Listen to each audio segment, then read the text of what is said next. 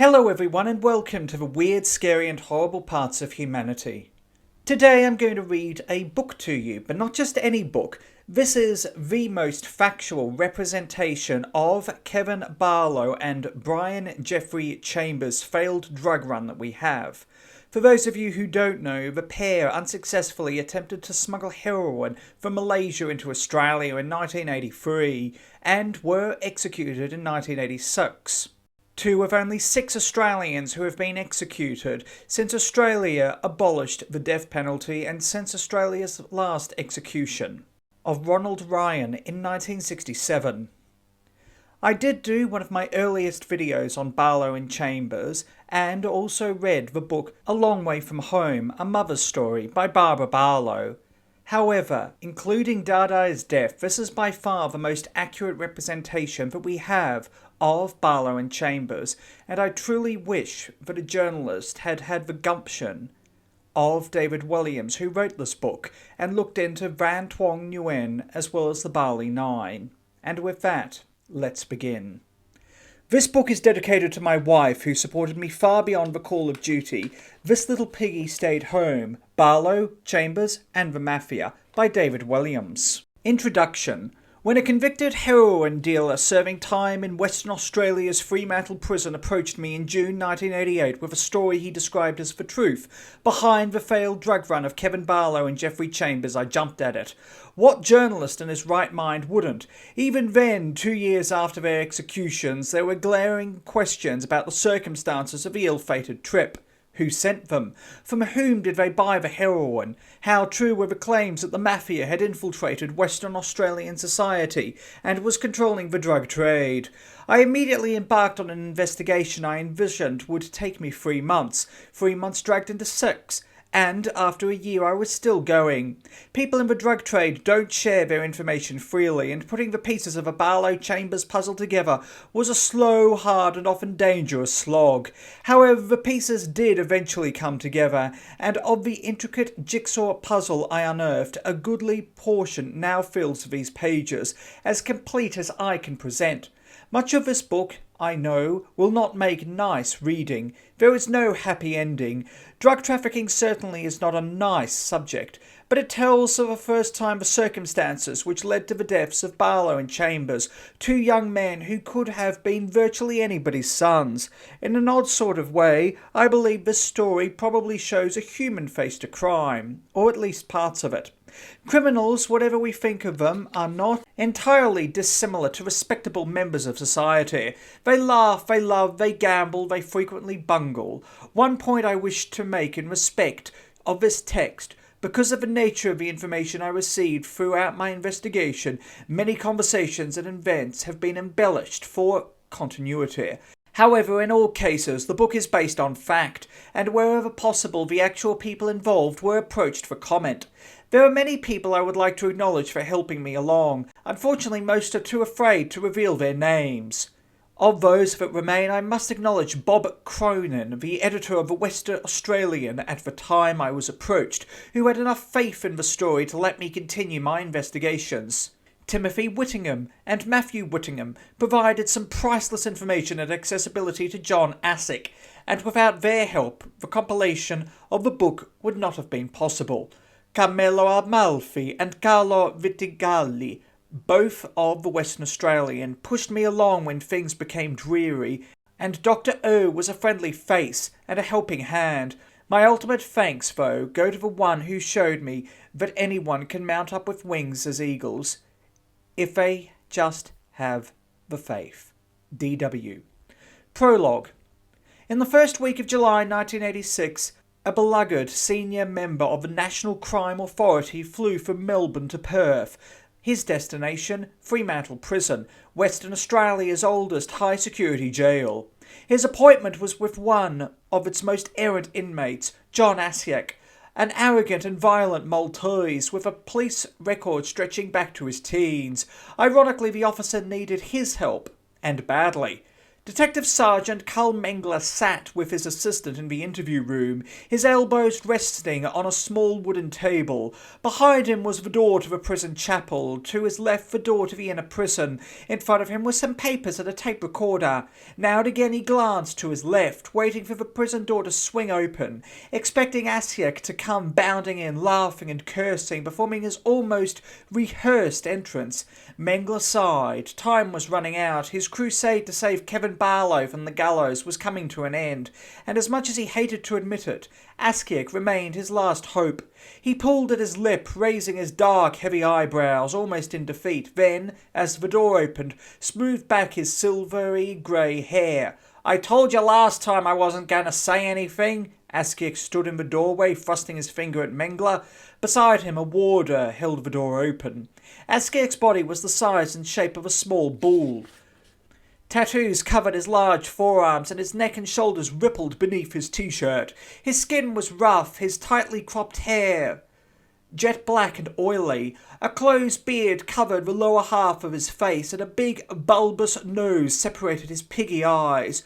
Holding Mengler with their cold, uncaring stare, he rose from the table. "John, we're not interested in you." "But you know all about it. Help us, save them from being hanged." "No, it wasn't my problem. Now fuck off." Askiak turned and walked away along the iron landing towards his cell. Mengler rushed through the door, clenching his fists, but it was clear the time for words, for reason, was past. The warder held Mengler back. He was trespassing on forbidden territory. Slowly he composed himself, shot Askiak a final glance, then walked back to the interview room. Behind him, Askiak was laughing, and Mengler realised his mission was all but over. 7 July 1986, Kuala Lumpur, Malaysia. Dawn breaks, a set of locks click in unison. Then the doors open slowly. Frightened eyes peer from the shadows as prison officers enter the cells and pull the men from their beds. Beads of sweat form on their foreheads as they step into the dark corridor, calico uniforms hanging loosely over their scrawny bodies. Shivers creep over their skin as their hands are bound. Then their heads are covered with smooth, shiny black sacks, which are tightened round their necks. Darkness. Memories of family, friends, fun times fill their minds. A right foot presses forward, then a left, then a right. How nice to walk. Left, right, left. Breathing faster and faster. I love you, Mum, Dad, the beach, a girlfriend, a fiancé, car crash, tears, so much pain. The footsteps stop almost before they have begun. A door before them creaks open. Heavy hearts thunder beneath their ribs. Hands grip their arms above the elbow. Then their feet are moving again. Climbing steps, one of them trips. God help me. Then standing again, breathing louder, hearts racing. Faster, faster. Bastards, barbaric bastards. They stand together, feel each other, hear each other's breathing, loud and erratic. Their lips are dry, brushing against the walls of the sack. They breathe loudly, unevenly. Hell, fire, the pearly gates of heaven. Without warning, thick ropes are looped round their necks. The knot is placed. Yes, just there, that's right. Seconds tick by. Tick, tick, tick. How long? The floor is still there. They feel it. Jesus help me. Please, the breathing, the heart, intolerable. Please let it be over. Let it happen. Let it happen now. The floor gives way. The earth opens up and swallows their bodies. Snap. They jerk violently, then turn, ever so slowly, like pigs on a split. Then they are still. 13 June 1988. May it please your honour, the lawyer began. Mr. Foreman, ladies and gentlemen, on October 28, 1983, a young man named Chambers departed from Sydney Airport for Southeast Asia. On the same date, another young man named Barlow departed from Perth Airport for Southeast Asia. Mr. Ron Davis, QC, watched the jury as he spoke. The two booked in, first of all, to the same room at a hotel in Kuala Lumpur from October 29 through to November 4, and then later on November 4, the two booked in again to a shared room at another hotel in Penang. They booked out of a hotel room at Penang on the 9th and were apprehended at the Penang International Airport by Malaysian police authorities. Davis straightened his back and looked sharply at the 12 anonymous faces in the jury box. Barlow was found to be in possession of a quantity of heroin in his baggage, a substantial quantity, some 180 grams of actual pure heroin and a large quantity of the substance. The two of them did not ever, after that, return to Australia. Davis paused. The Crown case, Mr. Foreman, ladies and gentlemen, is that it was this accused man who recruited the young man, Barlow, and persuaded him to make that trip with Chambers. Davis turned and addressed the accused, John Askiak, with a wave of his hand. 2 days later, Mr. Foreman stood before the court and read the verdict. Guilty, his voice ran out. Guilty of conspiring with Kevin John Barlow and Brian Geoffrey Chambers to import heroin.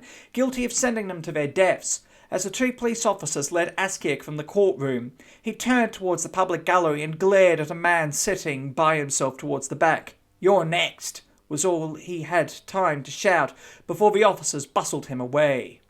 Chapter 1. Busted. Saturday, 27th of August, 1983. As the plane landed at Perth Airport, the big lady scratched discreetly at her breast, sighed and glanced at her watch. 2:02 a.m. In half an hour she would be safe in the airport foyer. Within an hour she would be home, safe within the confines of her own little fortress. Her eyes rolled as she thought of her trip, her travelling companion, and the task ahead. Just one more obstacle, she reminded herself. One more, then it's over. She was a jolly person. It was in her eyes and in the way her mouth lay waiting for an excuse to smile. She was not fat, just well covered. Her face was large and friendly, but in contrast her breasts were small and firm beneath her white cotton shirt. Wily, she reflected on how the packets of sugar-like powder stuffed in her bra certainly improved her shape. Her name was Glenys Bennett. Her occupation? Driving instructor.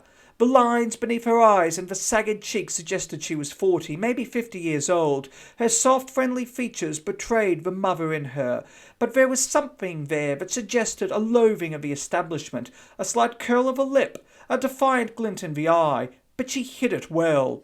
She sat by the window above the port side wing of the plane. The man sitting on her right scratched and pulled at his groin and coughed a lump of mucus into his white, sneering mouth. He was fat and balding. His skin was the colour of a shiny olive, but weathered and taut. He was 40, maybe older, and wore a cotton open-necked shirt and grey slacks. When he moved or uttered a sound, Bennett would look across at him disapprovingly. She didn't like him, and did not try to hide that fact. She sighed again, glancing at her watch once more. She wanted awfully to scratch her belly, but she held her fingers back. Be discreet, she told herself. The elastoplast was wrapped round her breasts, back and belly, her skin reacting against the adhesive, stinging and itching to be free. The bags of powder had become heavier. She swore she could smell it, feel it soaking into her skin, suffocating. She wanted to rip it from her this very minute, but knew she couldn't. Don't be stupid, Glenys. Not yet. For the time being, play it cool. Avoid attracting too much attention. Play the tourist. Forget the heroin. It has to stay. You've worn it for 12 hours anyway. What she would do to be off the plane, out into the comforting Australian night, free of the dope. She wanted to kiss her de facto's face, squeeze his chunky body, and more than anything she wanted to be away from Geoffrey. He was bloody slime, a greasy little dago, and she was bloody sick of his innuendos, his childish name-calling, just because I wouldn't let the slime screw me. She looked at him now, and saw the fear in his eyes, the way he held his hands. She could almost feel him shake. Tiny beads of sweat gleamed on his broad Italian forehead. It would soon be over, she told herself again. Soon I can rip the shit from my body and spend the reward. Then no more trips. This is the last. Just one more obstacle. She could not forget that. Giovanni John Garofalo spoke, but she chose not to hear. Another insult. Another stupid comment. She didn't need it. She closed her eyes to block out the words for heroin, the world. Bells were ringing loudly in her head, but she tried to ignore them. There was too much to do, too much at stake, but her skin was screaming in protest, and the bells would not go away. Through the engine throb, the sound of unbuckled safety belts clanged about in her thoughts, and she recalled how it had all begun more than 6 months ago now. Funnily enough, it was her daughter who made the introduction. At the time, Bennett was selling a little grass on the side and doing quite well out of it till she ran out. Fortunately, her daughter happened to know an Italian hanging around Fremantle who had plenty of supplies, including heroin. One day he and Glennis met and she bought some grass. His name was Musagi, Paul Musagi. He was a small, shrewd fellow. Like Mildas, he saw gold in everything he touched. When he spoke, dollar signs seemed to fall out of his mouth, and when he smiled it was easy to imagine him rubbing his hands together in financial glee. She never liked him, never trusted him, but in reality he was only an exaggeration of what she viewed life to be about. He was the type that would do anything for money. However low, however extreme, he had no true friends, rather he had business partners. Worst of all, he had no heart. Whatever was pumping the blood around his veins, she couldn't imagine. But knowing Masari, it was probably stolen. They talked about everything and nothing at that first meeting. Travelling, Europe, mostly things Bennett liked to do. I like to travel, she said, like a fool. I'll do almost anything for a laugh. No, I have no record. No, I wouldn't mind going to Malaysia to pick up 5 kilograms of heroin. You'll give me $20,000? Why? That sounds even better! She had said it, she had meant it, and in May, just 3 months ago, she had done it. Her companion on that first trip had been Mayo, Jerry Mayo, a man not unlike the Ding grunting and snorting by her side. He was a tall, solid, nervy man, and as sleazy as they come. But he was efficient and professional. Over the years he had developed his own contacts in Southeast Asia, contacts he shared with no one. He commonly travelled to Malaysia as the link between the aged suppliers and mules like herself. She felt safe with him in May, never once thinking the trip might turn sour. Her mother even went with her, though she had no idea what the purpose of the holiday had been, nor did she ever find out. The drug run was a success. They brought the heroin back into Australia without a hassle. You did well, Bennett was told. But there are no more trips for a while. An insulation period, they called it. She didn't mind, though. She didn't want to get caught for trafficking, least of all when it could be avoided so simply. So she took her time off. She lived her normal life, teaching people how to drive. One day the peace was broken by an important deal in the Perth suburb of Bentley. Lindsay Trebay, a softly spoken fellow. She could see him clearly even now, hear the gravity of his voice. He ran his hand nervously through his blonde hair as he spoke. Masagi is going to ask you to do another run pretty soon, he let on. But it's too soon. You could get caught. We can't risk that. So what do? I can't just say no to Paul. You know how pushy he gets. I want you to hear him out. Tell him you'll do it. In the meantime, I'll speak to him. Get you off the hook. Before you're due to go over there, I'll come back and square it up. True to plan, Musagi came back with news of another trip scheduled for August. He asked her to plan it, and said she would, as instructed. Then she waited for Trebay to turn up. She waited till there was no way of turning back. She was still waiting when she bought the air tickets for herself and Garofalo, even when she was picking up her duty-free shopping from town. But he never contacted her, and she never discovered the reason. Bennett realised even then that the risk of apprehension was high, so she decided to minimise it as much as possible. Her anger rose as she remembered the care with which she'd given the trip the air of a lover's holiday. The hotels, the routes, the sightseeing, tours, but Musagi didn't like it. Straight there, straight back, he said. No messing around. With such high stakes at hand, he was not a man to stand on procedure. Bennett unbuckled her safety belt, then rose from the seat. She pulled her bag from above her and glanced at Garofalo. Would he ruin everything? She heard those bells again. Garofalo was only a money man in the drug trade, and he had neither the guts nor the audacity of men like Musagi. He was held by a tension born from fear of being caught, and ironically this fear increased his chances of capture. But his tremulous display was inexcusable. His intuition told her he knew something she didn't, but she couldn't bring herself to ask. I'll stay away from him, she told herself. If he gets caught, I'll make a break for it. She began to feel his tension, but to her the chance, the profitability even, that she might not get away with her crime was a thrill, not a threat.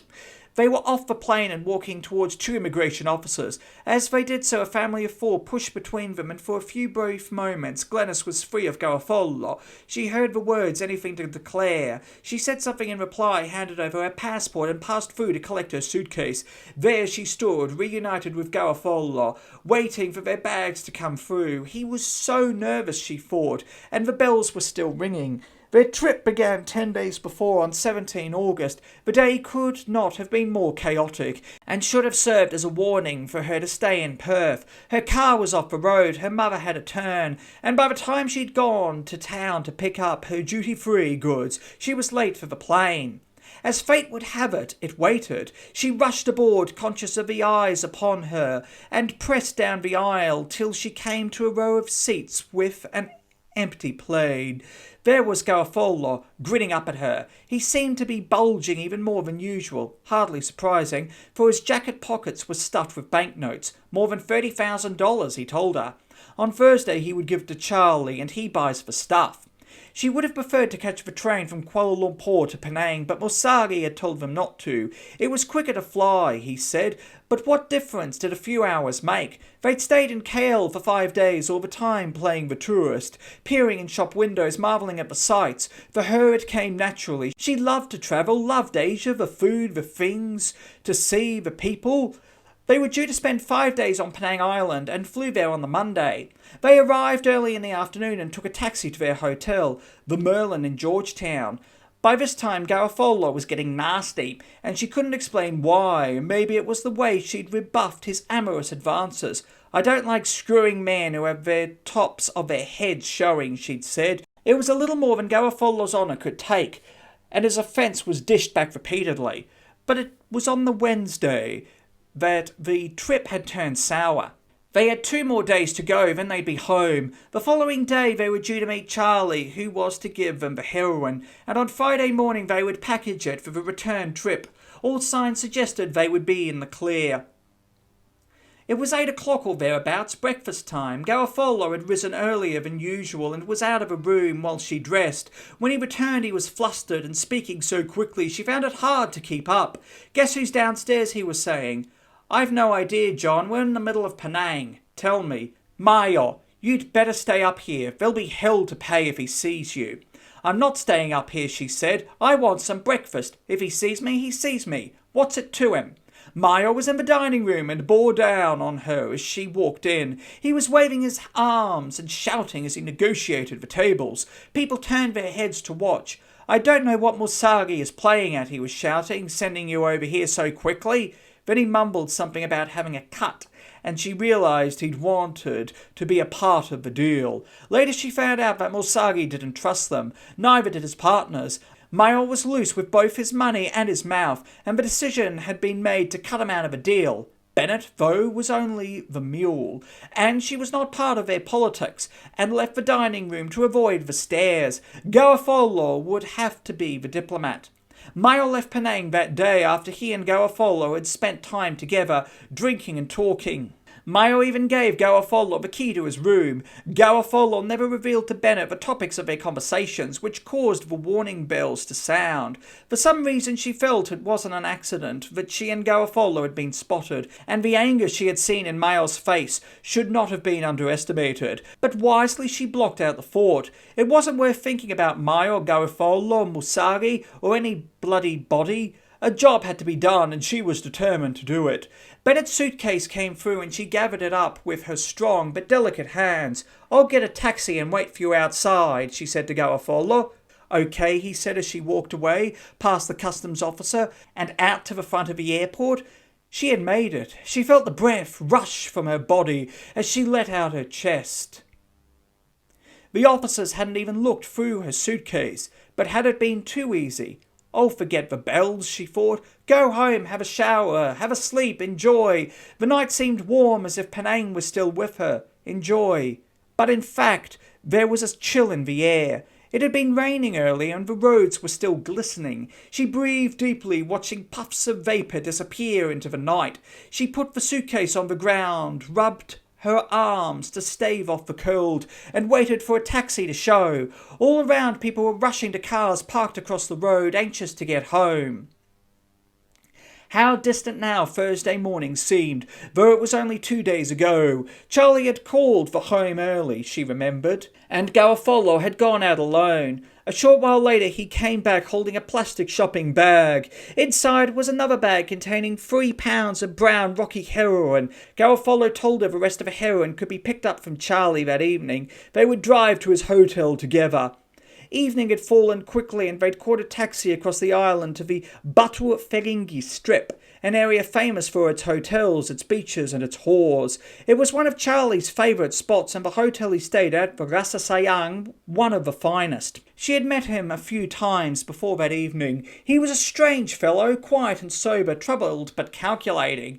He could have been no more than 30, but a world-weariness was fixed in his glance, and he seemed so much older. He carried himself like someone who wished he'd forgotten how to breathe, and almost apologised for taking up so much space. She'd never heard him use bad language, never heard him abuse anyone. He was unlike Musagi. Money was not the object of his life. He almost needed to prove himself, to earn his place in society. Yet none of this he ever told her. She knew he never would. It was not his style. Most things he kept private. He said little about personal matters, except to speak highly of his mother and his best mate, a dog, Ziggy. Nevertheless, she seemed to know him. She remembered the first time she met Charlie in her house in Victoria Park. Musagi brought him over one day soon after her May trip, and when he was out of the room, she asked Musagi about him. "Oh, he's just a dumb junkie we use to see if the stuff's any good," he said. When they arrived at the hotel, Charlie was sitting in the foyer talking to a man she'd never seen before. As she and Garofalo approached them, the man got up and walked away. "I've just got to go and pick the stuff up," Charlie said. "Hang on here a while." He left the hotel while Bennett and Garofalo stayed in the foyer. Charlie was stoned, she realised. The glassy eyes, the slurred speech. It was his medicine for whatever grief he had. He came back within a few minutes, carrying a plastic bag. The three of them went to Charlie's room and he showed them the heroin. About 2 pounds of pink rocks. Garofalo took it nervously and they went back to their hotel, hiding it under the bed till they were certain it was safe. A few hours later, Bennett crushed the heroin herself, using a bottle wrapped in a towel as a rolling pin. The rocks burst like crushed ice, grains of pink and brown crystalline powder shooting over her skin, the table and the floor. When she'd finished, they carefully packaged it in 2 lots of 100 bags. Her work completed, she had lain down to sleep. Her dreams that night were troubled. The trip home, the deception, the many variables over which she had absolutely no control. It was hot, humid, and she was restless. At precisely 11 a.m. the next morning, Friday, she placed the bags around her breasts, her back, her belly, and below her waist. Garofalo helped. Then they wrapped her torso in elastoplast, round and round and round, till she found it hard to breathe. It stung as she put it on, and she wanted to scratch it off right there and then, but it had to be done. So it had come to this, she sighed. 2:34 a.m, 27 August 1983. Behind her the airport, before her the night. A taxi pulled up. As the driver loaded her suitcase in the boot, she turned to look for Garofalo. He was standing in the main foyer of the airport, talking to a man in uniform. Was he police? She heard tyres squeal and saw police cars racing around to the back of the airport building. Quickly she climbed into the taxi, uttering her address even before she was settled. Then they drove away, leaving Garofalo behind to fend for himself. Months later, when the smoke had cleared and Bennett, Musagi and Garofalo were in prison, elusive fragments began to be pieced together in the complex jigsaw that by now was a familiar testing ground for Perth Drug Squad detectives. Not that it was a puzzle where the pieces fitted neatly. They did not. Conflicting details emerged that cast doubt on Bennett's version of events, at least some of them.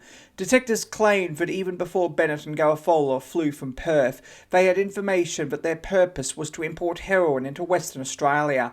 Detective Sergeant Bob Ibbotson, who led the investigation, with the help of federal police, claimed that they knew Bennett had bought airline tickets for 2 people. He further claimed that she and Garofalo were under surveillance at the airport the day they left Perth, 17 August.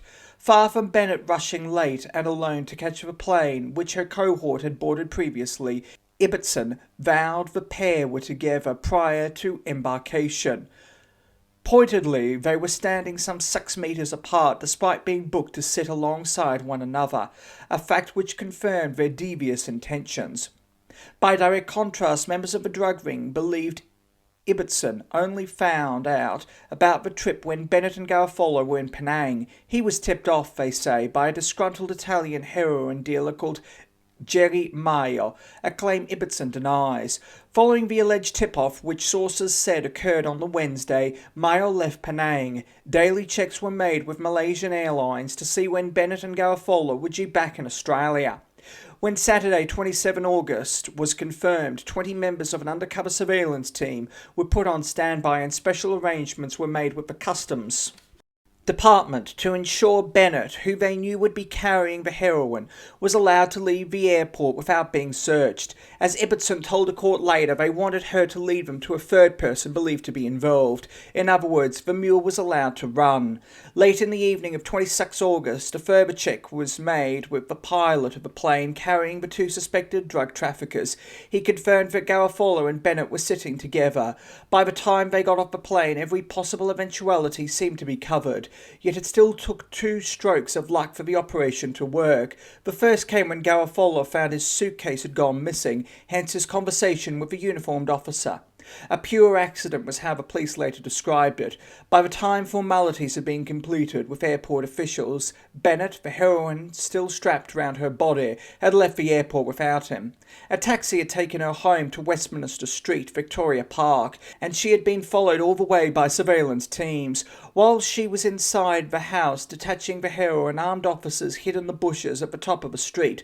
Then they waited for Garofalo and Mossari to show up. Feverishly, carelessly, Bennett ripped the elastoplast from her body, in the process tearing some of the bags of heroin and ripping open her skin. She didn't care about the pain, nor that some of the precious pink and white powder spilt on the carpet. She just wanted to get it off her. Her breasts and back were grazed and bleeding. Some of the red wells were now whitened, as if by talc. She found herself brushing at it lightly. Then she stepped into the shower, desperate for the cleansing hot water, yet dreading more pain. When she had finished, she dressed and waited. The clock on the kitchen wall said 3:30. Outside she could hear the silence of the empty street, the faint pitter-patter of rain as the last drops fell from the sky. There were no cars, no Garofolos, no Musaris. She started to worry. What she was considering was forbidden, but she had no choice. Their plans had been altered by outside forces, so the rules had to be broken.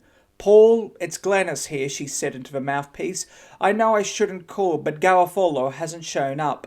He was supposed to come and get this shit straight away." "Garofalo's here," Mossari said. "He was held up at the airport. He couldn't find his suitcase." "Tell him to get the shit, will you? I don't want it here." "Yeah, I'll send him now."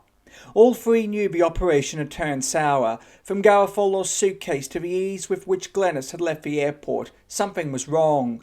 By 4 o'clock, Garofalo still hadn't turned up at Bennett's house, and she phoned Mossari a second time. Mossari told her he would drive to Garofalo's girlfriend's house and pick him up. They would collect the heroin together. Although he knew he should never have been involved, there was too much at stake for Mossari to leave the operation to amateurs. About 4:30 a.m. Mossari arrived at the girlfriend's house in Victoria Park. There was a big argument. Garofalo said he didn't want anything more to do with the heroin. The operation had turned sour, and he wasn't going to get caught. Mossari said he didn't want any more stuff-ups. There was too much money involved. Eventually, Garofalo conceded, and the 2 of them drove together to Bennett's house. 10 minutes later, there was a tap-tap-tap on the door, and Bennett shuffled into the hallway carrying the plastic shopping bag. She pulled the door open and for a brief second glanced out into the street. It was still dark and silent, but behind the shadows she was not too sure. Mossari pushed his way into the hall and Garofalo followed. Up there at the top of the hill," Mossari said. "Who are?" Bennett said, though she knew what he was saying. "The cops, they're waiting at the top of the hill." They were frightened, both of them, she could tell. Garofalo hadn't lost the expression he'd had the whole way back from Singapore. They had already decided to make a run for it, and in the heart Bennett wished them all the best. She closed the door as they climbed into the car. Her heart was beating fast, the bells ringing loudly. But she went to bed anyway. It had been a long day, a long week in fact, and the mule was tired. As Mufsari and Garofalo left the house, the police were signalled to move in. Then came their second bit of luck. Mufsari drove slowly along Westminster Street as an unmarked police car pulled alongside him and signalled for him to stop. Mufsari slammed his foot hard on the accelerator and skidded away down the street. The roads were still wet and oily from the night's rain. At the next intersection, that of Albany Highway, the main link between Perth and the southern state, Mufsari swung the car to the left and headed for the city. Mufsari's car reached speeds of up to 150 kilometres an hour as he sped through suburban Victoria Park. Shops lined the street on both sides, but there were no signs of life. He shouted for Garofalo to throw the heroin from the car. Garofalo probably didn't even hear him. He was white, the streams of sweat flooding his eyes. Behind them, 4 unmarked police cars howled in pursuit. The gap between Mufsari and the police was widening. Ibbotson, following in the car immediately behind, knew that if Mufsari carried on as he was, he would get away. For 2 years he'd been after the heroin dealer. Numerous raids, countless surveillance operations had failed, but tonight Mufsari had the heroin with him. If caught, it would be red-handed, but if he were to race away into the night or secretly abandon the heroin, the hunter would fail yet again. A traffic island loomed up before Mufsari and Garofalo. 2 choices, straight ahead or turn right. Fate chose the latter. Mufsari slowed to negotiate the island, then carried on down the street through a set of traffic lights and beyond. Garofalo shouted at Mufsari to step on it. Still he gripped the heroin, his knuckles taut and white. Ibbotson's car ploughed straight over the traffic island, and the gap between him and Mufsari suddenly narrowed. He too went through the lights and followed Mufsari down the street. He saw Mufsari's car skidding as the road curved to the right. Then he lost sight of it completely. Mufsari rounded the bend and skidded as he took a quick right into a side street. The car fishtailed, he lost control, then it skidded, spun and crashed into a wall. Mufsari jumped out first and bolted from the car. He ran through back gardens, jumping fences and gashing open his foot as he did so. Garofalo climbed out awkwardly, threw the heroin a few metres from the car, then ran about 10 metres down the road. He crouched low behind a clump of bushes as Ibbotson's car took the corner. The car smashed into the back of Mufsari's, and the sound of breaking glass filled the night. Ibbotson wandered from the car, holding an injured shoulder as the street was flooded with armed police and flashes of blue light. Garofalo was found within minutes, later complaining in court that he had been beaten about the head and face by the arresting officer, but there was no sign of Mufsari. For at least 20 minutes the shadows had him, and Ibbotson had begun resigning himself to defeat. It took a vigilant policewoman to discover Mufsari. Her startled shriek brought the others running. The great heroin dealer, the best in Perth, was cowering in a little garden shed like a wounded dog. Meanwhile, Bennett was woken by a loud rapping sound. Slowly she pulled on a night dress, crossed into the hallway and pulled open the door. There, filling the space, were 2 burly men. She swallowed hard as they walked in to change her life forever. The next morning, the raid filled the newsstands. The Sunday Independent newspaper splashed the story on the front page, describing it as the biggest heroin seizure ever in Western Australia. During the joint operation between federal and state police, it said, 2.5 kilograms of heroin, more than a kilo of that pure, was recovered. 3 people have been charged: Glenys Beatrice Bennett, aged 43, Giovanni Garofalo, aged 40, and Paul Mufsari, aged 34. The operation had been led by local detective Sergeant Rob Ibbotson. To this day it remains the biggest feather in his cap. 2 days after their arrest, the 3 appeared in the East Perth Magistrates Court. Mufsari, described as a panel beater of Tudiai Road, Gidginaup, and Garofalo, a spray painter of Hanworth Street, Balcatta, were charged with being concerned with the importation of 2.413 kilograms of heroin at Perth Airport. They also faced charges of having conspired between the 1st of August and the 27th of August 1983 to sell and supply heroin, and of having possessed heroin with intent to sell or supply it. Bail was set at $100,000 for both men with similar sureties. Massari's bail was put up by one of his brothers, and Garofalo's was allegedly put up by a friend from Calabria, southern Italy. Bennett was charged with having imported heroin at Perth Airport and having conspired to sell the drugs. The court was told Bennett and Garofalo had arrived at Perth Airport from Kuala Lumpur early on 27 August with the heroin strapped to Bennett's body. She was also granted bail at $100,000, which neither she nor anyone else in her family could afford. On 28 April 1984, Glenys Bennett was jailed for a maximum of 10 years for her part in the drug operation. She was released a little less than 4 years later. 5 months after Bennett was sentenced, she appeared as a Crown witness in the trial of both Massari and Garofalo. During the case, the District Court heard from a detective, Stephen Wynne, a member of the Perth Drug Squad, who said that he had asked Massari why he'd got involved with the drug run. Massari replied, "I'm really stupid. I'm just greedy. That's all."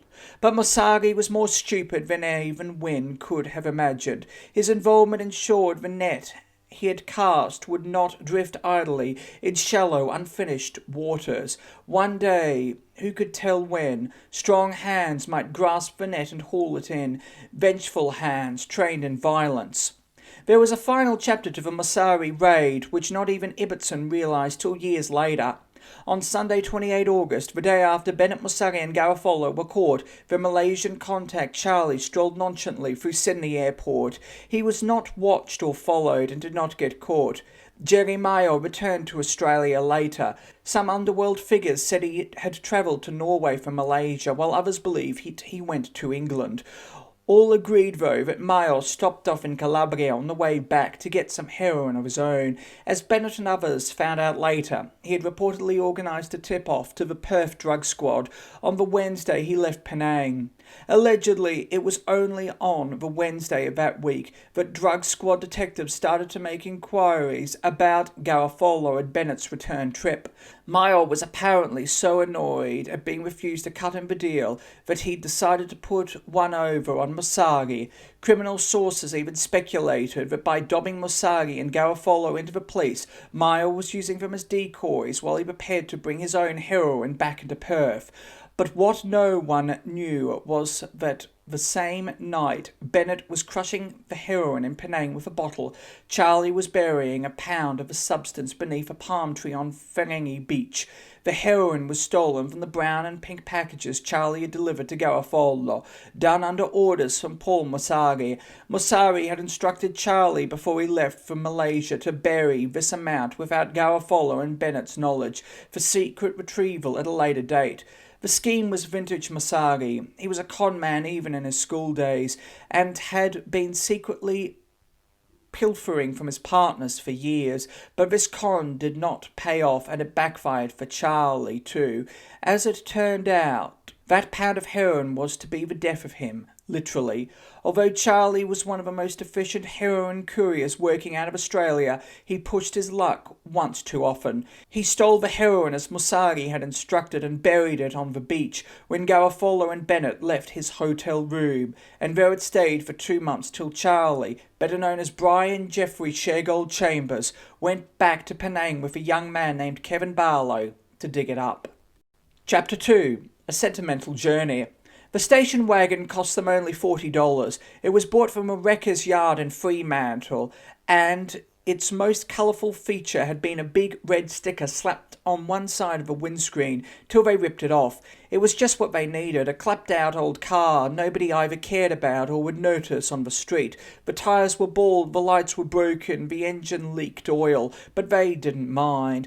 They were 2 young boys at the time, Jerry having just turned 12, Charlie a good 13. Who cared about a licence to drive when you could enjoy a laugh, have a bit of daredevil fun? Certainly both could drive well enough to stay out of trouble. The car itself was purchased with the proceeds of their joint business venture, a lucrative lawnmower scam that they had been running for a couple of months. The operational basis of the business was really quite simple. The 2 boys would sneak into backyard sheds during the night, steal the resident lawnmower, then sell it to people advertising for the machines in the local paper.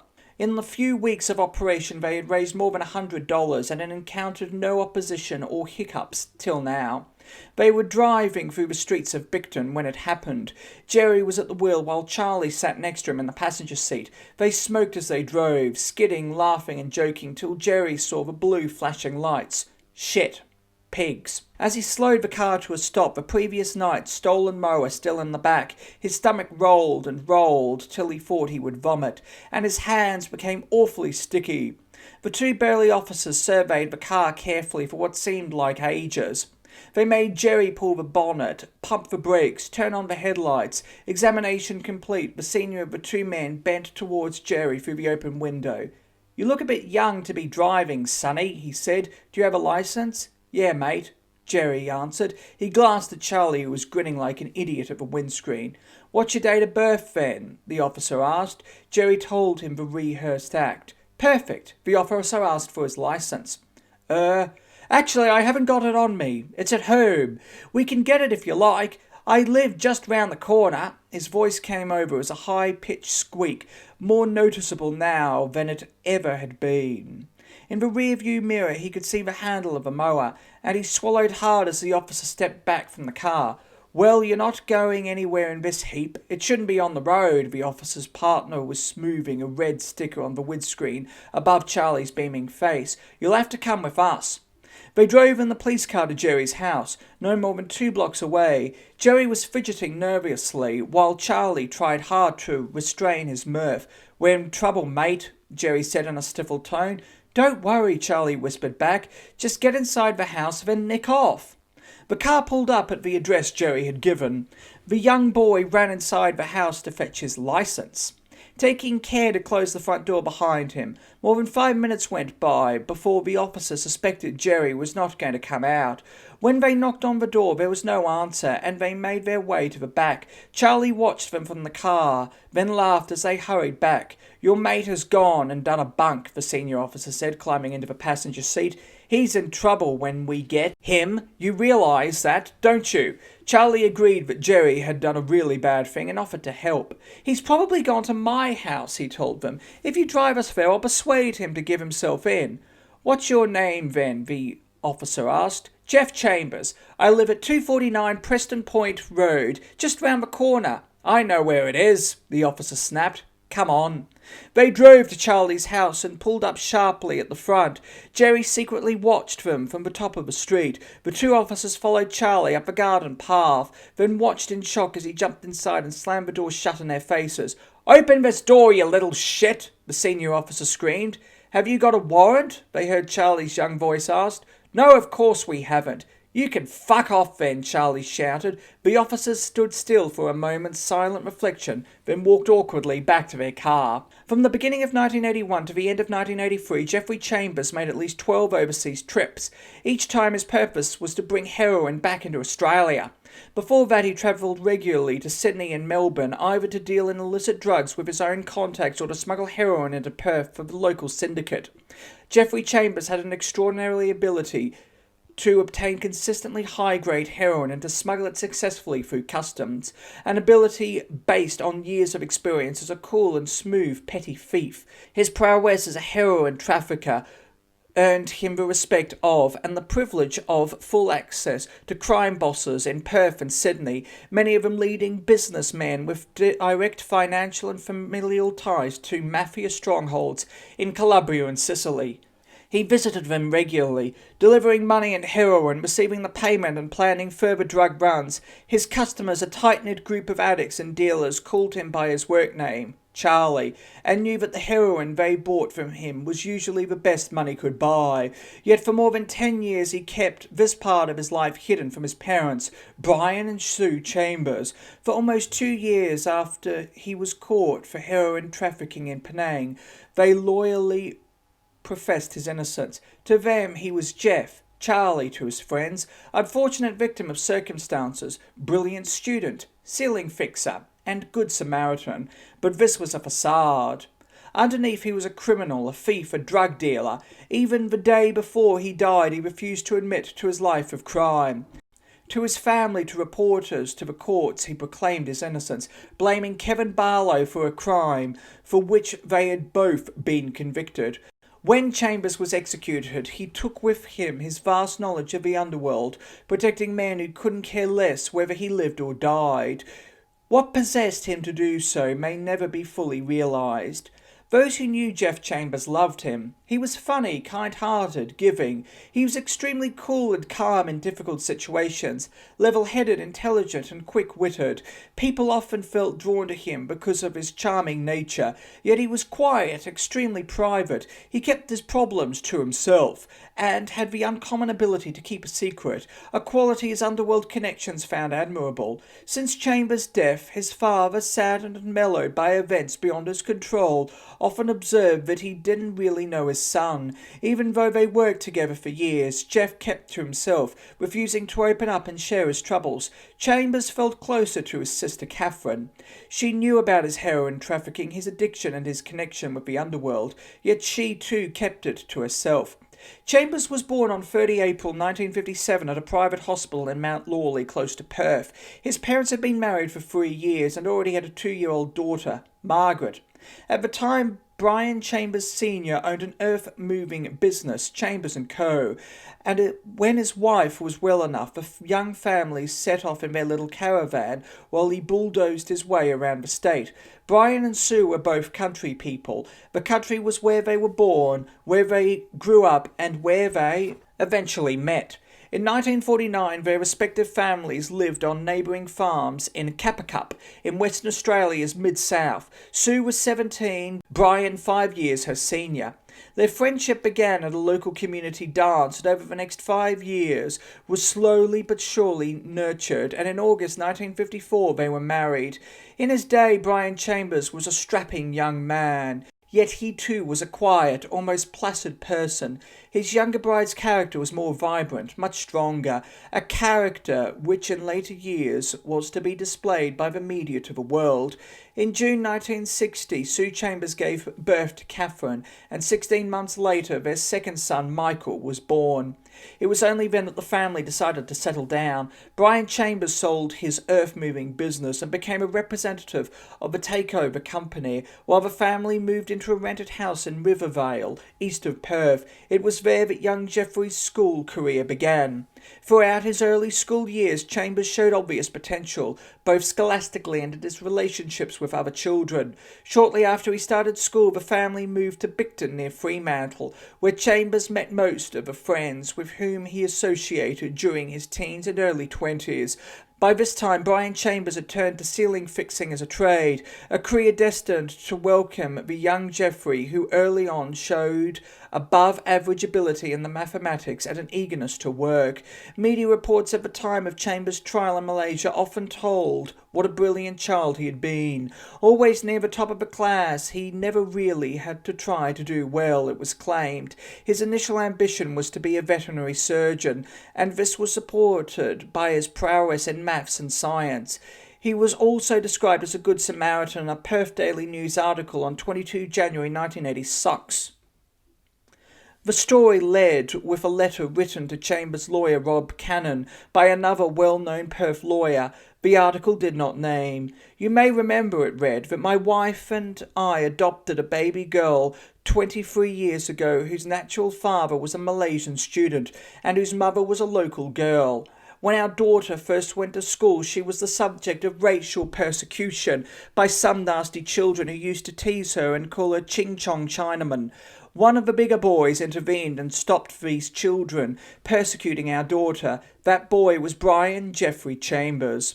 Even at primary school, Geoffrey Chambers attracted a large following of friends, as popular children often do. Some of these friends went with him to John Curtin High School in Fremantle when he started there in 1970.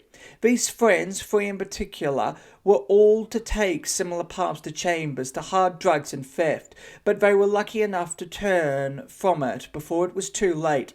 Chambers' high school career began with an application form filled out on 14 November 1969. Vocation desired, the form disclosed, was scientist and expected length of high school course 6 years. That same day, Chambers sat an IQ test, which endorsed his cleverness with a score close to the gifted category.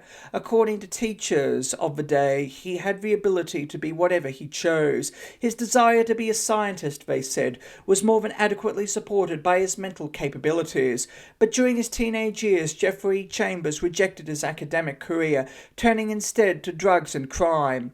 From as early as year 9, Chambers was breaking into people's homes in Bicton, stealing to buy the marijuana he and his friends smoked in secret. He belonged to a gang of 4 with Sam, Mad Dog and Jerry. In later school years, they met at a small holding where they smoked grass and took acid, popular in the early 70s. Chambers at 13 and Jerry at 12 bought a car and used it to transport the lawnmowers they were stealing. The two boys made at least a couple of $100 out of a scam before they were caught. Few of Chambers' escapades were known to his parents, who, though they knew about his wagging school, believed him to be on the road to academic success. He was showing all the signs of a young man destined for a bright future, persistently receiving high marks and even earning entry to a class of especially talented. But his pot-smoking and thieving spiraled till they came before his school work and hampered his success. Towards the end of 1972, Jerry, then 14, was already using heroin regularly, and it wasn't long before Chambers took his lead. During the second term of Chambers' 4th year of high school, he announced to his family that he was leaving school. According to his father, he wanted desperately to enter the workforce to earn some money for himself. The previous term's report described him as casual in his attitude to work and said that a close scrutiny of both his abilities and attitudes was essential. He failed all 5 of his end-term exams, scoring no more than 37%. One teacher wrote a disappointing result for a student of Geoffrey's intelligence. Another said he would appear to be having a holiday at his parents' expense. The truth was, Geoffrey was more interested in thieving drugs and wagging school than studying. He was not the brilliant student his parents or his teachers believed him to be. Before he was 16, Chambers had left school to enter the workforce. Before he was 17, he was using heroin regularly and committing burglaries to support his habit.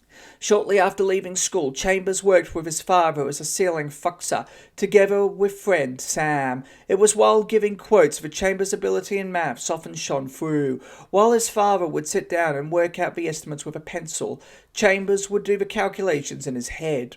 For almost 3 years he worked on and off with his father.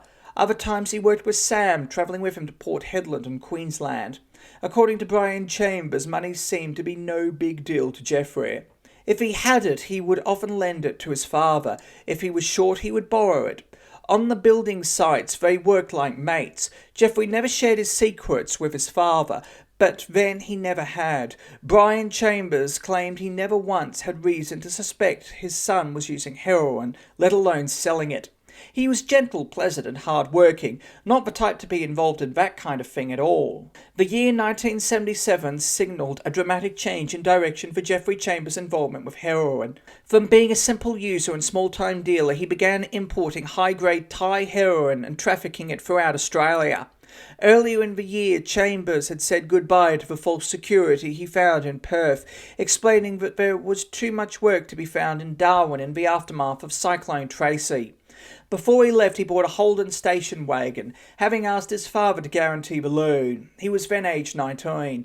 Chambers was away from Perth for the best part of 2 years, in which time his family had little knowledge of either his dealings or his whereabouts. The first they heard of him was when the finance company approached Brian Chambers, complaining that the repayments on the station wagon had not been met. He had to reimburse the difference, some $2,000, and went to Darwin to find out what Geoffrey was playing at.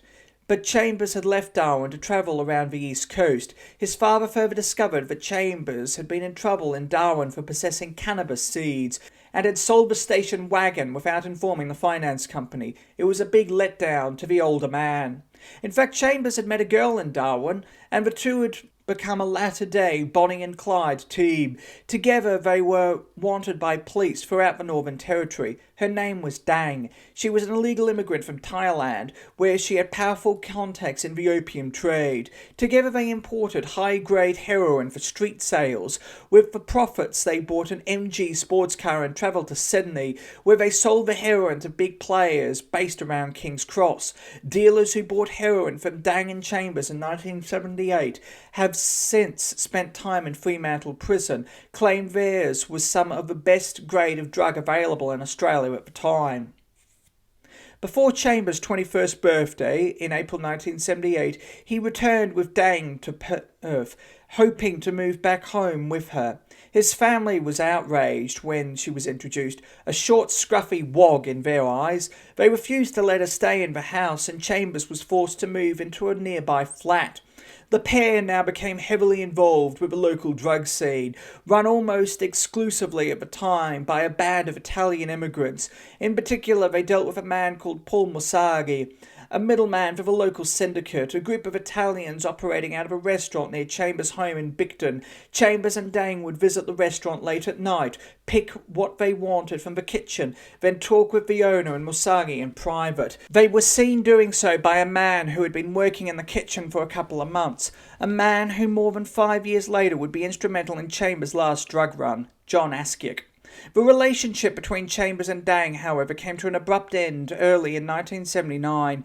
At the time, Chambers was sought in connection with more burglaries around Fremantle, and police had descriptions of both him and his girlfriend, who they knew to be an illegal alien.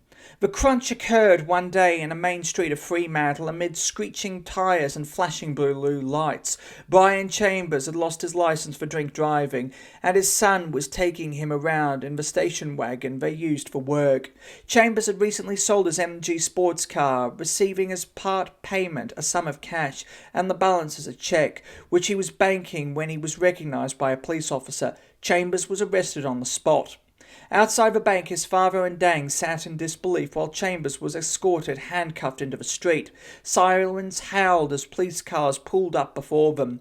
As Chambers sat in the back of a car, one of the arresting officers recognised Dang. She too was handcuffed and led to the car. To the chagrin of the officers responsible for bringing in the wanted man, Geoffrey Chambers was acquitted on breaking and entering charges, but Dang was not so lucky. She was deported, and soon afterwards a lonely Geoffrey Chambers left Perth, heading once again for Darwin. From there he travelled to Sydney, and on his return to Western Australia became more involved with the local Italian heroin syndicate. This time he brought a young trainee nurse, Sue Jacobson. Sue was a pleasant, attractive girl, and unlike Dang, carried the blessing of the Chambers family. Together they moved into a house near Cottesloe Beach that belonged to Chambers' aunt. When they met, according to friends, Sue was not a heroin user, but it wasn't too long before Chambers dragged her down into his world, and within a few months of their meeting she accompanied him on his first international drug run, returning with almost 6 ounces of heroin hidden in her vagina. Over the next 2 years they were to travel together many times, each time to traffic heroin. Her favourite spot, Chambers claimed, was Penang. She loved it there. His mother told newspapers during his 1985 trial the reason he was in Penang at the time of his arrest, she added, was to relive their experiences there, a sort of sentimental journey. Chambers entered the illicit drug trade at a time when the organised distribution of heroin, at least in Perth, was in its fetal stage. Before 1978, the sale of heroin was confined to a handful of small-time dealers. Police and the media were almost oblivious to its existence in Perth, and the dealers were able to smuggle heroin across the border from the east and through Perth's airport with incredible ease. It was in this environment that the Italian heroin syndicate was born, cornering a market which till then had belonged to a few isolated pockets of dealers. For at least 3 years to 1981, the syndicate was allowed to grow and stake its claim on the local heroin trade. The total absence of police interference, the high quality of heroin available through Perth, plus its proximity to Southeast Asia, made Perth probably the most valuable port of entry in Australia, for dealers throughout the country as well as those based in the West. From about 1976, maybe even earlier, the local syndicate, made up of a group of Italians associated through friendship, family, and common places of birth, have been involved in the large-scale cultivation and sale of marijuana, with the sole purpose of raising capital with which to enter the heroin market. A kilogram of this drug was costly, $30,000 or more on the streets of Penang, hence the need to organise and grow marijuana crops around rural areas such as Bunbury, Gingen, and Margaret River. The Italian dealers even had experts who cared for the crops and complicated traps for snoopers who happened to come across them. Once the capital was raised, the dealers started to buy heroin from their Sydney connections. This they transported across the Nullarbor themselves, often in stolen cars, sometimes in cars borrowed from their partners in the used car business. In fact, the car in which Musang and Garofalo were driving when arrested with the heroin Bennett bought in was registered to a car yard named Dynasty Motors, owned by convicted heroin dealer Ralph Romeo. For at least 2 years the dealers bought their heroin from Sydney, till in 1979 they arranged for it to be brought in from Southeast Asia. The syndicate was beginning to take a more recognisable shape. The so-called drug ring was, and still is, loosely divided into cells or areas of influence. These have been identified in Fremantle, Perth, Bentley and Stirling / Balcatta.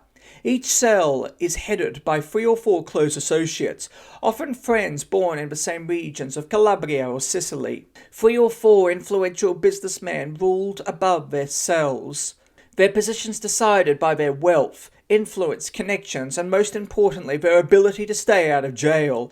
The syndicate, though changing shape through large-scale police interference in recent years, has remained much the same since its genesis. Faces have changed, but the distribution routes and connections interstate and overseas have not. And though the sale of heroin is not confined to these Italian groups, it is widely accepted that they control the major share of the market. With the deportation of Dang, Chambers became more involved with Paul Masagi during 1979, and throughout the years leading up to his capture, he began by running heroin back and forth to Sydney for Masagi and his partner, Francesco Bellissimo. Bellissimo, formerly of City Beach, was arrested by drug squad detectives on the 28th of January 1982 following weeks of surveillance. His was one of the first major busts for heroin trafficking in Western Australia, despite the fact that heroin had been trafficked freely around Perth for years. Police saw him selling 4 deals of heroin for $1,000 after a rendezvous at a suburban shopping centre. He was convicted a year later, and during proceedings, a Perth court was told by Crown Prosecutor John McKinney that Bellissimo was by no means just a street pusher, but a dealer, considerably higher on the scale. His trade had been plied without a shred of compassion for those whose lives he had destroyed. Apart from dealing in heroin, Musagi also ran a smash repair shop in the outer suburb of O'Connor. The shop was a front for Musagi's illegal activities, the perfect laundering for his proceeds of crime, and the centre of a car-stealing racket. Muscari disguised his stolen cars in the shop, then sold them to his partners in Sydney. Often he used cars that people had given him to fucks to carry heroin across the country.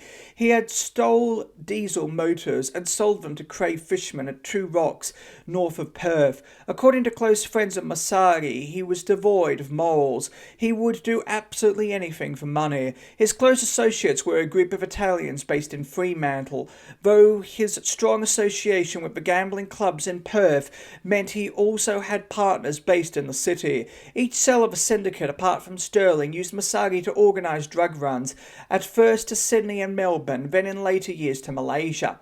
For this he reportedly got half of everything bought in. Musari conned many people into smuggling drugs for him. In the beginning he did the drug running himself, but with his rising status as a dealer, he employed others, women, Chinese, or dumb junkies, people not worth anything. One of his more prolific couriers was Geoffrey Chambers, but even though Chambers helped to bring millions of dollars worth of heroin into Australia, he was seen as expendable by Musagi. Musagi used Chambers like he used everybody else, and when Chambers was finally caught, Musagi wasn't worried about anyone but himself. On 5 December 1980, Geoffrey Chambers left Perth on Garuda Airlines Flight 879 to Nepal. He was accompanied by his girlfriend, Sue Jacobson, and it marked the beginning of his career as an international drug runner. When he returned exactly a month later, Chambers sold around Fremantle much of the heroin he had smuggled into the state. His method of smuggling was simple but dangerous, and was dubbed half up, half down by traffickers. Chambers would crush the heroin into powder, then compact it as tightly as possible into an empty plastic 35mm film container. Then he would slice open the container with a knife, taking out the block of compressed heroin. This he would place in a condom, wrapping the rubber around twice for reinforcement. Having purged himself with laxatives, he would be able to fit at least 3 such packages inside his anal passage. Any surplus would be swallowed. So often he carried more than a pound of heroin inside his body. His girlfriend did the same, placing quantities in both her anal passage and vagina. In the early 1980s, it was uncommon to be searched bodily for heroin at Australian airports, and all went smoothly on their first trip. When they returned home to their house in Cottesloe, they evacuated the packages from their systems. Simple. On 27 May 1981, just 4 months later, Chambers made his second trip, this time to Malaysia. He stayed 9 days. Chambers' regular trip took him from Perth to Singapore, where he told friends he found it easier to use a false passport, then by shuttle to Kuala Lumpur. From KL, he would either catch a bus or train to Penang, where he met his contacts. 2 months later, he went back to Penang, returning after just 1 week. 3 months later, he went again, staying in Malaysia just 4 days. He returned 4 months later, staying 17 days. He made another run 8 months later, staying for 10 days. Then yet another run 2 months later, leaving Perth on 5 March 1983 and returning 20 days later. Each time Chambers bought heroin from powerful contacts in Penang, probably with a little help from his former girlfriend, the deported Dang, and each time bought sizable amounts back into Australia. Some trips were made with Sue, others were made by himself, and on some he used other mules. When the runs were made for the local heroin syndicate, the deal would almost always be done beforehand by a leading dealer of whatever cell had ordered the run. This was to prove to the vendors in Malaysia that they were not playing into the hands of mugs or police. Principal dealers with whom John Askick was associated were still required to take holidays in Malaysia as late as 1985.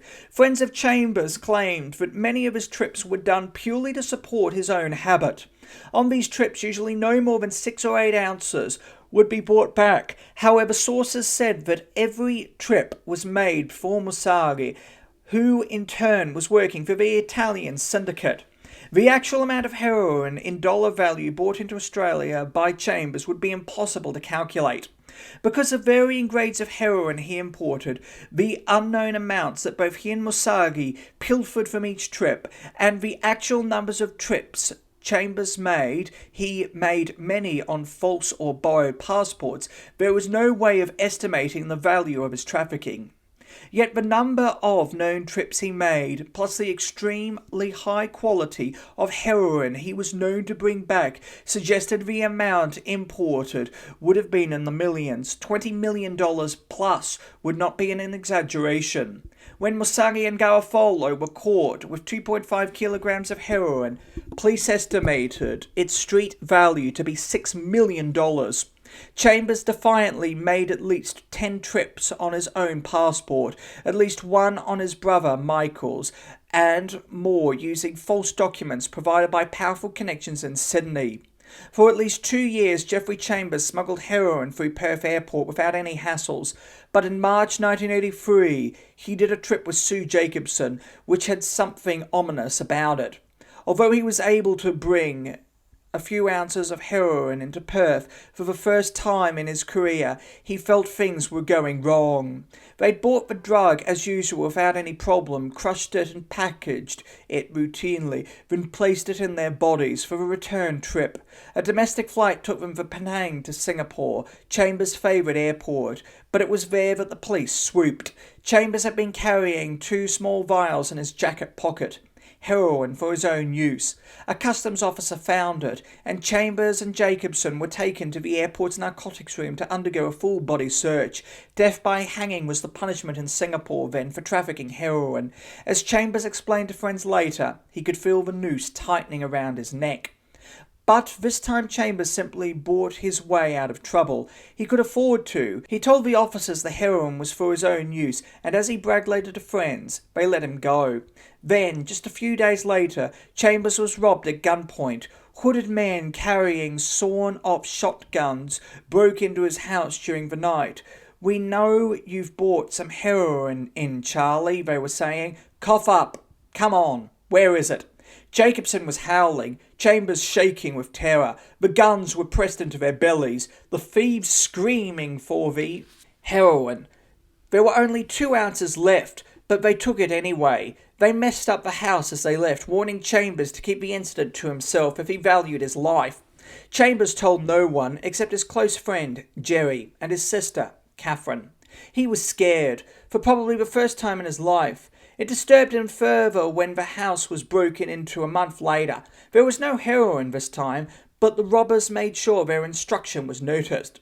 Chambers and Jacobson decided to leave Western Australia for a while. Chambers sold his Jensen Healey sports car and bought a 4-wheel drive.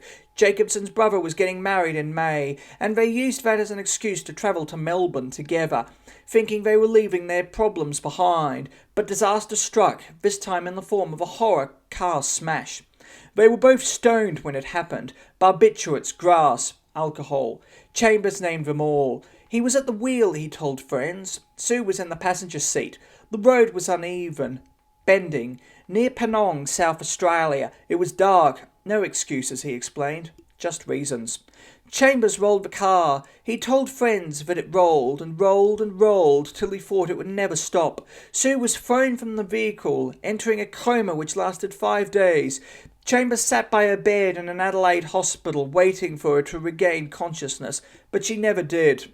On 21 May 1983, a death notice appeared in the West Australian. Jacobson, Sue Cheryl. On May 20, 1983, dearly loved, constant and loving companion of Geoffrey, till we meet again. When they examined the wreckage, 2 uniformed officers found more than 2 pounds of marijuana in the doors of Chambers' vehicle. No action followed this discovery. It is even said that before leaving Adelaide, Chambers asked police whether he could have some of it back. Jacobson's death destroyed Chambers. It was obvious to friends, family and his associates in the underworld. He became even more withdrawn, more private. He was constantly depressed and physically and mentally distressed, gaunt, tired and pale. He became totally dependent on heroin, and his decisions were no longer cool or rational. Some even believed he had a death wish. For a while, Chambers moved back into his parents' North Fremantle home.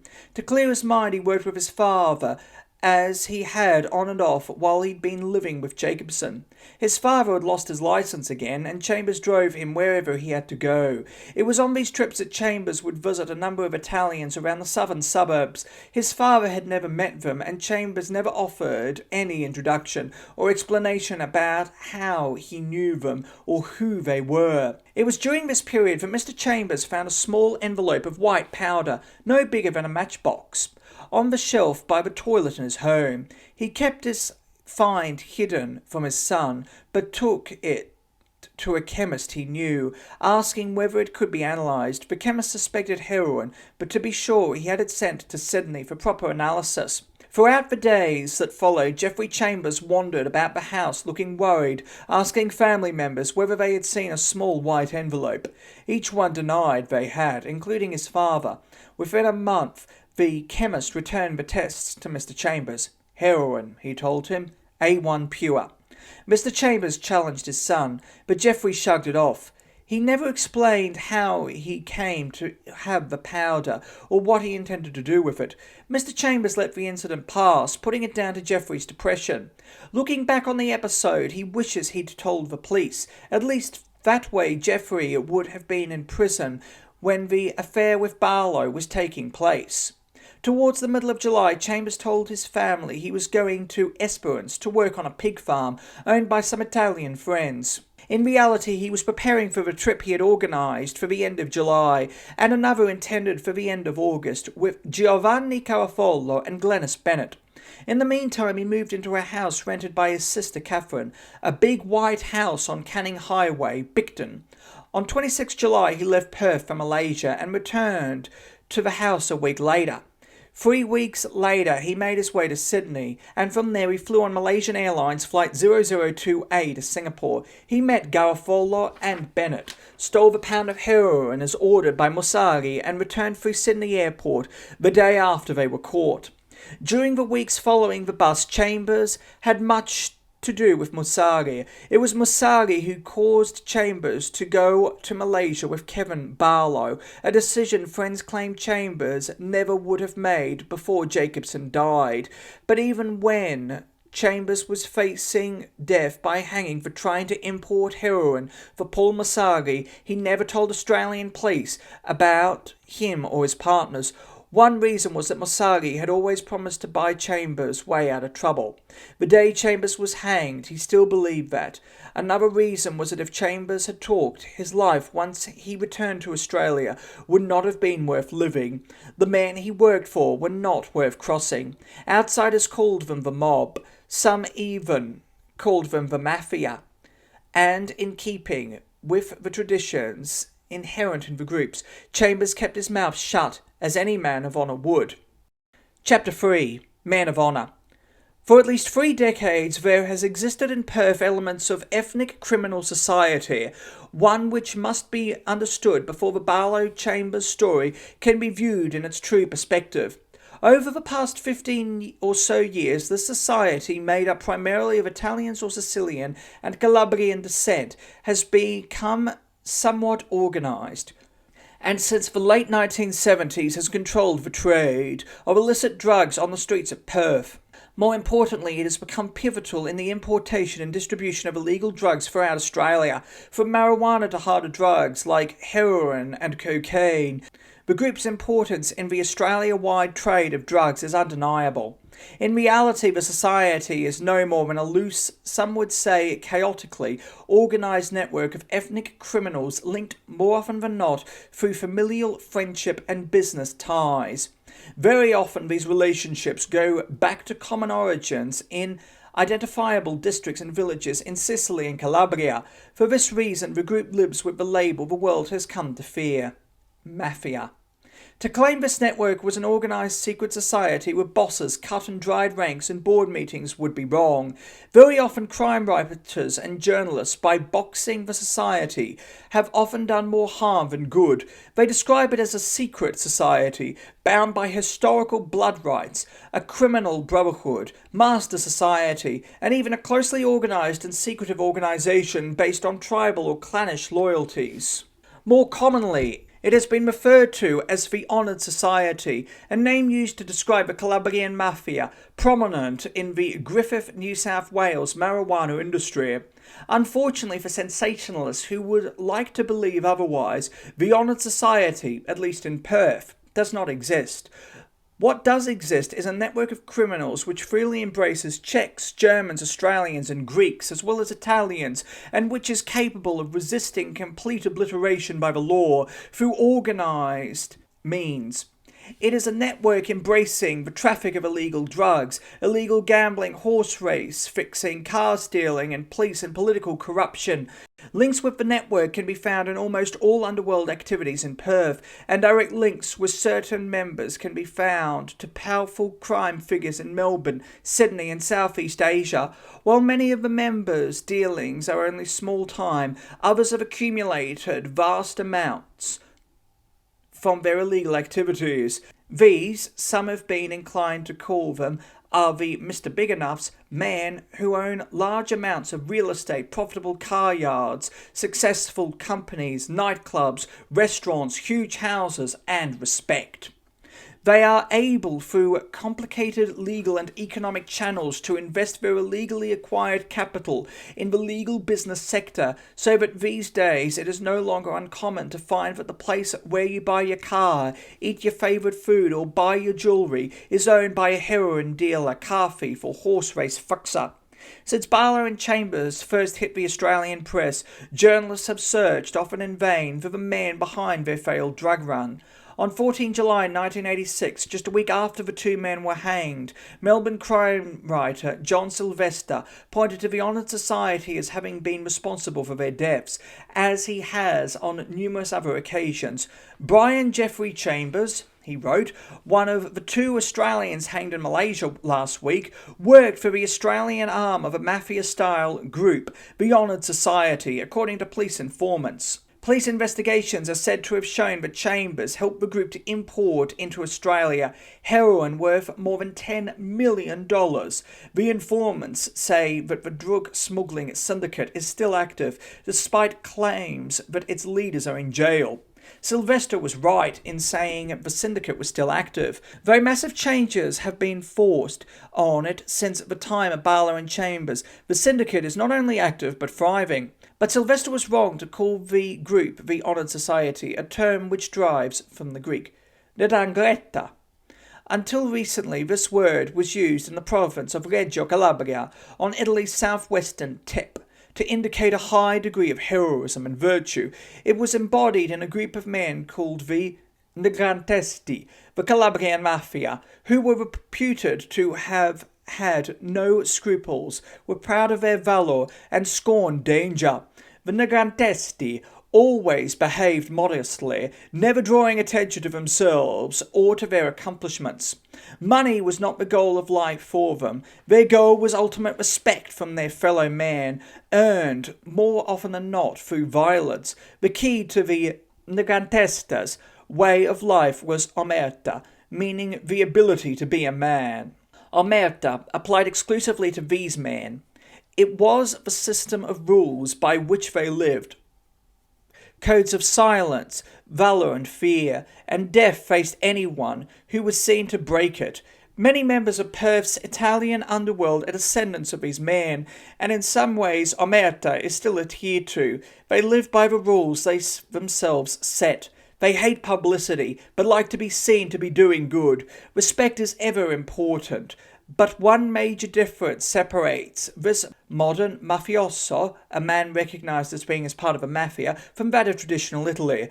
The modern man lives for money, and for money alone. Not since the Second World War has the traditional man of honour been regarded with respect. Behind his facade of respectability is a callous and calculating criminal, making his fortune from the misfortune of others. Money is a religion to him. He can never have enough, and will commit crime upon crime to satisfy his insatiable greed.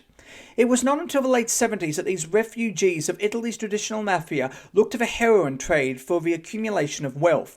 As their counterparts throughout the world had done years before, they recognised in heroin the classic seller's market. There is always a shortage of heroin, so the dealer can vary his prices and the quantities he sells within wide margins. The consumers are a faceless, voiceless mass who can in no way influence the market and are likely to buy heroin regardless of the quality offered or price demanded. When enough capital was raised through the large-scale cultivation and sale of cannabis, these men began to ship heroin across the Nullarbor until contacts were found in Malaysia and Thailand. Geoffrey Chambers was one of the first couriers used by the local syndicate to bring heroin into Western Australia from Penang, and it continues to come in regularly. Despite the massive publicity that surrounded his case, his death had little, if any, impact on the trade. Heroin arrives through the airport, through the docks along the western coastline, and from the north. Sources estimate there is at least one shipment of heroin arriving in Perth every month, excluding the shipments brought in from around the country.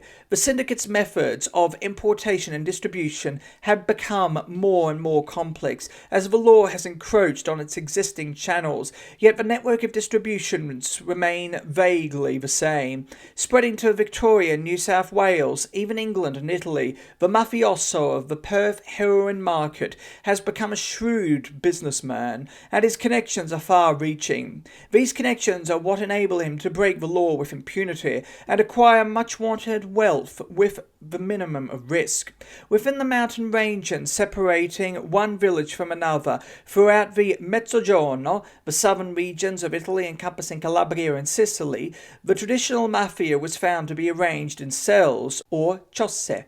It was often a geographical arrangement, each cell having its own area of influence and controlling its own resources, yet networks emanating from a single cell knew no geographical boundaries and have since spread throughout the world. In Perth, the various drug syndicates have blatantly, whether purposely or by accident, arranged themselves into cells, modelled on the traditional geographically arranged groups. Each cell compromises a handful of drug dealers, usually no more than 20. These dealers are often friends, sometimes having been born in the same villages of Sicily and Calabria. Sometimes they are related, others are simply business partners. Their connections stretch throughout Australia and, needless to say, to their respective areas of origin in the Mezzogiorno. Each cell is a simple but solid unit. There are no initiation rites, no minutes of meetings, in fact no formalism whatsoever. There are no elected presidents, though each cell is often headed by Mr. Big Enoughs, sometimes numbering up to 3 or 4 people. Their authority derives mainly from their ability to lay hold of consistently high-quality heroin and large amounts of it.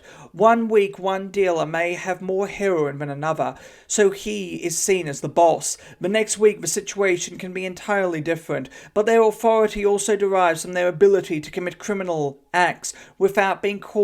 Age, apparent standing in the community, and wealth also play an important part. Should any member excel over the rest in all these attributes, then he becomes the effective lead. The cell is hardly more than a group of friends and relatives who often meet together to play cards, gamble, have dinner. Many of the homes of cell members are known to be drop-in centres. Stakeouts on some of the homes owned by convicted heroin dealers have shown that any number of drug dealers can be present at any one time. They meet to have a drink, discuss deals or topics they have in common: racing cars, market, gardening, horse racing, gambling. Around the Perth metropolitan area, at least 4 existing cells in Perth, Fremantle, Stirling, Balaclava and Bentley have been identified. Fremantle is regarded as the most senior. None of its principals have ever been convicted of drug offences. Many of the dealers have direct links with current and former senior police officers and members of local government. The Fremantle heroin trade seems to be controlled by extremely influential crime bosses in Melbourne, men the police regard as fully blooded Mafia, and around Fremantle there is an incredibly high demand for heroin. The Fremantle cell is primarily Italian in its makeup, and its principals are known to own or have owned pizza bars, restaurants, nightclubs, building companies, car yards and panel beating shops. At its head are 2 or 3 businessmen who are known to the police but are seemingly immune to the law. Most prominent is a Sicilian whose real name cannot be revealed for legal reasons. He is a naturalised Australian and a prominent Fremantle businessman. At one time he owned a large section of Fremantle's property market and has alleged influence in the local council. He has business connections with several powerful Chinese businessmen, a former police officer and Melbourne's leading heroin dealers, among them a man named in a Perth court in 1989 as Eddie. Eddie has been investigated by the Melbourne Vice Squad for his part in an illegal video machine scam, which saw complicated poker machines, cum video games being shipped around Australia. These seemingly innocent-looking machines can, at the flick of a switch, be transformed into an illegal gaming device and have an inbuilt mechanism to thwart police probes. Eddie is known to have supplied the Sicilian with poker games in the past. The Sicilian has gambling convictions and is known to have tried to set up an illegal casino at the rear of a factory owned by one of his companies. Eddie's partners in the video games industry are feared. Mafia bosses who had direct links to crime boss Robert Trimbole, as did the Sicilian. Eddie is considered only as a lieutenant to these men, as is the Sicilian to Eddie. One of Eddie's partners had business ties with the Sicilian, but was forced to sell out over rumours that the National Crime Authority was closing in on him. The Sicilian and their connections in the police force, the Fremantle principals, also have links in the illegal gambling industry and local prostitution, and ties with crime bosses around the country. Sources believe one particular dealer had links with Craig Trimbole, a convicted Griffith drug dealer and son of a dead crime boss. Much of the heroin Geoffrey Chambers brought into Western Australia was done so for the Fremantle cell through its acting middleman Lieutenant Paul Musaria. It is almost impossible to separate the Perth cell of the drug syndicate from the local gambling scene. Most of the cell's principals have been leading gambling figures in the Northbridge illegal casinos for years, and much of their ill-gotten gains have been laundered at the card table.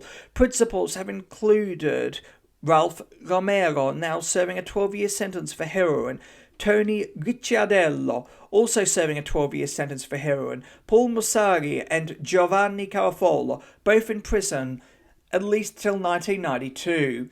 Jerry Mayo, currently serving a 15-year jail sentence for heroin offences in Melbourne. Nat Frisina, serving a minimum 4-year sentence for heroin in Sydney. And Victor Karaptikos, serving a minimum 5-year sentence for heroin.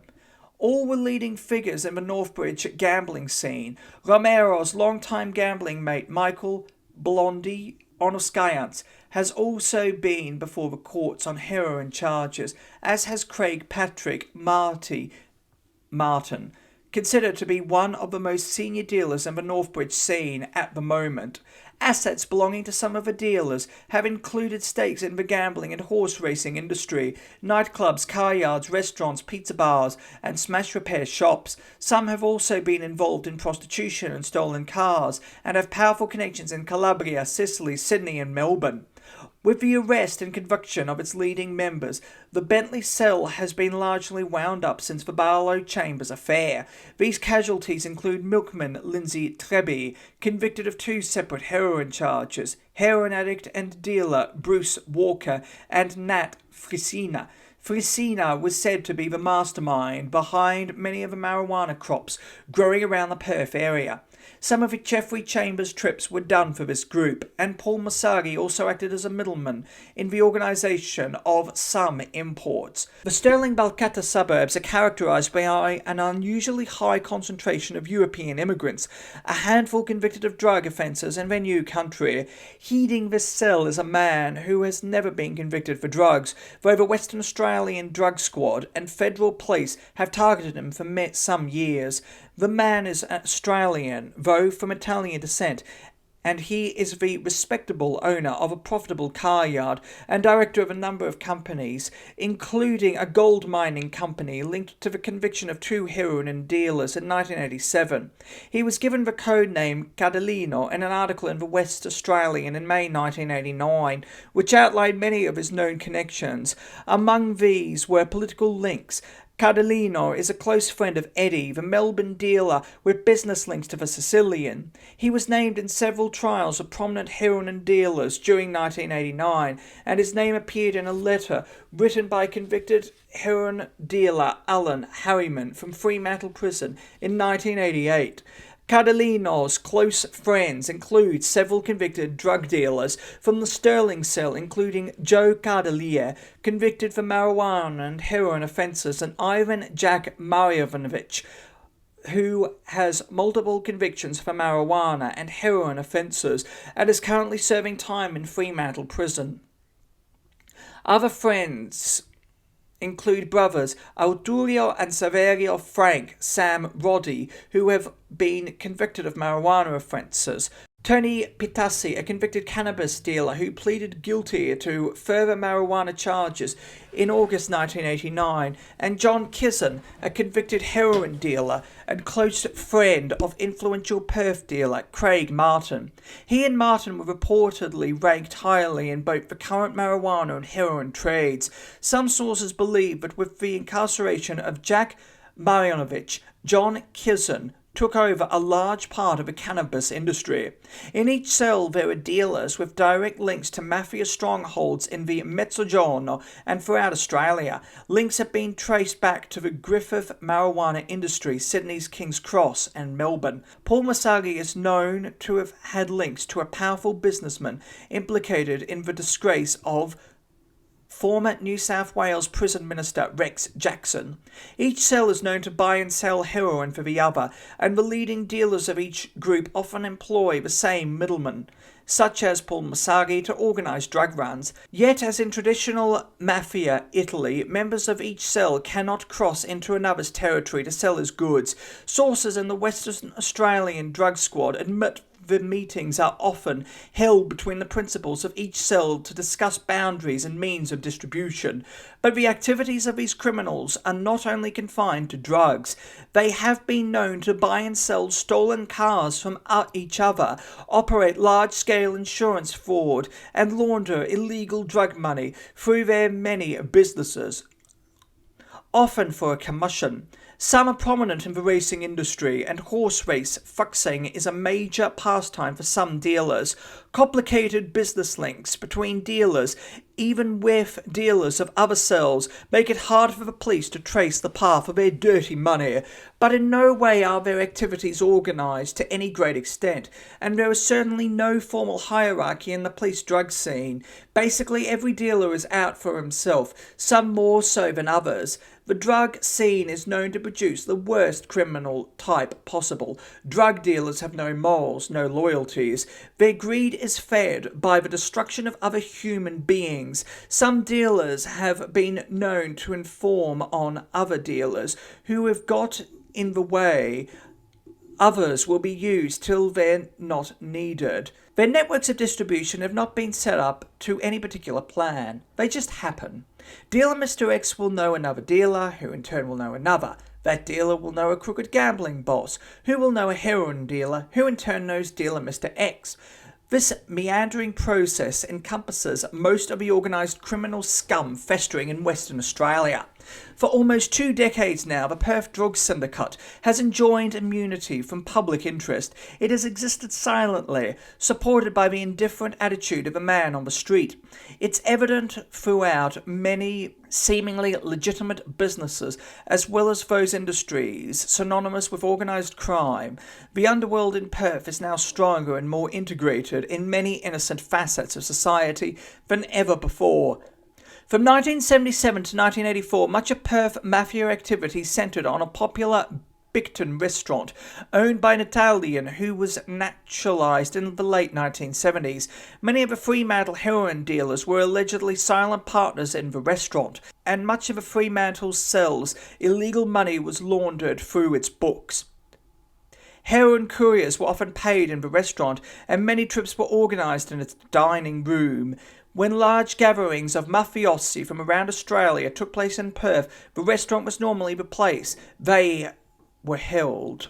A regular visitor till the day he left Australia with Kevin Barlow was Geoffrey Chambers.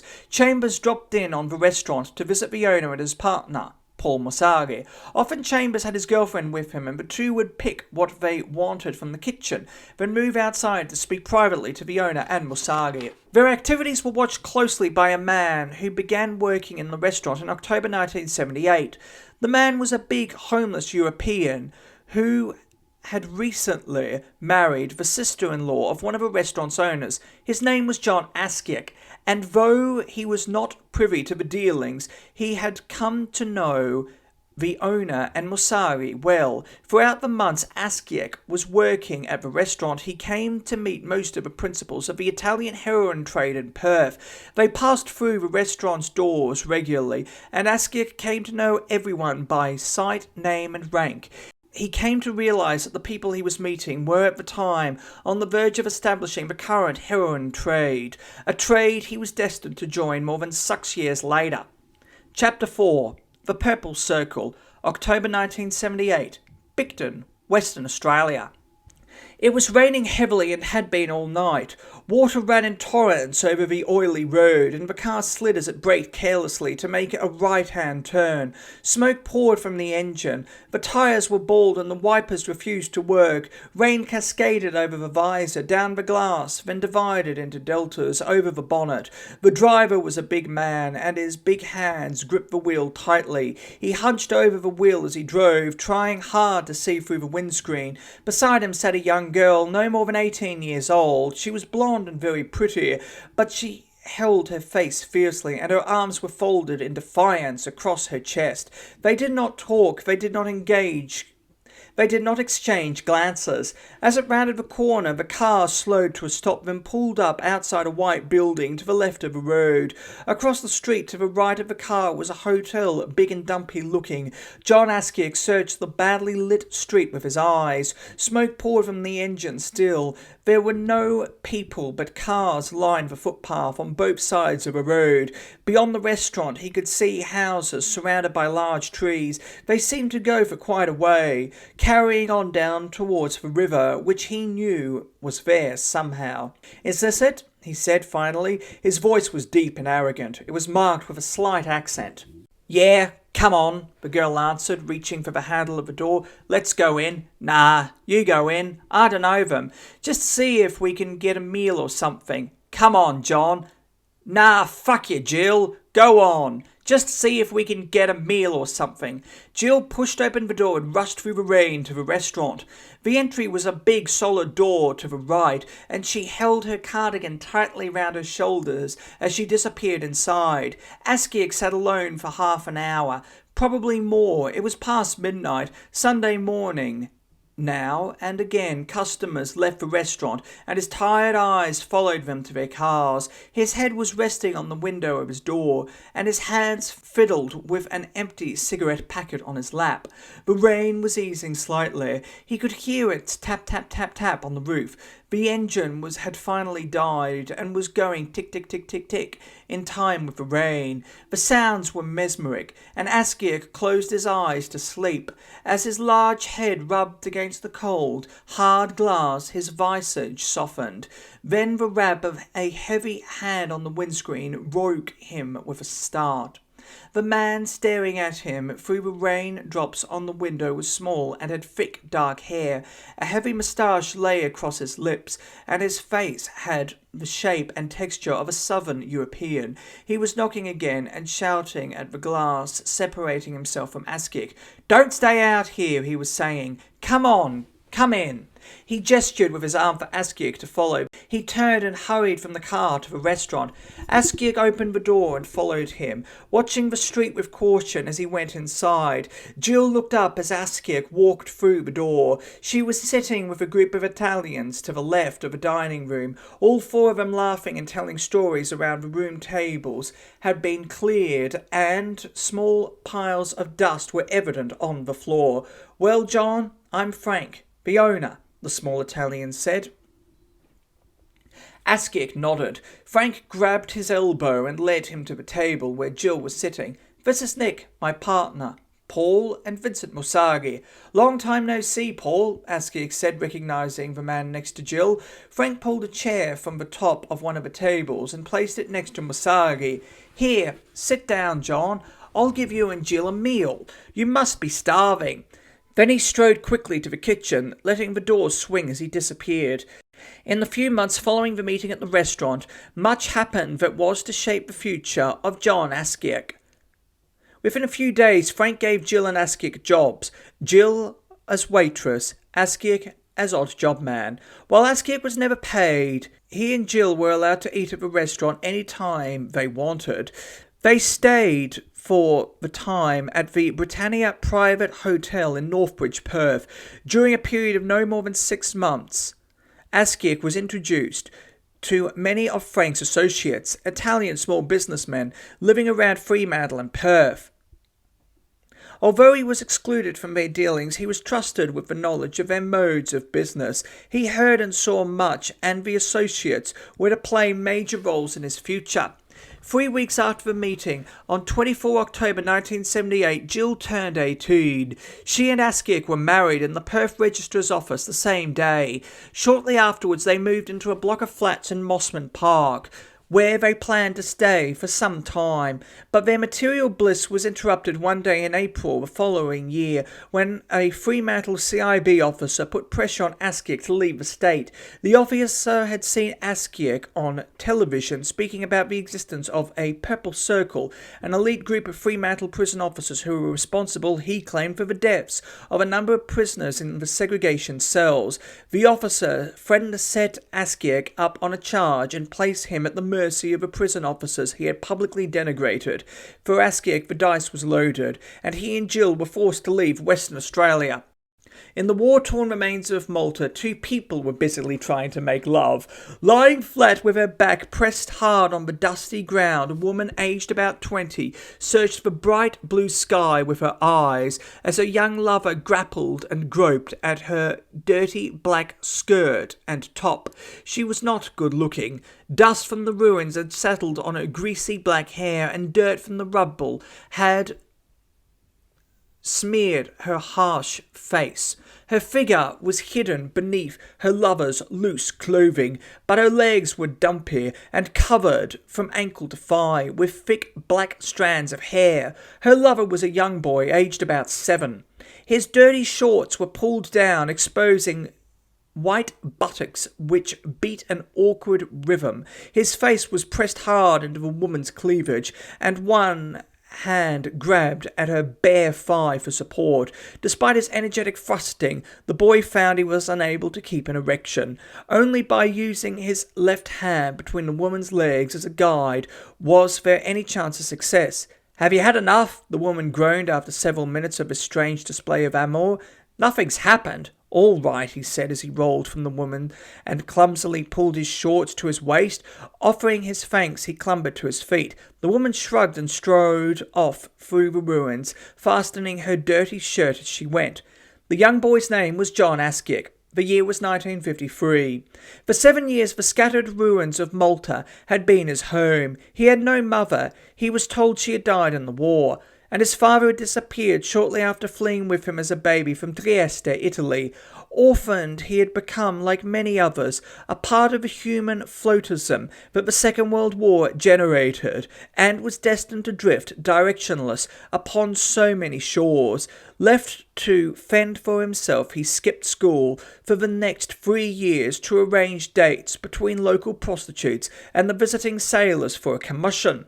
Despite attempts to rectify the situation, it was patently clear in those early years that Askiak had embarked upon a course of self-destruction.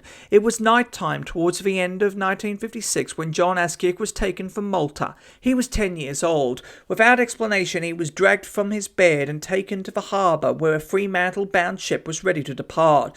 The young rebel managed to escape briefly, only to be caught and locked in a cabin below deck. There he stayed till the ship was miles out of sea.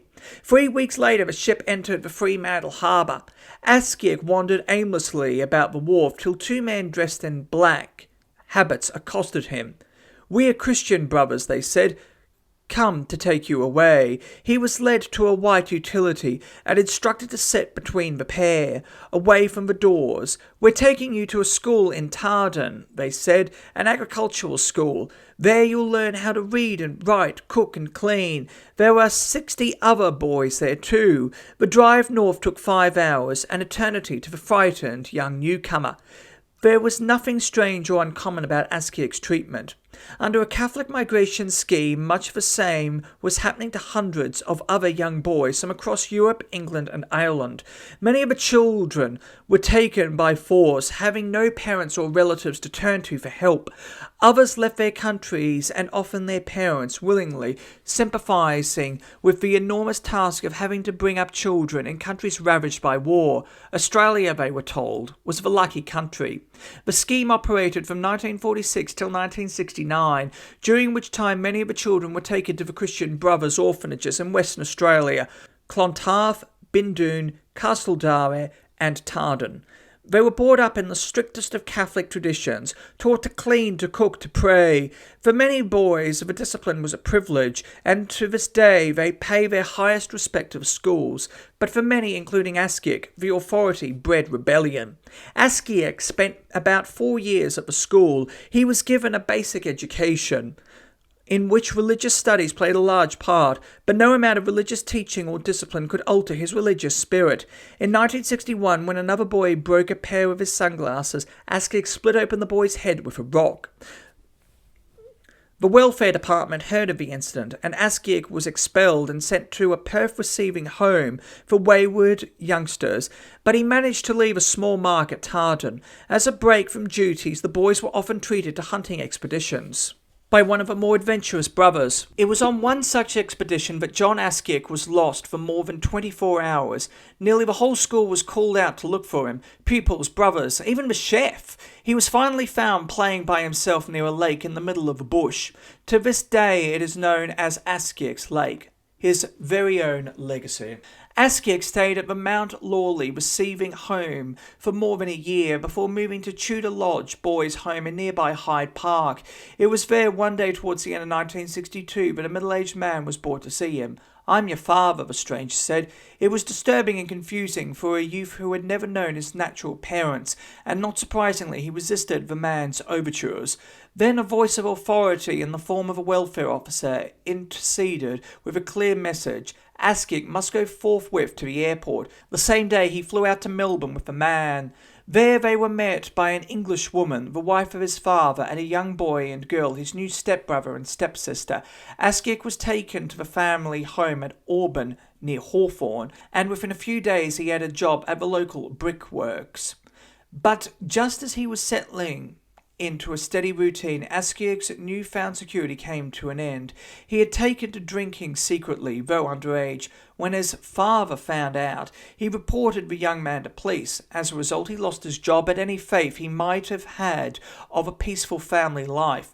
Towards the end of July 1964, there was a serious domestic altercation over a gift he had received for his 18th birthday. Askiek flew into a rage and left the Auburn home with nothing more than the clothes he had on. He has never since met the man who claimed to be his father. 11 a.m. 28 May 1968. Bondi, New South Wales. The front door of the house was pulled open and the Maltese man walked down his driveway to a white Holden ute, parked on the street. He unlocked the door, climbed into the cabin and placed the key in the ignition.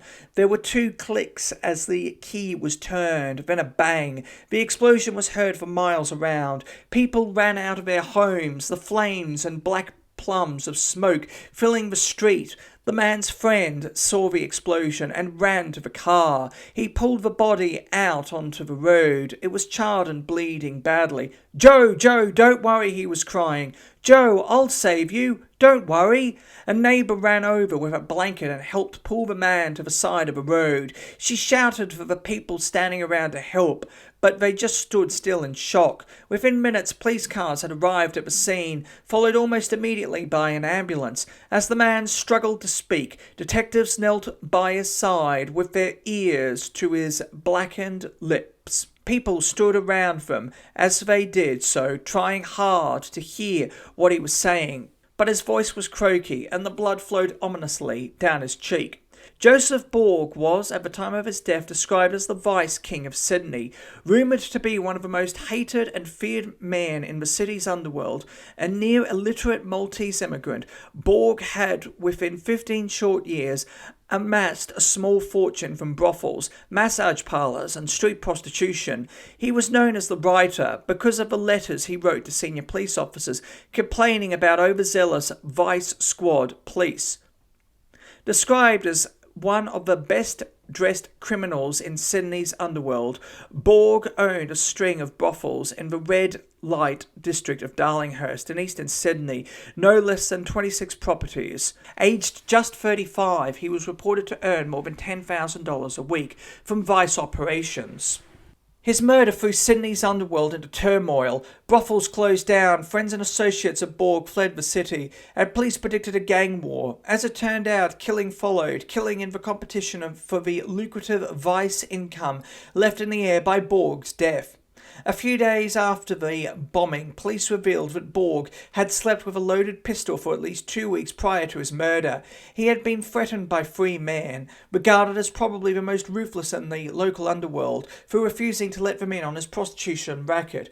"I would rather close down than let them move in," he had told friends. 2 months later, the three men were charged with Borg's murder and later convicted. When Joe Borg was cremated 5 days after the bombing, only 29 mourners attended. 21 were women, and 6 of the remaining 8 men were Maltese. It was well known for years that Borg had, for his own protection and image, surrounded himself with Maltese heavies.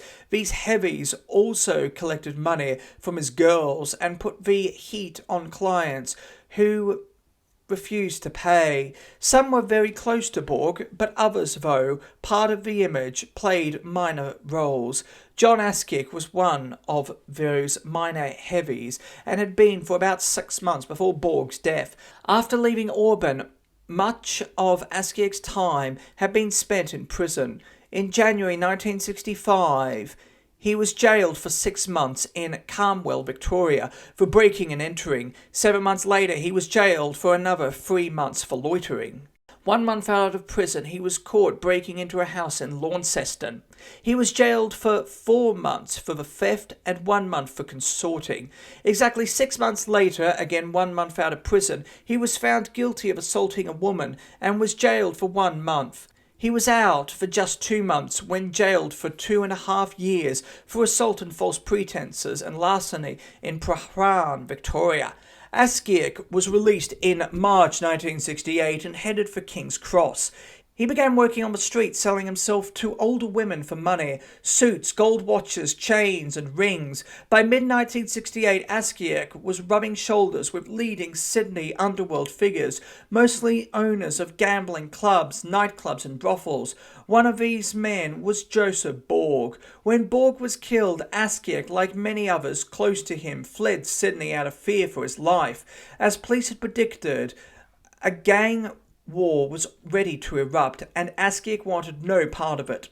He headed west and on arrival joined up as a fist man with the legendary bikie gang, the Coffin Cheaters. At the same time, he was bouncing in various Perth hotels and boxing with the George Stewart troupe under the title of the Cincinnati Kid, a name which was tattooed across his left wrist. But on the 5th of June 1968, Askick was jailed yet again for breaking and entering. He was convicted of 2 counts and jailed for a minimum of 2 years. It was to be Askick's first taste of incarceration in Western Australia, and Fremantle Prison was the stage for the formal introduction of the Purple Circle. The Purple Circle was the derogatory name by which an elite group of Fremantle prison officers was known, also called the Scottish Mafia. The group, numbering about 40 officers, was allegedly hand-picked.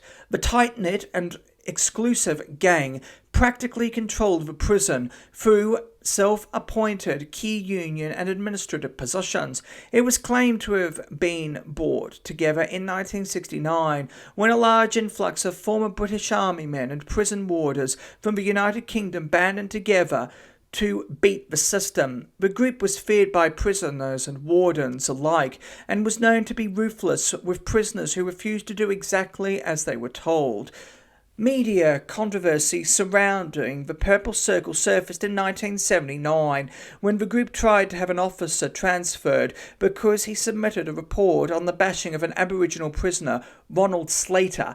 The officer, Mr. Bernard Dillon, allegedly interrupted 6 other officers who were punching and kicking Slater in the prison's segregation cells, small, cairn-like huts where prisoners were kept in almost complete darkness for weeks on end. Slater was released from prison on the 21st of February 1979. The next day, his account of his treatment on the 28th of December 1978 appeared in the West Australian. I got the kicking when I was being transferred from punishment cells in the new division of the jail to the segregation cells in another section. 2 officers came to take me to the segregation area. Both are in their late 30s or early 40s and are recognised tough guys. As soon as we had passed through a door leading to the segregation cells, one of them punched me in the face and the other booted me in the stomach with his foot. They accused me of giving one of their mates a hard time. Then they dragged me into the segregation section by the arm and the hair. They made me stand against a wall and take my clothes off. I was dizzy and I was bawling my eyes out, holding my stomach where I had been kicked as I was trying to remove my underpads. One of the officers punched me in the side of the neck and knocked me to the ground. That was when they all joined in and started punching and kicking me. There were 6 of them all together. They kicked me in the stomach and around the arms and legs, and one of them removed my belt from my pants and slapped me across the ears and the face with it. While this was happening, I was yelling out to them to leave me alone. I called them dogs and said I would kill every one of them when I got out of there. Following Dillon's submission, several prison officers said they would rather walk out than work with him. The Purple Circle was named as the driving force behind the move and was pushing for his transfer to Albany. The group also threatened to call the warders out on strike unless Dillon followed orders. As for Slater, his claims were ignored by the Perth CIB, even though the prisoner was unable to walk for more than 2 days after the alleged incident. Several smaller officer groups continued to feed information on the Purple Circle to the media following the initial publicity. They claimed that members looked after each other to the extent that some had worked for years without doing the unpopular gun shift on the prison walls. Some members, they said, had not worked on night shift for 15 years. The wife of one officer claimed that it was not unusual for a member of the clique to bring home a fortnightly wage of $1,200. By manipulating sick leave, members of the group were not only organised days off for their mates, but rigged double shifts for themselves to bring in enormous amounts of overtime payments. A welfare worker in Fremantle prison at the time claimed prisoners soon found out that if you talked back to the officers, you got hit. If you hit back, you got hit very hard and had another 6 months added to your sentence. Following bad publicity in 1979, the Purple Circle was forced to disband, though many members and certainly the feelings which once united them have remained within the prison system.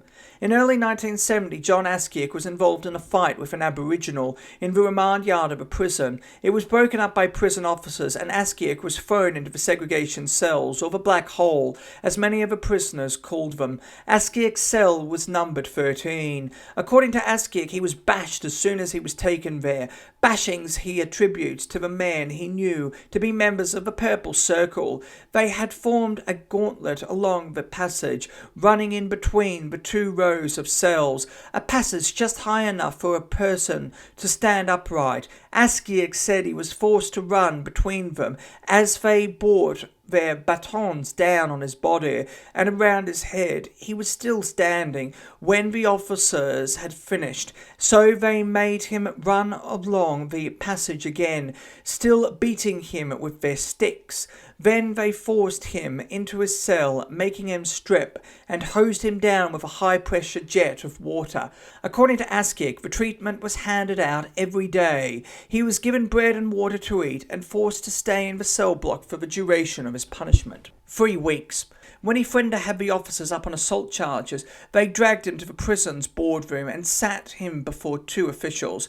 One told him that he was charged with 2 assaults on prisoner officers and asked for his plea. Before he could speak, the prison officer standing behind answered for him, guilty.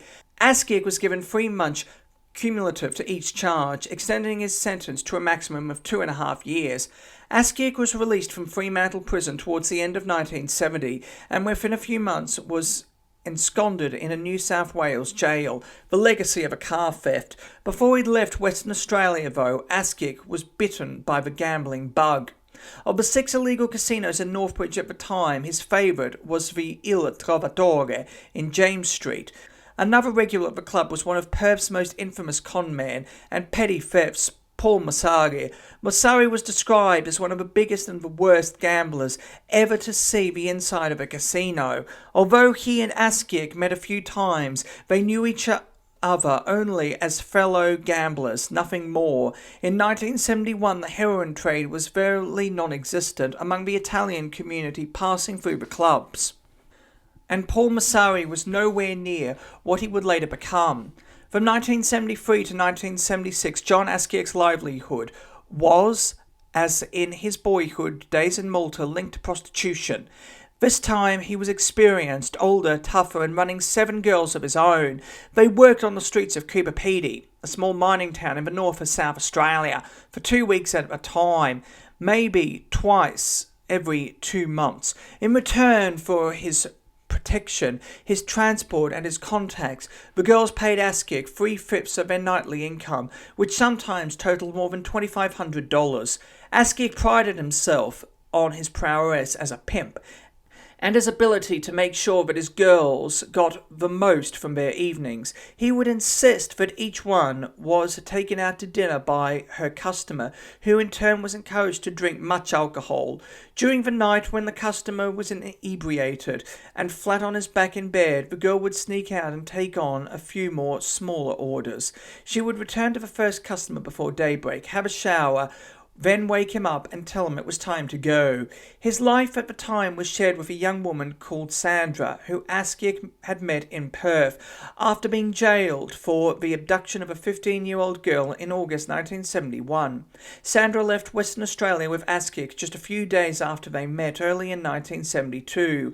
And they were married in Gawler, South Australia soon afterwards. From Gawler they moved to Adelaide, where Askiek met his girls, and where he and Sandra lived when the girls were not working. For 3 years, during which time he and Sandra had a son, Askiek's life rolled along without major incident. He was known by the police in Cooper, who left him alone, provided he caused no trouble, and his girls, plus a car racket he was running on the side, were making him money.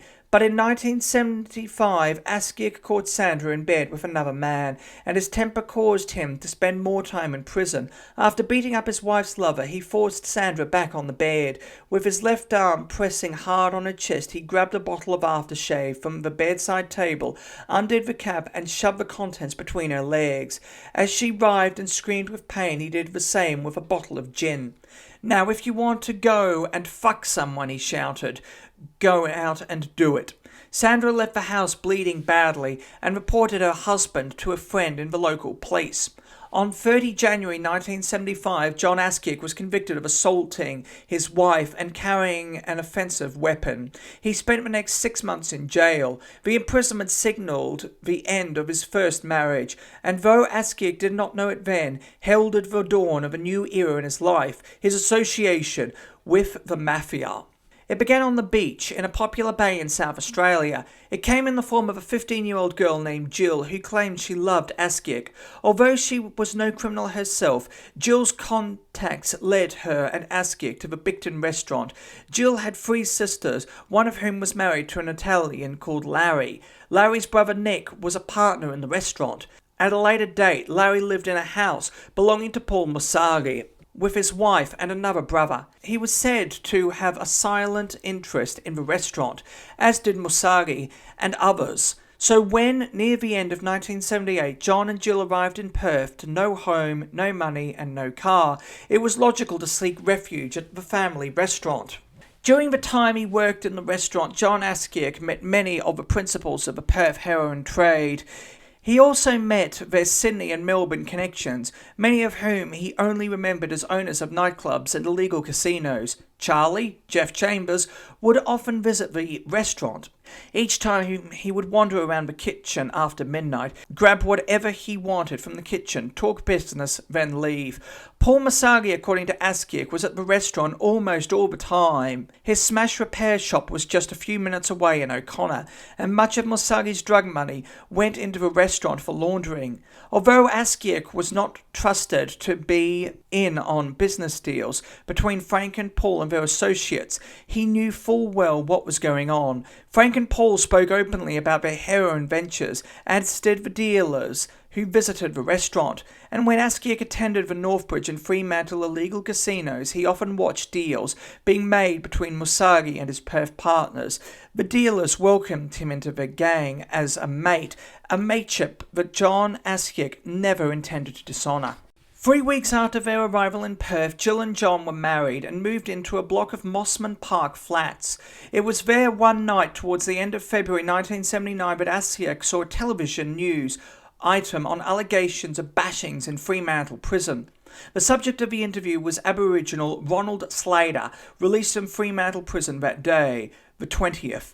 He claimed to have been beaten by 6 prison officers in the prison's segregation cells, a claim officers immediately denied in the same broadcast. During the news, Askiak rang the television station to say he would support everything Ronald Slater had said. He himself had been beaten up in the prison and would not mind saying so on television, he told them. The next day, a film crew visited Askiak and his wife in their flat, and the interview was shown live on Channel 7's 6 p.m. news. Several weeks later, Askiak received a visit of a restaurant from a Fremantle CIB officer who cannot be named for legal reasons. The officer was, like many of his fellows, a regular visitor to the restaurant, but his visit was not a social one. He was there to tell Askiak that he had seen him on television making allegations about the Purple Circle and threatened to set him up on a charge unless he left the state. The officer was actually a member of a police equivalent to the Purple Circle, a band of powerful and corrupt detectives known to have set up and aided much of Perth's prostitution and illegal gambling.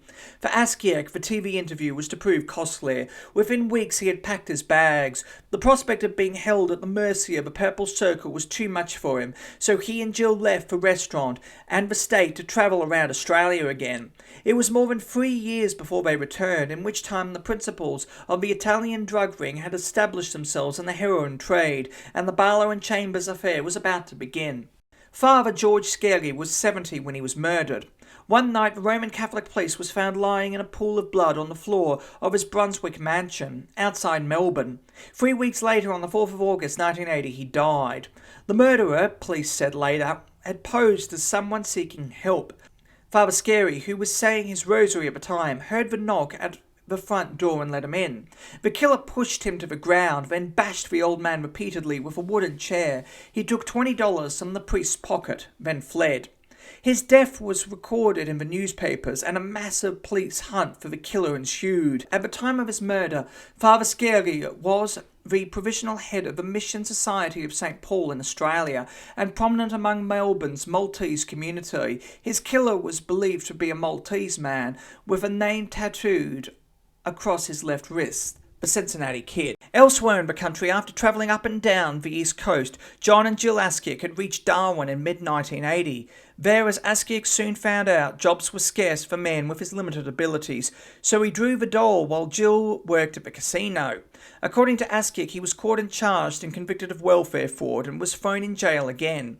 Melbourne police officers tracked Askiak down and visited him at the Darwin jail around Christmas 1980. "You have a tattoo, John." "We know you do," they said. "You killed him." But the tattoo was not there. They looked at his arms, his wrist, his back, his belly. There were no tattoos of the type the police officers were looking for. The Cincinnati Kid had been etched in green on Askiak's left wrist till 1975, when he covered it over with an eagle. It was 5 years too early for the Melbourne police. Askiak was not charged with the murder of Father Skelly, but for at least a year after the Darwin incident, police were handcuffing him in the street, pressing guns in the back of his head and arresting him. but once they consulted with Melbourne, they were forced to let Askiak go. However, the murderer of Father Scary has never been charged. Askiak had only 2 weeks to serve when Jill left Darwin without him. She took his money but left him with the car. When he was released, he found she had been hooking around Dirty Dick's nightclub, a popular red light spot. Askiak drove to South Australia and found Jill living with her mother in Elizabeth North. That night, against her mother's will, Jill left with Askiak for Broken Hill, New South Wales. From 1978 to 1983, John Askiak and Jill split up at least 5 times. Apart from his imprisonment in Darwin, Askiak kept clear of the law in that period. He was too busy chasing Jill to bother about committing any crimes. The crime started in 1983 when Jill ran away from him once more to seek refuge yet again with her brother-in-law Larry and his friend Paul Mosari. In August 1983, John Askiak hitchhiked from Sydney to Perth to retrieve Jill. He had nothing but the clothes he was wearing. Jill, he knew, was living with Larry, his wife, and his brother in a house in Middle Swan belonging to Paul Mosari. Askiak believed Mosari and Larry were prostituting Jill around Northbridge night spots to gather connections for Mosari's heroin dealings. So in desperation he visited Larry at his Bayswater garage and threatened violence if he didn't let him see Jill. Larry picked up a handful of nuts and bolts and went for Askiak, who knocked him to the ground. Askiak turned to Mosari for help, but there were at least 3 fights between them before Mosari said he would try to resolve the matter. 3 fights and a drug bust, the biggest ever at the time, but Mosari's offer came at a price and with certain conditions for which Askiak was still paying.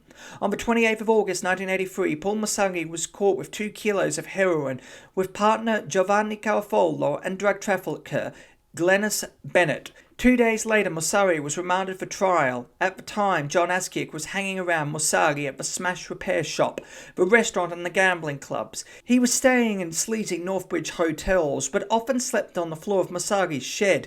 Every day he would float around the Smash Repair Shop, either talking to Mosari or watching his various connections come and go. Many of these connections were there to ask Mosari for money, others to sell him stolen cars. Many more were there to organise for transfer of heroin. Of the latter, the most frequent visitor was Geoffrey Chambers, who visited the shed often with his girlfriend, Cecil, and his sister, Catherine. Askiak would greet them briefly, then stand quietly watching and listening to their conversations. He never once thought that he would one day be serving time because of Chambers, let alone the one blamed for sending him to his death. Chapter 5. Trade of the Greedy. The first week of September 1983, the small round man bent forward and slowly edged the tip of his cue against the ball. His right hand held the flat end of a stick, while his left spread itself across the green, flat surface of the table. The wood rubbed gently against the cleft made by his thumb and forefinger as he moved the cue back and forward in preparation for the shot. Then, without warning, he pulled the cue back sharply and rapped it into the ball. It skidded quickly across the felt, smashing into a cluster at the far end of the table. There was a bang as a ball hit the back of one of the 2 bottom pockets, and a clatter as it rolled through the hidden return channel. Then the man stood upright and stepped back, surveying his work. He was no more than 5 feet tall, and his body was the shape of a barrel. He had a large forehead, dark receding hair, and equally dark eyebrows. He wore a white cotton shirt open to the chest, and gold flashed from his fingers. Behind him stood a much taller man, broad and solidly built, his bodyguard. He said nothing, moved only slightly, and watched the crowded room with interest. The smaller man circled the table, holding the cue tightly in his fat hands like a spear. Then he stopped and pointed the tip to a pocket at the end near to where he stood. He bent forward and lifted his belly onto the edge of the table, then spread his left hand on the felt again, placing the thin end of the cue in the cleft. He shifted his body to the right slightly, then lowered his head to the level of his left shoulder. Then he pulled the stick back and forward gently and hit the cue ball into the black sitting by the bottom cushion. It hit the cushion firmly at an angle, then rolled to his end of the table, coming to rest about an inch from the lip of his nominated pocket. He climbed back from the table, watching the two men standing together by the window. The larger of the two men moved forward, cue in hand. A cigarette hung from his mouth, and the smoke rose to his eyes, making him squint like a Chinaman. He wore a dark blue t-shirt and jeans, and tattoos covered his bare forearms. His hair was dark and roughly grown, his nose big and round. "Come on, John," his partner said, as if coming on was a life or death matter. He was a much smaller man, of slighter build. His straight grey hair was long and curly. He wore a darker beard and moustache, and held his mouth tightly as John neared the table. "No worries, Paul," Askic said as he bent forward towards the small white ball and fired it quickly into one sitting close to the black. Without touching the black ball, the ball hit the back of the pocket with a thud and rolled beneath the table. Askic let out a loud laugh and rounded the table, looking for his next shot. He bent quickly again, potted another at the opposite end, then another, close to the black once more. Two left. He knew if he potted for the black by mistake he had lost, or rather Paul Mosagi had, for it was Paul who held the purse strings. Askic, by far the better player, was merely his proxy. Askic rounded the table again, then leaned forward, this time slower, more deliberate. He placed the cue carefully between his fingers and drew it back, then forward, then back again. Smack! The cue ball bounced from its target onto the bottom cushion and rolled confidently into the black at the top of the table. The black itself rolled eagerly into the pocket and clattered its way beneath the table. The small man with the bodyguard laughed, walked towards the table, then stepped back straight away. His mouth was foaming from the amount of money he had just won, $20,000. But there was no excitement in his eyes. His step was no lighter. He was already a rich man. "One more, Paul," he said, tucking the money into a belt fixed round his waist. His accent was incredibly thick, almost unidentifiable. "Nah, fuck it, Ginger," Masari answered, aware his pocket was empty. Before him a crowded room beckoned. Men sitting at card tables, smoking, drinking, short blacks and scotch. A thick cloud of smoke hung in the air, and somewhere a television was playing. Around him sat groups of men in large lounge chairs, some talking, some sitting and watching. And from nearby the starting prices of a local race were being shouted in a high-pitched squeaky voice. "Come on, John," he said, signalling to Askic. "Let's go home." Home was Gindagup, rolling vales, woods and rivers in the foothills east of Perth, not far from the regional town of Midland. Masari's white house was surrounded by trees, and the property sloped down to Tudai Road, the main highway which splits Gindagup in two. Sharing the house with him were his wife Linda, their 5 young boys, and from the beginning of September 1983, John Askic. Masari's fear of his partners in the drug ring and his unquestionable desire to appear important had led him to employ Askic. The day after being released on bail with Giovanni Garofalo, Masari asked Askic to be his bodyguard, mainly for his personal safety and that of his family, but also for the protection of thousands of dollars he had hidden under his bed. In the back of Masari's mind was the fear that his partners would discover his pilfering and seek their revenge. Askic never liked Masagi. He considered him a sleaze, a con man, a proper bastard. He used people, Askic included, but Masagi had money, powerful contacts and girls. He had a place where Askic could sleep, clothes he could wear, a car he could drive, and he had what mattered most, accessibility to Jill and their newborn son, Robert. When the bodyguard offer was made in Paul Masagi's smash repair shop on 2 September, the immediate pros outweighed the cons, and Askic accepted. Askic's job was by no means a 9-to-5 position. He became Masagi's virtual aide-de-camp, there to look threatening and important, rather than serve any real purpose. He would spend most of the day with Masagi, either picking up money from his network of junkies and dealers, or knocking off cars from Masagi's smash repair shop, which for years had been the centre of a car racket.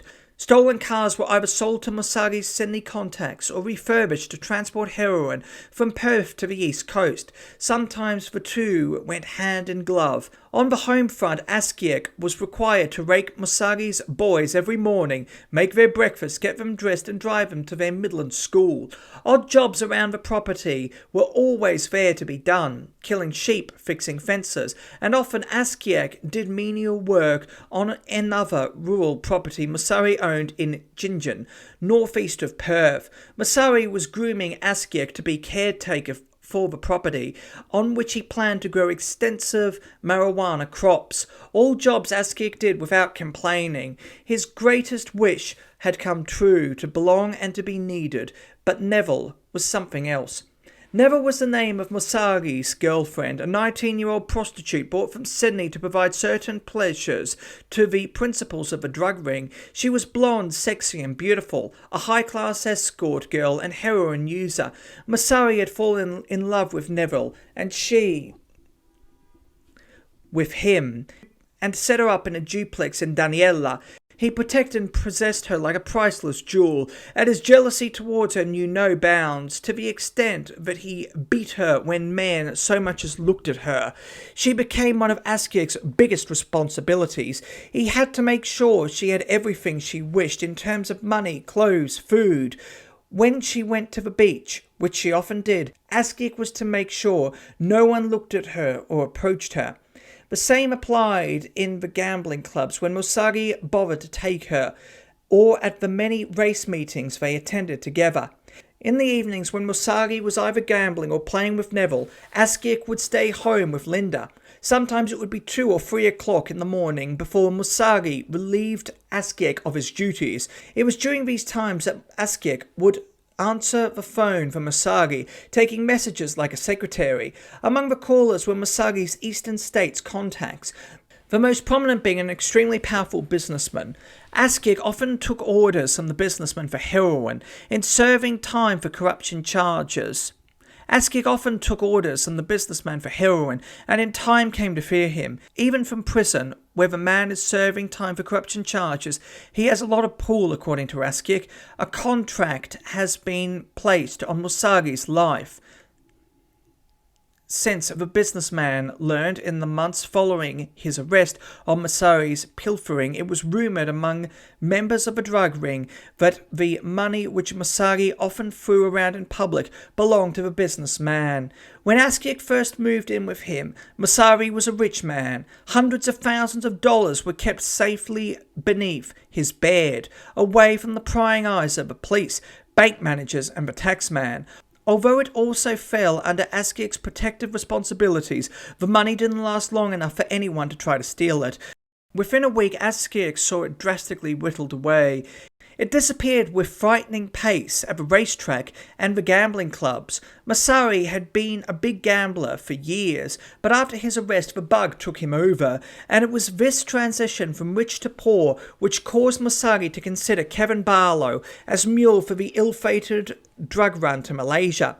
As early as the 1950s, the existence of Perth's illegal casinos was known to the local police, who allowed them to continue despite the connection between them and organised crime. Especially in the early 1980s, the link between the clubs and the illicit drug trade was undeniable, despite government assurances to the contrary. In any one night of the week, thousands of dollars would be passed over the card and pool tables, money often obtained through the sale of illicit drugs. Free from any intimidating police interference, the clubs shielded and encountered so-called organised criminals of all nationalities, Greek, Italian, Asian and Australian.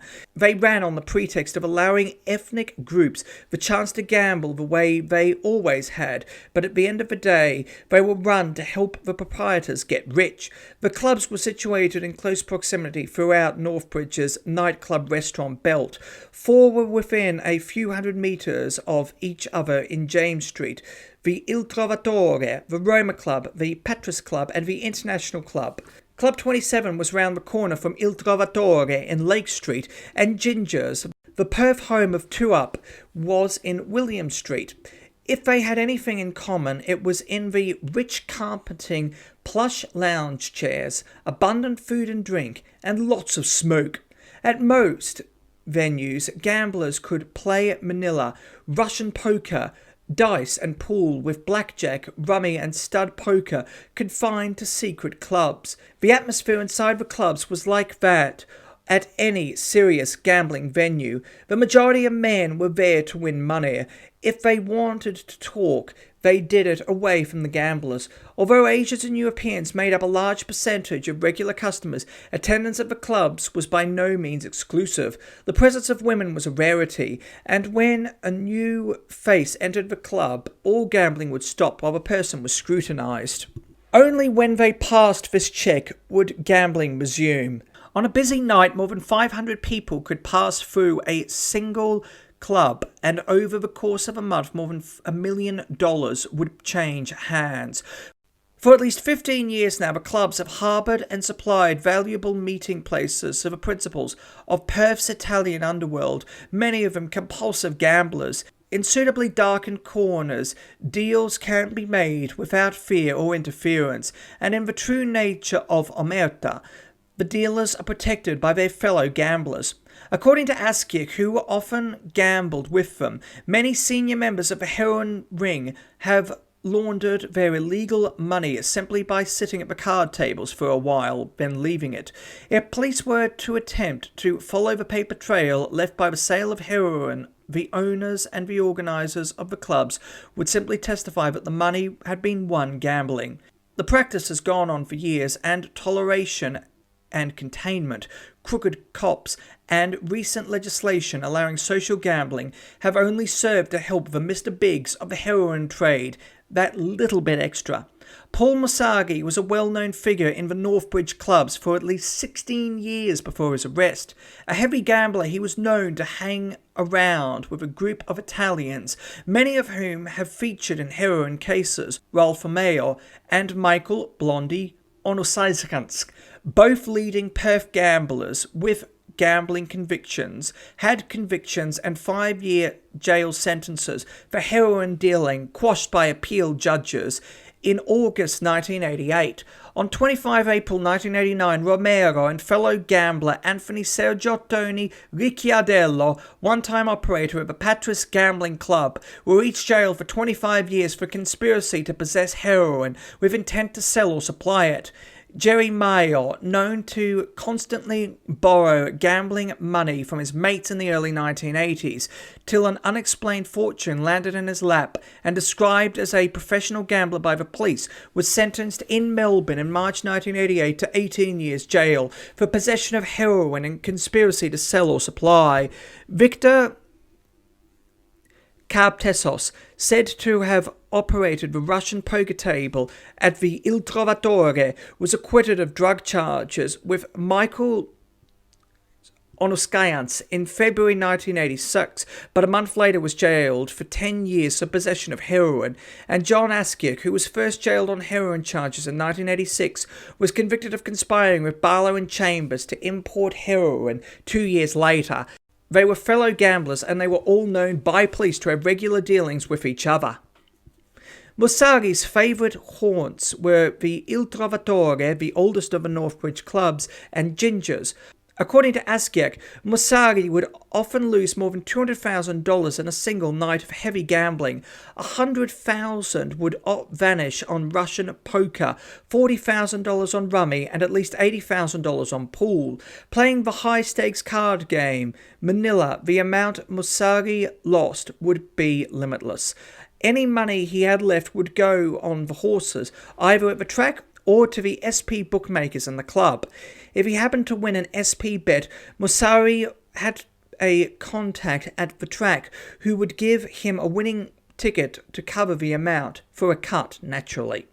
When Askiak and Paul Musari were well known in the clubs, there were no more than 6 illegal gambling venues in Perth, each one operating under a police policy, which did nothing but protect the owners from eastern states' intimidation and unwanted competition.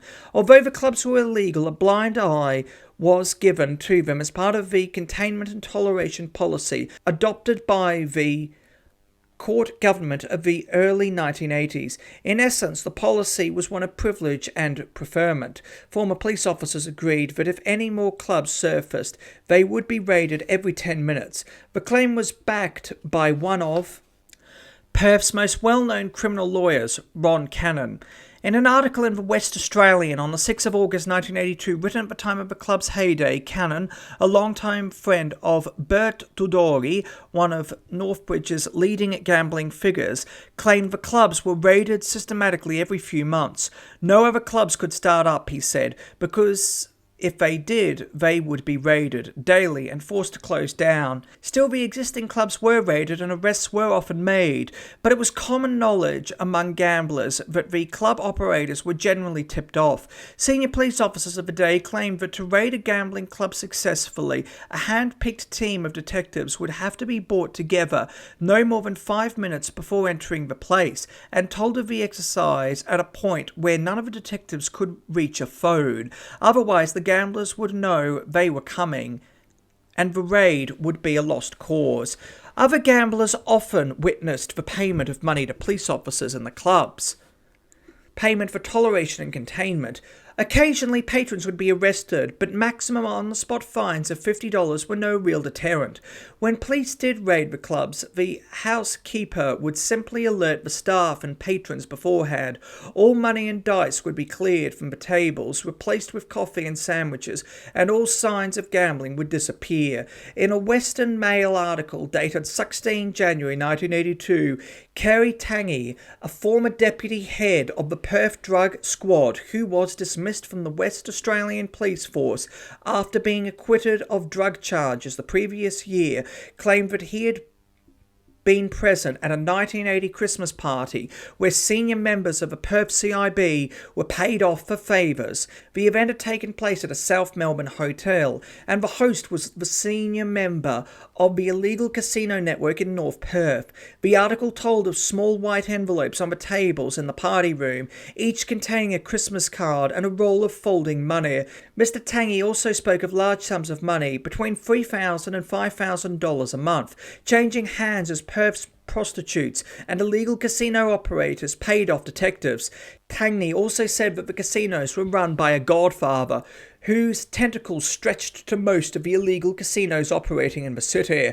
The man was Italian, he said, with widespread business interests. There was nothing new about Tangy's claims. For years, allegations of bribe-taking and protection had been directed at the police force, particularly at Bernard Bromilo Bernie Johnson, former Inspector-in-Chief of the CIP's No. 2 Division. In 1982, Johnson, at one time a close associate of Tangy's in the CIB, was the subject of an inquiry by former Ombudsman Oliver Dixon in a report tabled in State Parliament. Mr. Dixon said that there had been a considerable number of allegations directed at Johnson by interference and innuendo. During my present inquiries, Dixon reported, interferences were again made which suggested Inspector Johnson was king of vice. I heard suggestions Inspector Johnson was in some way connected with the Shirley Finn murder. Dixon noted that no one produced any evidence to justify the claims. In November that year, Johnson's financial affairs were then subject to closer scrutiny by Dixon, who found that Johnson lived in a house of a standard beyond that expected to be owned by a policeman, owned other properties of a value inconsistent with his salary, and owned a yacht of considerable value. On 12 November, however, Dixon announced that he was satisfied with Johnson's explanation of his apparent wealth. But there remains no doubt that much of Perth's prostitution and illegal gambling was not only set up by elements of a police force, but protected by them too. In particular, the force's own so-called Purple Circle has had so much to do with the protection of underworld industries over the past 2 or even 3 decades. Detectives said to belong to this group include former and current members of the police force, most high-ranking and many the subject of investigation. The actual names behind the illegal gambling industry have remained almost unchanged over the past 20 or so years.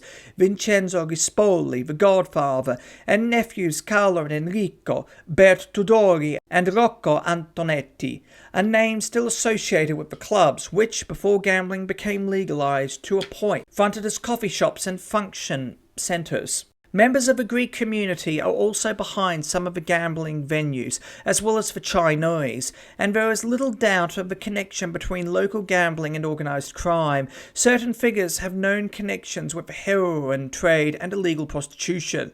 The visit in May 1988 of Sydney underworld figure karate Steve Sui to Perth confirmed the link. A former Northbridge karate instructor, Soe, has been named as the head of a Sydney-based vice gang, the Singapore Gang, which has interests in prostitution and gambling. Soe is also a convicted heroin dealer. He was brought to Perth at the request of a prominent gambling figure to settle a power dispute among the industry's rivals. It was believed the traditional operators of the North's Brigade clubs were upset at the increasing slice of the market being taken by Asian interests. Although the image of the Northbridge clubs is vastly different now than in their heyday, senior police sources believe the gambling bosses are still ranking in vast amounts from the industry. Big-time gamblers come heroin dealers who could be found at the clubs any night of a week a few years ago are now more likely to be seen hanging around the two-up rings at the Burswood Casino. Few clubs exist in Northbridge, and with the introduction of social gambling, it is now legal to gamble for high stakes. But the club operators remain rich, as do many of the police officers connected with the certain protection throughout the 70s and early 80s. Certain officers also have business links with gambling bosses. Bernie Johnson, for example, now has business interests with self-confessed gambling boss Bert Tudori, current co-owner of Topolino's. The two men share a prospecting license for a 10-hectare property in Marvel Lodge, Yilgarn, south of Southern Cross. The license was taken out on 2 February 1987, while Johnson was still a member of the police force. For the first 5 days of September, life went by much the same way for John Askiak, gambling, stealing from Masari, guarding his girlfriend. His only complaint was the lack of women in his life, a point he impressed upon Masari constantly. The day Masari undertook to solve the problem was the day a young no-hoper called Barlow entered the picture. Although the meeting between him and Mosari was brief, Barlow had a lasting impression in Mosari's thoughts, and a few weeks later, when Mosari needed someone to do a job for him, it was Barlow he immediately considered. During those 5 days, Mosari lost almost all his fortune, and within a couple of weeks had only $100,000 left under his bed. On numerous occasions he had expressed his secret to Askiak, that he was considering skipping bail and fleeing to another country with his young girlfriend, but the money he had left was not enough. If he skipped bail, he wanted to live like a king, to treat Neville like a queen. Wherever Mosari went, pomp and ceremony always seemed to follow, but there was a solution, as he told Askiak one night as they drove from the gambling club. There was only a certain amount of heroin buried on a beach in Penang that only one other person knew about. Charlie. According to Masari, it would now be safe to bring the heroin back to Perth and sell it.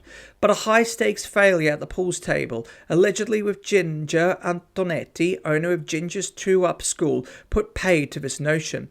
Masari's last $100,000 vanished in just 5 or 6 games. The problem for Masari, then, was from whom could he borrow the money to pay for Chambers' plane fare and hotel bills, and who would he get for a standby mule if the trip failed? Thursday, 6 September 1983, Gloucester Park Racecourse, Perth. It was about 5 p.m, and the sun was sinking gradually behind the western stand. 3 men stood together by the track watching the race with interest. John Askiak, Paul Masari, and a short round Italian bearing a passing resemblance to Griffith Mafia boss Robert Trimbole. His name was Tony Carbone, and he was a lifelong friend of Mosari, a secret lover of his wife Linda, a panel beater and fellow gambler. Although Mosari and Carbone had known each other since they were kids, there was no love between them. When Mosari needed to use Carbone, he would do so without a qualm, and Carbone knew it. The trots had been going only half an hour when the 3 men decided to leave the park. They walked together through the exit gates to Carbone's white taxi. Masari climbed in the front seat, and Askiak took the back. Carbone started up the engine, and they drove away. Earlier, as they watched a race, Askiak had asked, "Do you have a spare slut I could fuck, Tony? Or someone you know?" Carbone had laughed and shrugged, fobbed him off. Stingy with his women, Askiak thought, "Go on, give him one," Masari said. "He's not had a fuck for a while, and he's been driving me mad." "I know one," Carbone answered, "but I don't know." "Go on, Tony, give me one," Askiak pleaded. Masari pleaded too. "I'll take you there tomorrow." "No, take me there now." "Come on, take him there now, Tony," Musagi added. "He's driving me mad." They drove along the Swan River, past Perth, then north along the freeway to Balcatta. The house they eventually pulled up before was small and white, raised from the level of a street on a concrete block. They got out of the car and walked like three little Indians to the front steps. Carbone, Musagi, then Askiak. The door was open and Carbone walked into the house without knocking. His two friends followed. The door opened into the living room, small and sparse, a studio, a lounge suite. Filling the back wall was a long couch. On it sat a young woman to the right and a young man to the left. The woman sat with her legs crossed, holding a mug of coffee. She was a lean woman with full lips, brown eyes and dark hair, short, neat and tucked round her ears. Her companion was scruffy looking. He wore a dirty, loose t-shirt, what looked like floured old jeans and sneakers. His blonde hair was closely cropped and his face was long and harshly put together. "Hi, Deb," Tony said. Deb and the young man stayed seated. "These are a couple of friends of mine," Masari said. "Hi," Askiak nodded his greeting. "Hi, Deb," Tony said. Deb and the young man stayed seated. "These are a couple of friends of mine." Mosagi said hi. Askiak nodded his greeting. Carbone introduced the young man. He called him Kevin. "Kevin, this is Paul. Paul, this is Kevin," and so on. Then Mosagi sat down next to Kevin, Carbone next to Debbie. The long couch took all four of them easily. Askiak sat before them in an armchair by the window. They talked for no more than 10 minutes. Small talk, nothing more. Carbone talked about his works, the trots, everything. Then he turned to Debbie and said, "How about you go and make a pot of tea or coffee?"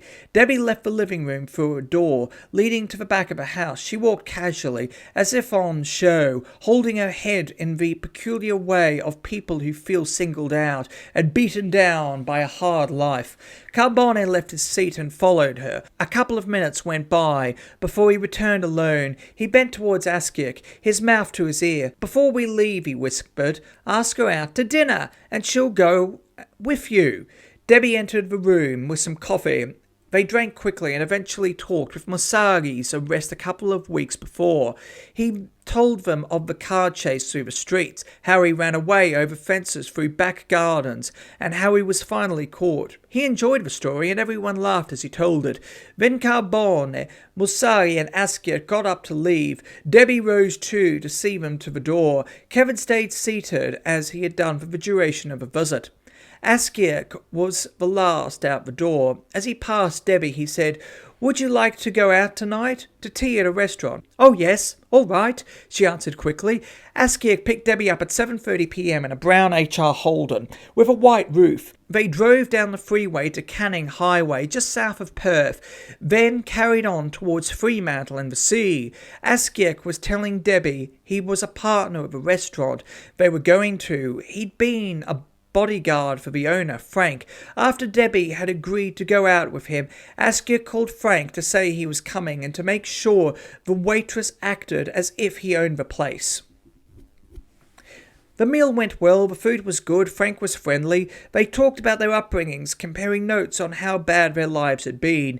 Debbie talked about her childhood. It had been routine, she said, and there were times when she was without a home. She discussed her recent life, how her husband had left her, and how she had been forced to take in a boarder. Kevin, the one you met earlier. Askiak bragged about his life. The crime, his wives, his son, his 18th birthday featured largely in the narrative. And he talked about Paul, never Mosagi, and his so-called job in Gidgenup. He talked about gambling, the races, the money, but when it came to names or what Mosagi's associates were up to, he stayed silent. But he told Debbie he was the best knife man in the game and carried a 12-inch Bowie knife with him. wherever he went to prove it. He was a good shot too, he said. I can shoot a 5-cent piece at 50 yards. Ask my first wife. I'm the best friend a person could have, he added. He would give his life for a friend, but he was also the worst person to cross, lie to, or cheat. Debbie listened politely to his ramblings. She thought most of it was rubbish, but found it intriguing nevertheless. From the start, her guard had been up, because Askiak's arrogant chauvinism and his persistence in trying to get her to like him. He even handed her a ring, his wife's, and asked her to put it on her wedding finger, on their first date. She was wise to his tactics. Her life had prepared her for a man like him, strong, astute, and seemingly fearless. She handled Askiak well. Maybe that was the reason he took to her so quickly.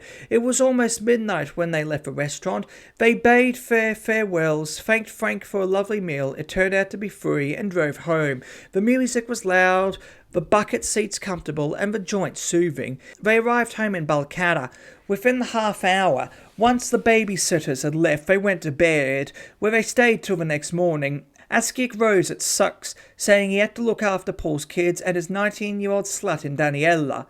As he approached the property, Mossari was leaving to go to Neville's place, before doing some business around town. That night, Mossari got home late, asked Askiak whether there had been any calls from Sydney, then went to bed. Askiak left Ginganup to go to the gambling clubs. Then at about 3 a.m. visited Debbie. He stayed there till the morning. Then the routine started again. For almost a week, Askiak's involvement with Debbie carried on without much incident. He practically moved into her house, staying there every night, playing with her children. Most evenings were spent at Frank's restaurant. Debbie had a girlfriend, Heather, also a young supporting mother, who looked after the children when Kevin and his girlfriend could not. So nearly every night they went out to eat. The food was good and free. Sometimes they went to the gambling clubs, and Askiak and Musagi would let Debbie hold the money. During the day, Debbie would often meet Musagi. Sometimes Musagi would turn up at the house to pick Askiak up, or she would drive them to the Social Security office so they could pick up their dole checks. Once or twice she met Neville, who treated Debbie badly because she couldn't bear other females being around Paul. A couple of times she visited Musagi's home in Gingadup and his property in Gingen. But for that first week, Debbie was distanced from the drug ring and Musagi's dealings. On the 7th day, she became more involved. On the 7th day, she met 2 of Musagi's powerful Sydney contacts and was there when they paid him for a drug run he had already organised. They even asked her to go to Sydney to do a little job for them. 13 September 1983. They sat together around a small white coffee table, waiting, watching the doors. Through the windows they could see planes landing and taking off, international and domestic flights. Masari watched the entrance to the coffee shop eagerly, his mind away from the conversation. With him were Askiak, Debbie and her friend Heather. For a time they all sipped coffee. Askiak wore a t-shirt and jeans. Musari wore a white shirt and trousers. The girls were heavily made up and looked smart dressed in skirts and blouses. They had there some time, and Musari was getting impatient. He glanced regularly at his watch, keeping a constant eye on the flow of people through the door of the shop. Then his waiting was rewarded. As 2 Italians, aged 40, came through the door, fresh from a Sydney flight, Musari rose and greeted them. He turned and introduced them by name to Askiak. The one you met before, Debbie and her friend. One of the men held a neat black briefcase. They sat at a different table to Askiak and the girls, presumably to talk in private. They were discussing gambling clubs in King's Cross and the matter of 2 passports Masari was eager to obtain. The man with the briefcase passed it beneath the table to Masagi, who unclicked the locks and looked inside. It was the expected $20,000. Bundles fastened together tightly with elastic bands. Masari's face lit up at the sight, and for the rest of the evening he was a happy man. They left the airport soon afterwards, the Italians in Musagi's borrowed car, the girls in Askiak's HR Holden. They drove to the restaurant in Bicton, and as they walked inside, two tables were joined together. The proprietor, Frank, joined the group for dinner, along with a few friends of his that Askiak had never met. They stayed till nearly 11:30 p.m. when the Italians had to leave for their return flight to Sydney. Most of the evening's conversation had been general, and business was confined to a private room at the front of a restaurant. As part of the investigations into the Barlow Chambers case, a Perth CIB officer seconded to the National Crime Authority later asked Heather about the evening. She gave the following statement. I agreed to go out with Debbie, and John drove us to the restaurant, which is in Canning Highway, Bicton. At the restaurant, we joined a party of about 12 other people. Also there were two Italian males, aged about 40 years, who were from Sydney. They were sitting next to Paul. Whilst I was at the restaurant, most of the conversation was just general. After the mall and later that evening, I went with Paul in his car along with the two Italians, and we went to the Perth airport. The two Italians were on the midnight flight to Sydney. Debbie and John followed us to the airport. On the way to the airport, Paul and the two Italians were discussing about two passports. Paul wanted the two passports, and they were arranging how to get them and who was to pick them up from Sydney. Also, one of the Italians was discussing a business such as a nightclub. Once at the airport, we had a few drinks at the Orbit Inn, and the passport discussion came up again. In the conversation, they suggested that Debbie and I go to Sydney to get the passports, and they would pay all expenses, including babysitters. I told them I was not interested, as I was tied up in a custody matter involving my children. Shortly after this, the two Italians got on a plane. During the course of the evening, Musagi had taken Debbie out to the front of a restaurant, a section that at the time was still under construction. He asked her whether she would be interested in going to Sydney with Heather for the passports. They were for him, he explained. He was going to skip bail and needed the passports to do it. If they went, the girls would be accompanied in the Italian's nightclub and would receive $500 for their time. If they wanted to make any extra money while they were over there, he told her it was entirely possible. In the weeks following the meeting, Debbie told Askiak more than once she would like to go to Sydney. However, she realised in time that the Italians were expecting a little more from her than just an errand, and by the time Mosawi was ready for her to go, she was completely out of the picture. The Italians left Perth on the midnight flight. Heather went home with Masari, and Askiak took Debbie back to her place. Shortly afterwards he left and went to Il Trovatore, where he found Musagi sitting, playing Russian poker. In his pockets he had the $20,000, but it didn't stay there for long. He lost the lot within 2 hours. Stony broke once again. Musagi left the gambling club with Askiak tagging along behind. 14 September, evening. Askiak was play fighting with Debbie's eldest boy in the front room. The television was on. Debbie was out of the room. He played with him roughly, like a giant trying to admire a tiny flower. The boy was only 7, but he was not scared of a man he knew as John. As he played, Askiak remembered the request Masari had made to him that morning. "How well do you know that young bloke at Debbie's place?" he had said. "I don't even see him, let alone talk to him," Askiak had answered. "Well, I want you to do something for me. I want you to find out what he's like. Find out if he's broke. Does he smoke grass? Does he work? That kind of thing." Masari's voice was still in Askiak's mind when Debbie entered the room. "Come on, Stephen. Bed."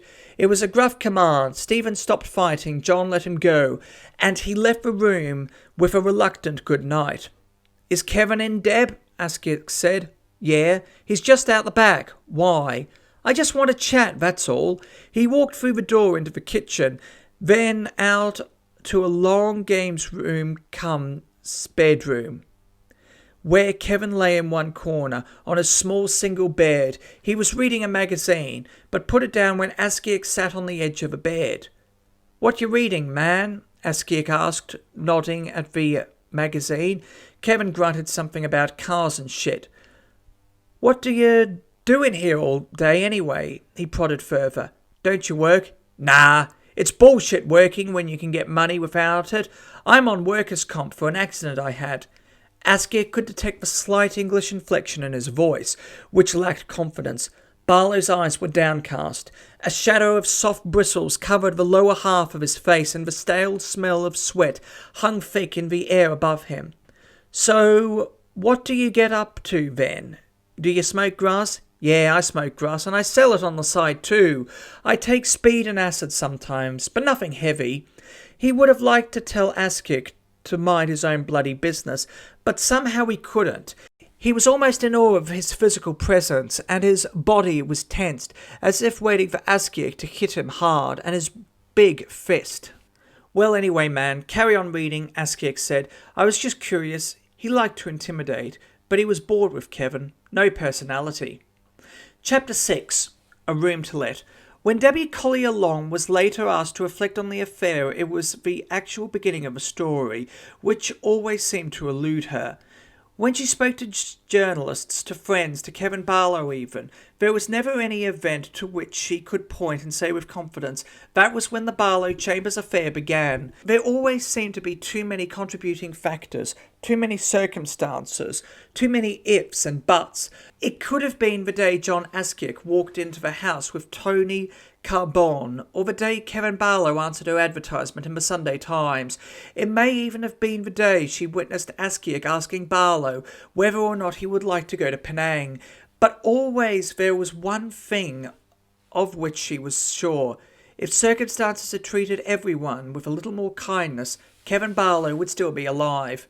For Debbie Collier Long, a very real beginning was the day her marriage to husband Chris dissolved, around the middle of 1983. They were married 7 long years and had 3 children, aged 1, 2 and 6.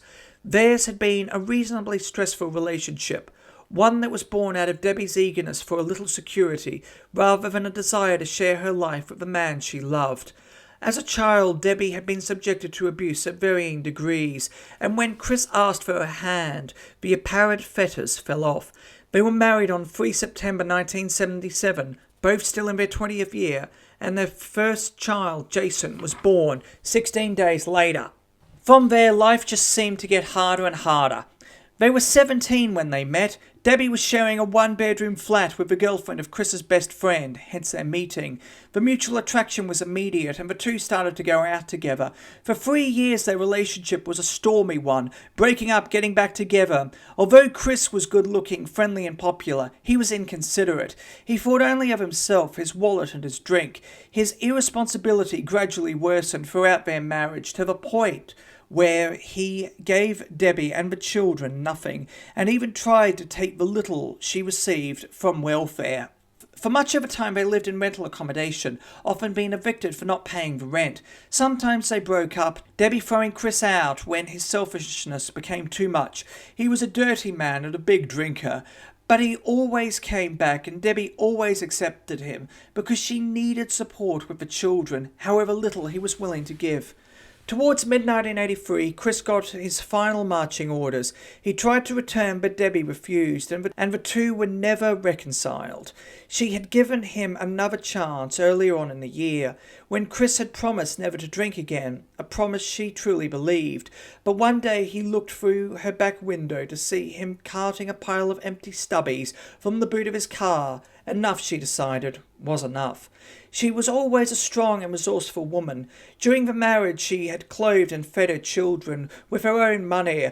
When she didn't, they starved, literally. But when Chris left, she found it more difficult to cope than she had expected. At the time she was living in a 3-bedroom rented house in Frithville Street, Balcutta.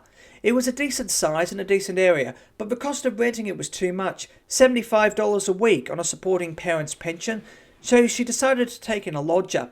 The first ad appeared in the Sunday Times on 17 July 1983, girl to share house with, supporting mother, and a telephone number, 349-8237. It drew only one response, a Manapple lady who was a bit of a nutcase and who wanted to bring in a house full of pets. Her application, though she liked the house, was rejected. 2 weeks later, another ad appeared in the same paper, this time extending the offer to male or female. Debbie took many calls that day. Some people arranged to see the place, Others were turned down flat because it was obvious they were not in a position to pay rent regularly. One of the acceptable callers was a man called Tony Carbone, a cheerful-sounding Italian taxi driver. "Come over later," Debbie said. And he did. He rang around 11 a.m. and asked if he could see the room that afternoon. She would be out for most of the afternoon, looking at cars, Debbie said, so he could come over about 7 o'clock. "Oh, don't go rushing into buying a car," Carbone said. "I often go to the auction and can probably pick you one up cheap." He sounded like a big bear, an Italian bear. He had a chuckle in his voice, and he had made Debbie laugh. Nevertheless, she went out that afternoon to buy a car. It was 9 when Debbie arrived home that night. Her 3 children were asleep in the back of her new acquisition, a Tirana. And Tony Carbone was sitting in his vehicle by the side of a road. He'd been there for 2 hours. "But don't worry," he said. "No sweat." Like a true gentleman, he helped Debbie carry her kids from the car and put them to bed. He even offered to take a look at the engine. "I'm a panel beater and mechanic," he said. "You've heard of the Carbones, Oxford Street, Liddeville? Well, that's me." Everything he did as a gentleman would. His manners were impeccable, his smile, or rather his grin, was infectious, and Debbie took an immediate shine. Carbone was having trouble with his lady, he explained to Debbie that night. That's why he needed a place to stay, to get away for a while. He was mixed up about his whole bloody lot. They needed time apart, that was all. That night he stayed with Debbie, but decided not to take the room. The next day he left early to do his taxi run, promising to ring Debbie that evening. "I'll never see the bugger again," Debbie thought, but she was wrong. He not only rang that evening, but stayed that night. Needless to say, they were friends. For the next 4 weeks, Debbie and Carbone had a relationship, though one not worth remembering, as Debbie told a packed courtroom later. He was a friend more than a lover. Dropping in when he got the urge, calling her from his mother's place when he had the time. When she needed a chat or a helpful hand, Carbone was always there. They even went out together once or twice to a Chinese restaurant. If there was one thing about Tony, Debbie remembered, no expense was ever spared to please his leading lady. But Carbone's rejection of a room left Debbie with the same dilemma as before. She still could not afford to pay the rent, and therefore needed a boarder, which in turn meant another ad, since there was neither anyone suitable nor interested from the last attempt. The situation was left as it was for about 4 weeks, almost the duration of Debbie and Carbone's friendship. When the relationship began to wind down, she re-advertised. Kevin John Barlow was born 2 months premature on 12 October 1958 to Wilf and Barbara Barlow. Although his mother developed toxemia in the latter months of her pregnancy, Kevin was a healthy baby with a happy, cheeky and mischievous disposition. He had the normal coughs and splutters of any child, but his health was perfect. By 11 months he was taking his first confident steps, and within another year making sense with his words. The family Kevin was born into was typical of any British working-class household of the day. The Barlows were not well off and had to mind their pennies, but the frequent day trip to popular tourist spots in Wales and on the East Coast could always be afforded. Wilf was a truck driver when Kevin was born, Barbara a secretary.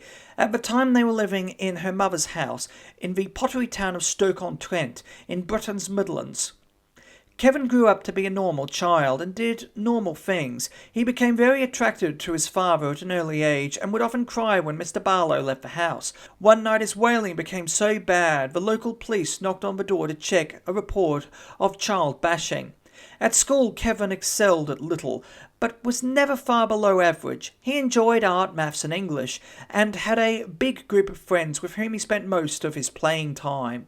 His birthday parties were shared with those of younger brother Chris, because the dates were so close, which meant that for most of his early childhood, the number of young people visiting the house was considerable. He never lacked friends, but was neither popular nor unpopular. His likes and dislikes were no different to those of any young boy. Flying, from the age when boys begin to think of such things, was his greatest thrill. Then there was Stoke City. Never one of the greatest soccer teams in the world, but always in there with a chance. Unfortunately, Kevin's dad worked on Saturdays, but a friend would often take Kevin to the away matches against the giants of English football, Manchester United, Arsenal and Liverpool. Towards the end of Kevin Barlow's primary school days, the family decided to emigrate. They wanted a fresh start in life, and the English climate did nothing for the failing health of Kevin's sister Michelle, who was born with a weak chest.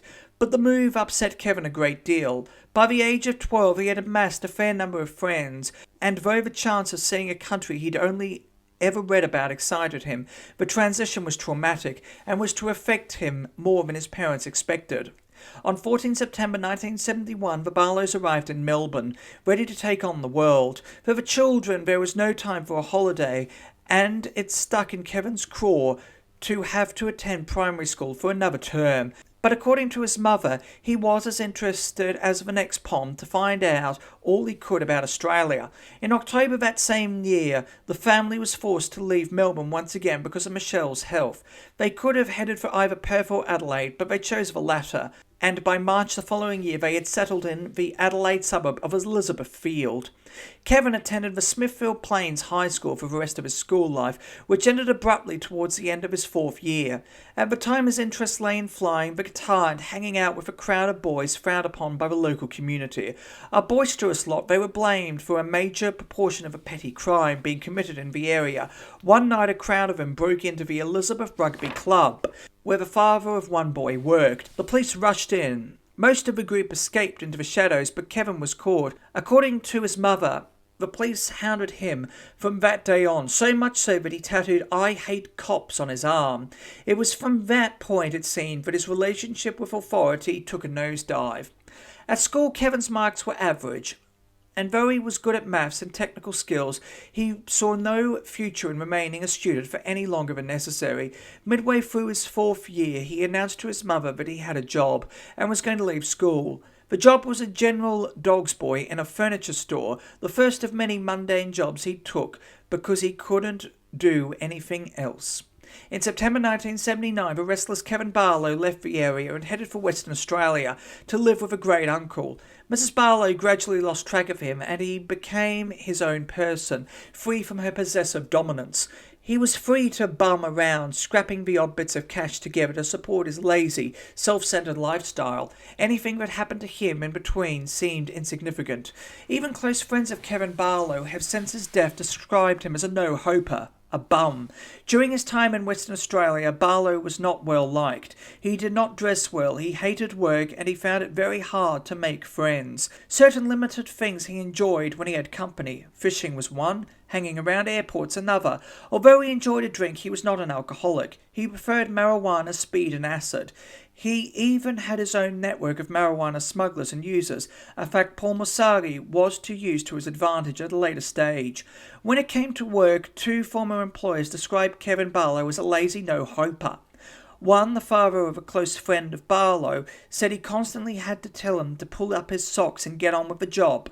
On numerous occasions he tried to persuade his son not to be involved with Barlow. He was bad news, a bad influence.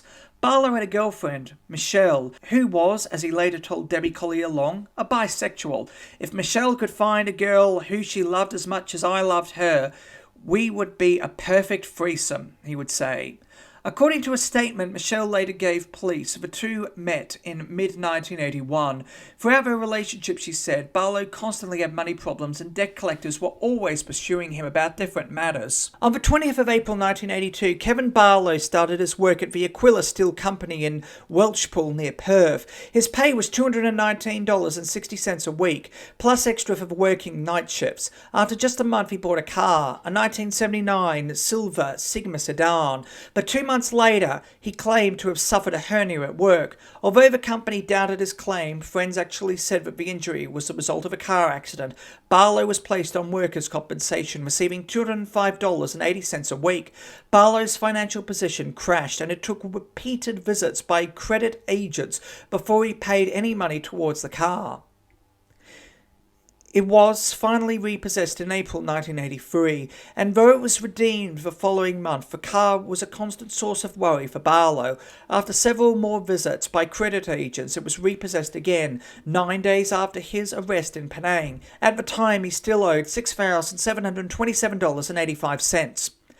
So, the Kevin Barlow who one day phoned a young supporting parent in financial trouble to have a look at the rental accommodation she was offering was not the type of person she originally wanted to live in her house. He was a lazy bum who had no money and few friends. This was the picture Debbie Collier Long had put together of Barlow only weeks after he moved in with her. He was neither a help to Debbie financially nor practically. As she bemoaned later, within a month of him moving in, she began to support Barlow and his girlfriend, not a situation she had envisioned when she placed the ad.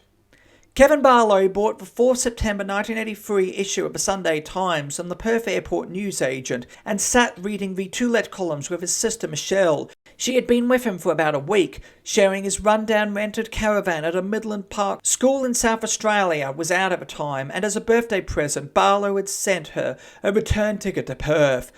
As she waited for Michelle's boarding call to Adelaide, Barlow searched the paper eagerly for a place to board. Eventually, his eyes rested on an ad he liked the look of. Girl/guy, urgent needed to share with supporting mother, children. Okay. 349-8237. Before Michelle left, Barlow called the number and spoke to a woman with a nasal, almost outback Australian accent. She asked him what he was doing for money. She didn't want layabouts in the house, she explained later. Barlow told her he was on workers' comp for an accident he had had. An operation for a hernia had resulted in the severing of a nerve in his leg, and he was waiting for another operation. His manner was pleasant, his voice young and attractive, so Debbie laid down the terms, $50 a week, rent, which included meals. His room was at the back of the house. It was fairly big, had a single bed and a cupboard. He would be free to use the house as if it was his own, but she wanted no trouble. Barlow said he would like to look at the place and arranged to see it the following day. He explained to Debbie that he was at the airport saying goodbye to his sister, and so wouldn't be able to make it that night. Debbie said that was fine, and they settled on a time. The next day he arrived at the house as planned, in an impressive silver Sigma, Debbie remembered, and decided to take the room. He gave Debbie 2 weeks' rent in advance, and said he would move in the following day. Tuesday, Debbie invited him to stay for tea, but Barlow declined, saying he had other plans. The next morning Barlow turned up. He carried with him a few kitchen utensils, some clothes, old-fashioned and scruffy, and some food. He also had a hand-operated Bamix washing machine, something Debbie could never be bothered using. Very happy-go-lucky was the impression Barlow gave Debbie in the first few weeks. He seemed not to bother too much about the things around him, the world, its problems, life, but he always acted as if he were fed up, even depressed.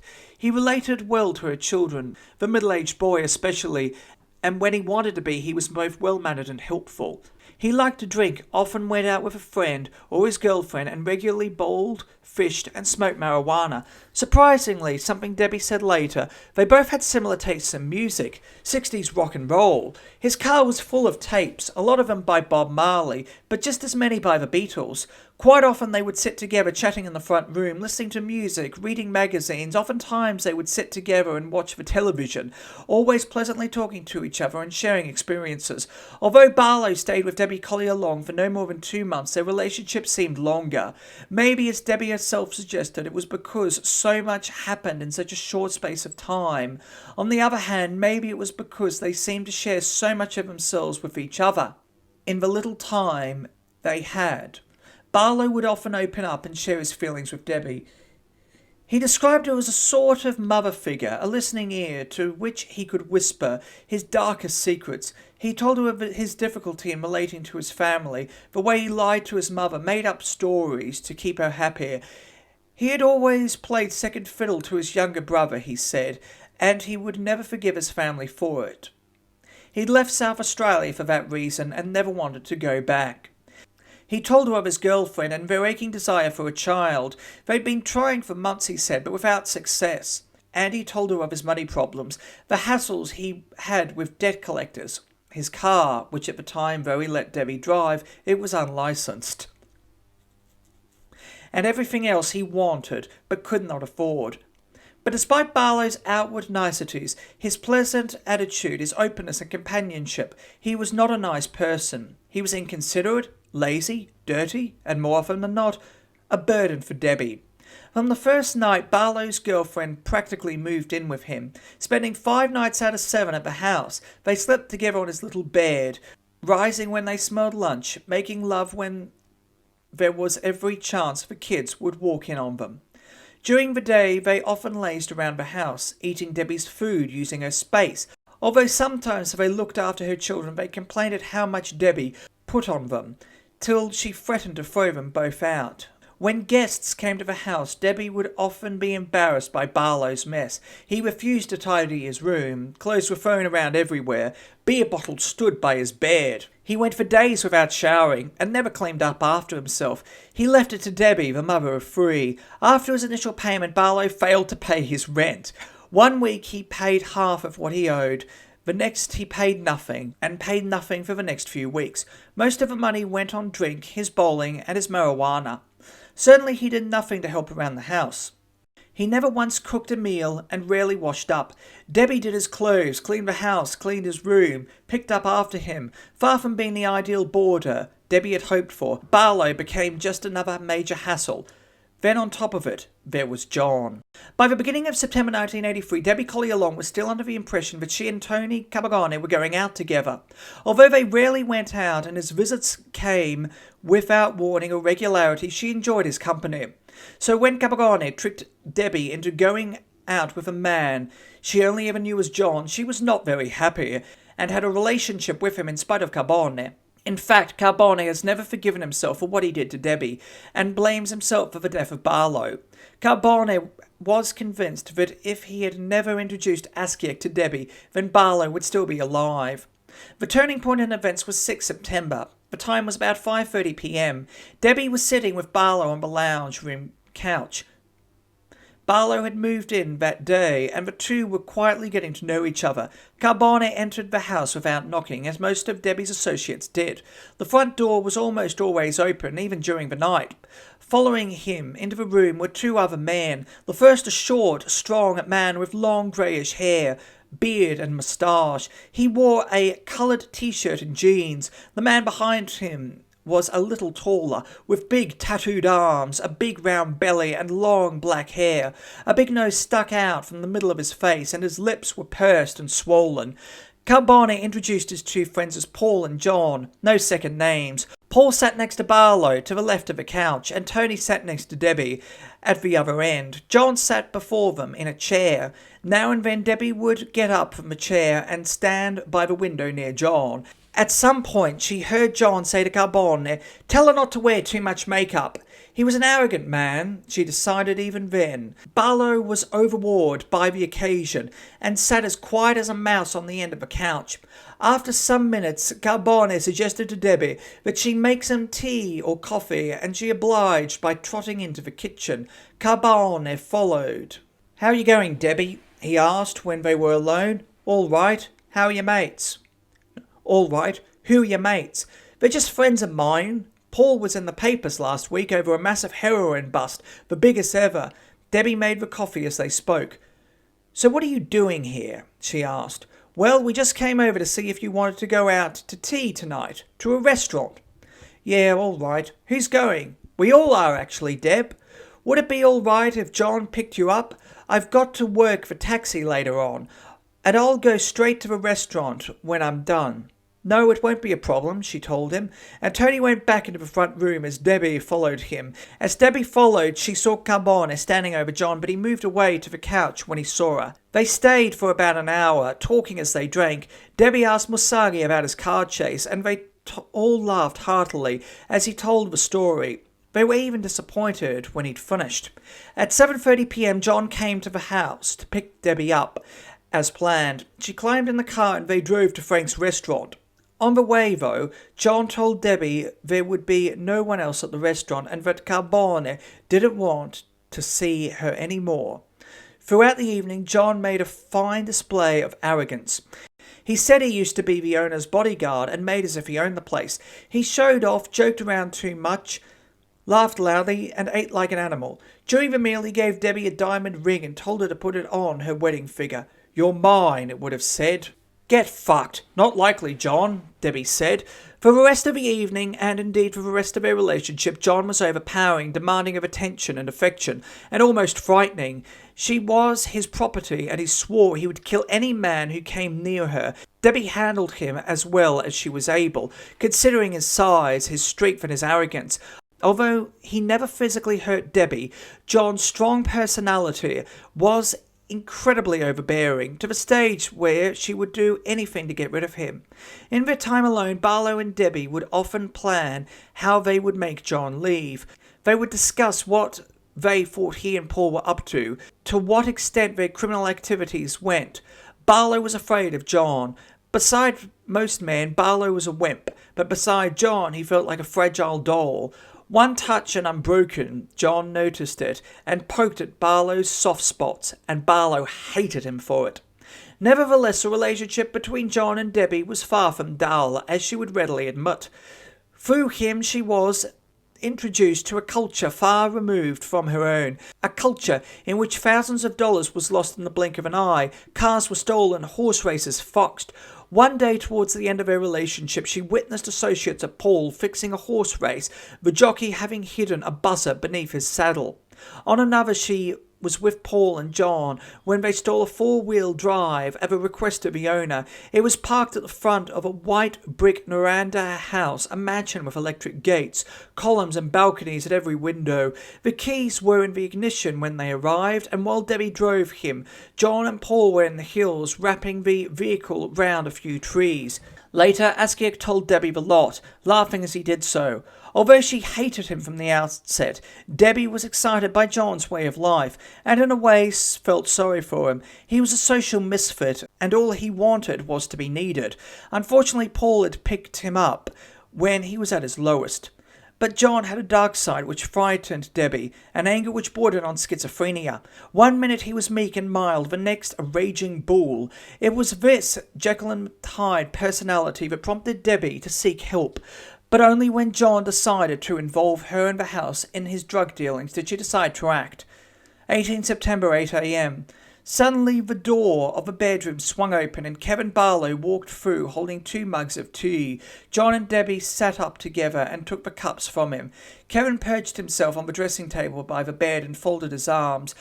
There was something strange about Barlow coming into the bedroom. He'd done it a couple of times before, and when he hadn't, John shouted through the walls to the lazy asshole to get up and get the tea. Since both men had moved into the house, the focal point of Debbie's home had become her bedroom. Even Paul Masari walked in without knocking. On this particular morning, Barlow leaned against the dressing table, and the three of them talked for a few minutes. They joked and laughed at each other's expense, especially Kevin's. "What do you think about doing a trip to Penang to bring back drugs?" John asked suddenly, addressing the question to Barlow. It was said in the same way John had asked, "So when was your last fuck?" "Just a few minutes before." Barlow dismissed John's flippancy with a shrug. I'm not really into heroin." He was unsure of himself, unsure of the question. He shrugged his shoulders again. "I'll think about it." The subject was forgotten with a few laughs and more talk. Shortly afterwards, Barlow left the room. John sipped his tea, and the sinister proposition seemed as if it had all vaporized in the peaceful domestic air. Chapter 7. Nothing Ventured. 16 September 1983. It was morning, early morning. A soft, cool breeze wafted through the house. The leaves on the trees rustled outside. Askiak sat with Musari at the kitchen table, but they were silent. Musari was pensive, withdrawn. His spirits were low and he was irritated easily. Askiak kept his distance. "I want someone to go to Penang for me, John," Musari said suddenly, breaking the mood. He ran his hand through his long hair as he spoke and leaned back against the chair. "Where the hell is that?" Askiak said. "It's near Bali." Askiak said he knew where that was. "I'll go for you, Paul," he offered. "You'd be no good, John. Too many people know you. You've got a record." "So what? I need someone to bring something back for me. You'd be no good. You're too well known." "What are you bringing back?" Musari was annoyed and stood up from the table. "Don't worry about it, John. Forget I said anything. Come on, Paul. What are you bringing back?" "It's smack, John. Heroin. I need someone to bring back smack." Even though he had spent his whole life around criminals, drug dealers and pimps, Askiak had never once seen smack. He was never trusted enough to be shown any of the stuff Musagi, Charlie, or their partners had brought in. He was a self-confessed expert on marijuana. At a simple request, the bigger dealers would give him pounds of grass. But heroin was new to him, so he asked Musagi to tell him about it. Okay, John. An ounce of smack costs $5,500 to $7,000 to buy on the street. A gram, $400 to $600. A packet, $100. I sell mine in pound lots, $120,000 a pop. Show me some, Askiak pushed. I don't have any. That's why I need someone to go back to Penang and get it. Charlie's going to go, but I need someone as a backup. And you know, if the trip goes bad, I want you to feel Kevin out. See what he's like. See if he'd be interested in going. I'll give you a pound of grass to give to him, and you're to tell him there's plenty more where it came from. Then when he's sold that, or whatever, I want you to ask him to go. Be careful though. Ask him away from Deb. Don't let her hear, or we're both fucked. And don't say it from me either.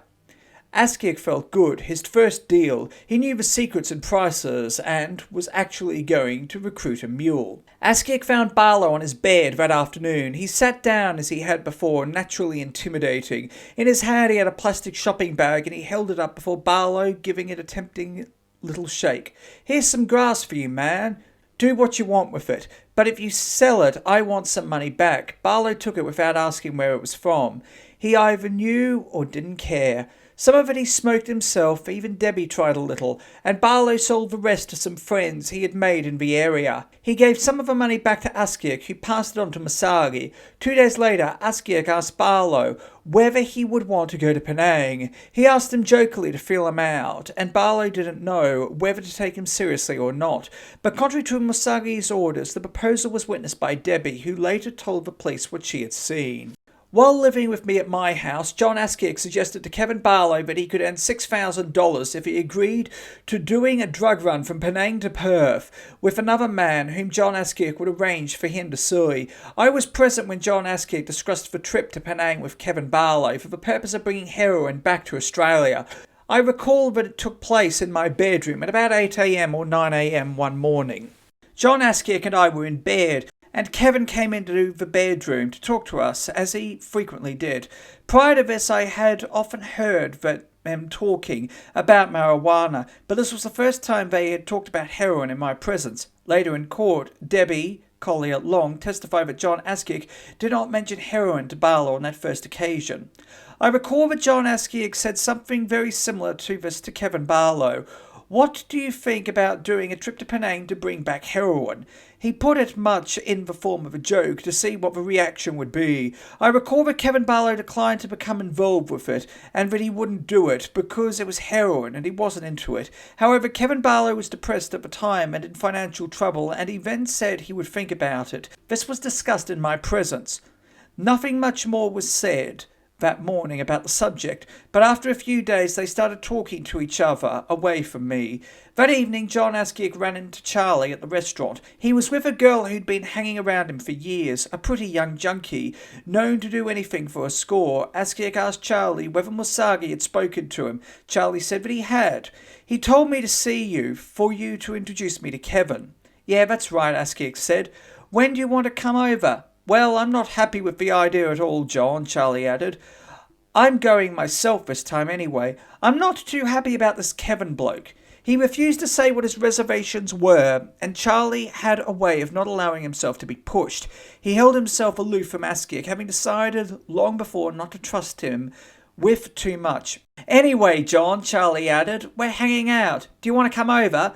Askiak said he would. He had nothing better to do, and the three of them left the restaurant. They walked along Kanging Highway towards Fremantle. A blowy sea breeze rushed down at them from the hill, and they made their way in silence. About 200 metres up the road stood Charlie's house, a big white building sitting on a concrete block. Steps led up to the doorway, and a car park was attached to the right side. The house was set back from the highway on a street running parallel with it. Charlie opened the door and walked in, the girl and Askiak close behind. What the hell are you talking about anyway? Hanging out. Charlie ignored him and left the room. When he came back, his hands were held by his side, but gripped some objects he had obviously taken from his room. He sat down at the coffee table and placed the objects carefully before him. The girl was at his side, watching him with interest. An excited hunger was in their eyes, a vision Askiek would never forget. Askiek looked down at the objects, remembering them. A spoon, a needle, a piece of lemon, some matches, and then in the centre, taking pride of place, a piece of paper with baby powder on it. "What's that?" Askiek asked. "It's smack. Do you want some? Get fucked. I don't even smoke grass, except on special occasions, like when I've got a sexy bird with me." Charlie laughed, and Askiek laughed too. Then Charlie leaned towards the coffee bowl and bent the spoon so the bowl rested flat. He held the paper carefully between his thumb and forefinger and poured some of the powder into the spoon. He squirted some hot water he had in the syringe onto the powder and mixed it gently, like an artist putting the finishing touches to a painting. Then he squeezed the lemon into the solution. He took a cigarette lighter from his pocket and held the flame beneath the spoon so that the solution gradually dissolved. Finally, he took the cigarette he'd been smoking from his mouth, carefully ventured the filter apart and rested a strip across the bowl of a spoon. He cleared the syringe of water, then drew the solution through the filter paper. With the needle balanced between his fingers like a pencil, he rolled his sleeve back on his left arm, rubbed it so vigorously the veins crept to the surface, then pushed the tip of the needle through the skin. As he sat back with his eyes closing, he gave the girl the syringe, and she did exactly the same. Whenever Askiek recounted the incident, it was with an embellishment. Every time he saw Charlie, whether at his house, the restaurant, or various hotels around the southern suburbs of Perth, he had a needle in his arm. It was as if he and his girlfriend were born with needles in their arms, he said. They sat there till after midnight. It was the first time Askiek had actually ever talked to Charlie alone. Normally they only met when Masagi was around, at the garage, the restaurant, or the pub. Askiek decided he liked Charlie. Although he was quiet, he was intelligent, cool and witty. They talked about Charlie's drug running, his beginnings in the drug ring, and the dealers he worked for specifically. The heroin loosened Charlie's tongue, and he spoke more freely than normal. At some stage, Askiek asked Charlie how much the heroin was going to cost him in Penang. "It's going to cost us nothing," he said. "The smack I'm going to pick up is from the lot Bennett and Garofol lot brought over. I buried a pound on the beach for Paul. That's what I'm going back for." He told Askiek he was one of two others who did not get caught on the trip. The other being Jerry Mayo. Mayo had turned up midweek, he said, and threatened to blow the trip, which he obviously had. "Anyway, all I need is $5,000 for plane tickets, hotels, and a week's spending money. The sooner Paul gets that, the sooner I can go." From 14 September, the evening Musagi's Sydney contacts had been to Perth and given him $20,000. Musagi had been trying to get the money to finance Chambers' next trip. He tried everyone he knew, from his Fremantle partners to his gambling mates to those in Bentley, but the dealers did not trust Musagi anymore. A Bentley dealer was even paying Askiek to keep his eyes on Musagi, to make sure that he did his job as he was told. He gave Askiek $200 here, $100 there. Askiek didn't mind. Musagi was scum, and besides he liked the dealer. They were friends. The night of Askiek's meeting with Chambers, he and Musagi took a trip into Northbridge to see Jerry Mayo.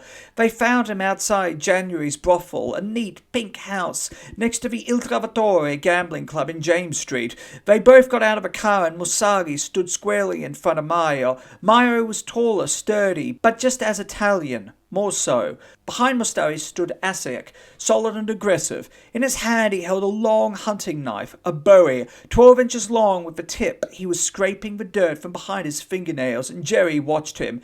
"Jerry, I need $5,000, Musagi said. "You'll get it all back. I need it for a trip. Get fucked."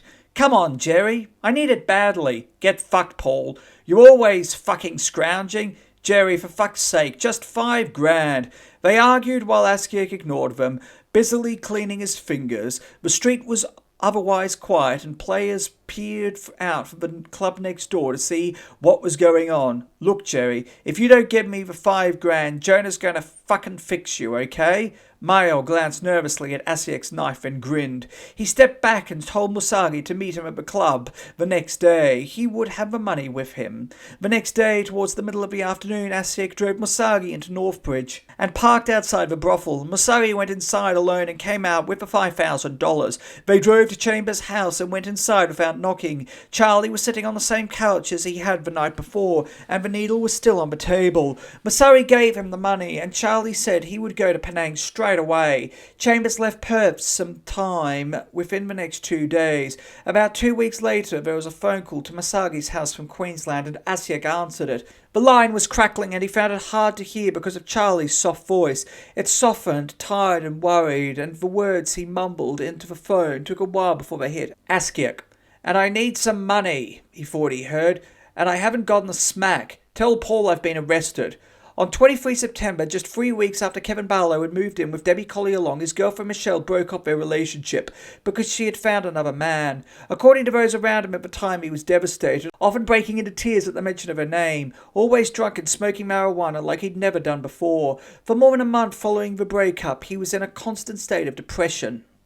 He hardly left the house except for his visits to the pub and spent hours discussing with Debbie how he could get Michelle back. He wrote her letters, made phone calls and refused to back off. All that happened was that his mental and physical health grew worse. Indeed, his continuing depression in the weeks ahead was to prove a major factor in his decision to go to Penang for Musagi. Asiak told Barlow he was better off without Michelle and reminded him of the money needed to pay off his car and his marijuana and his alcohol. Barlow's weak and weary personality found it hard to stand up to Asiak's overpowering persistence, and eventually he gave in.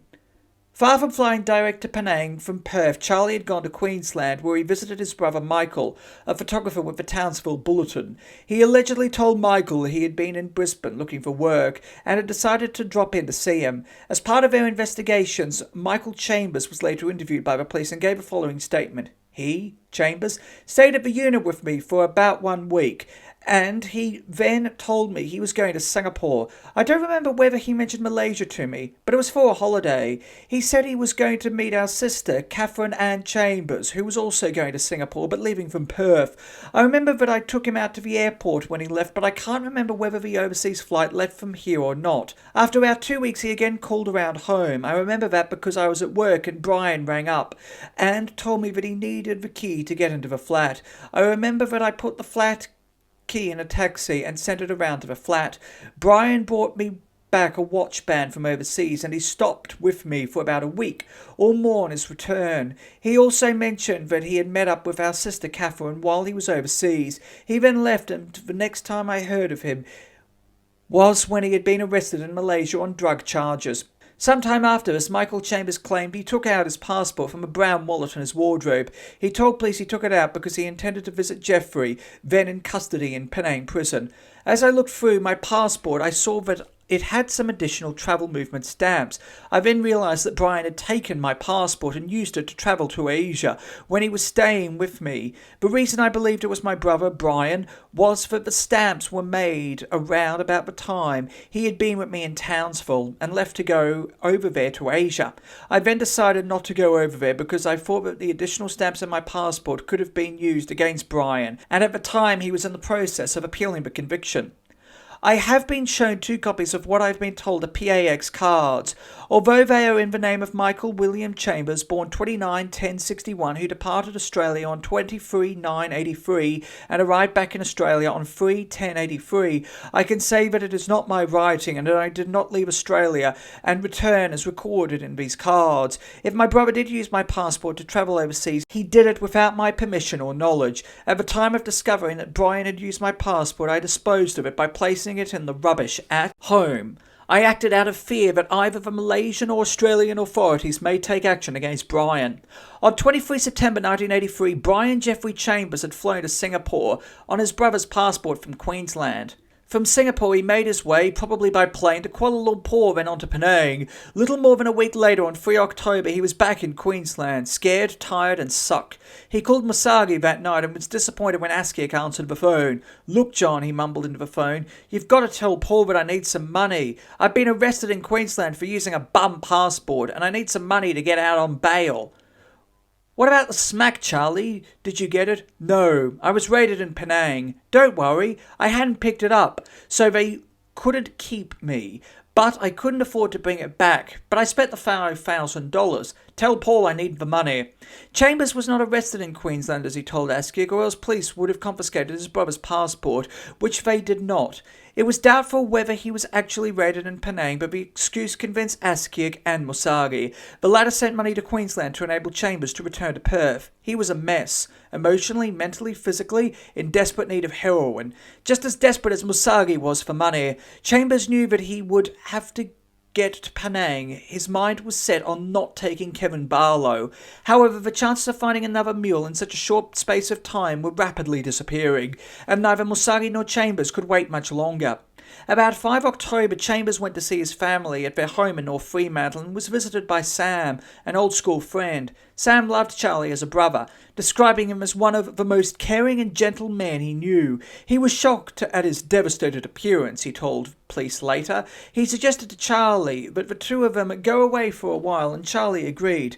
"I was concerned about him," Sam told the police. At the time, Sam's brother Kent was living in the southwest on a small farm at Capel. Sam felt it would be good for Charlie to go out of the city, and so took him there. They stayed about a week, in which time Sam said Charlie kept very quiet and had very little money. He would just laze around the property or go to the beach. On one occasion, he added, Charlie told him that he was going to Penang and asked him whether Sam wanted to go with him. Sam, who used heroin with Charlie in their late teens, declined, and according to Sam's statement, Charlie did not tell him what he was going for. But Charlie also asked Kent if he would go to Penang with him. Kent was also a friend from school and was familiar with Charlie's heroin addiction. The following is part of a testimony he gave police as part of their investigations into the activities of John Askiak. "Whilst he was with us, he asked me one day if I would go overseas. He said he was going to Penang and wanted me to go along with him. In the past, I have been a user of drugs. He told me I didn't have to do anything and all I had to do was be there.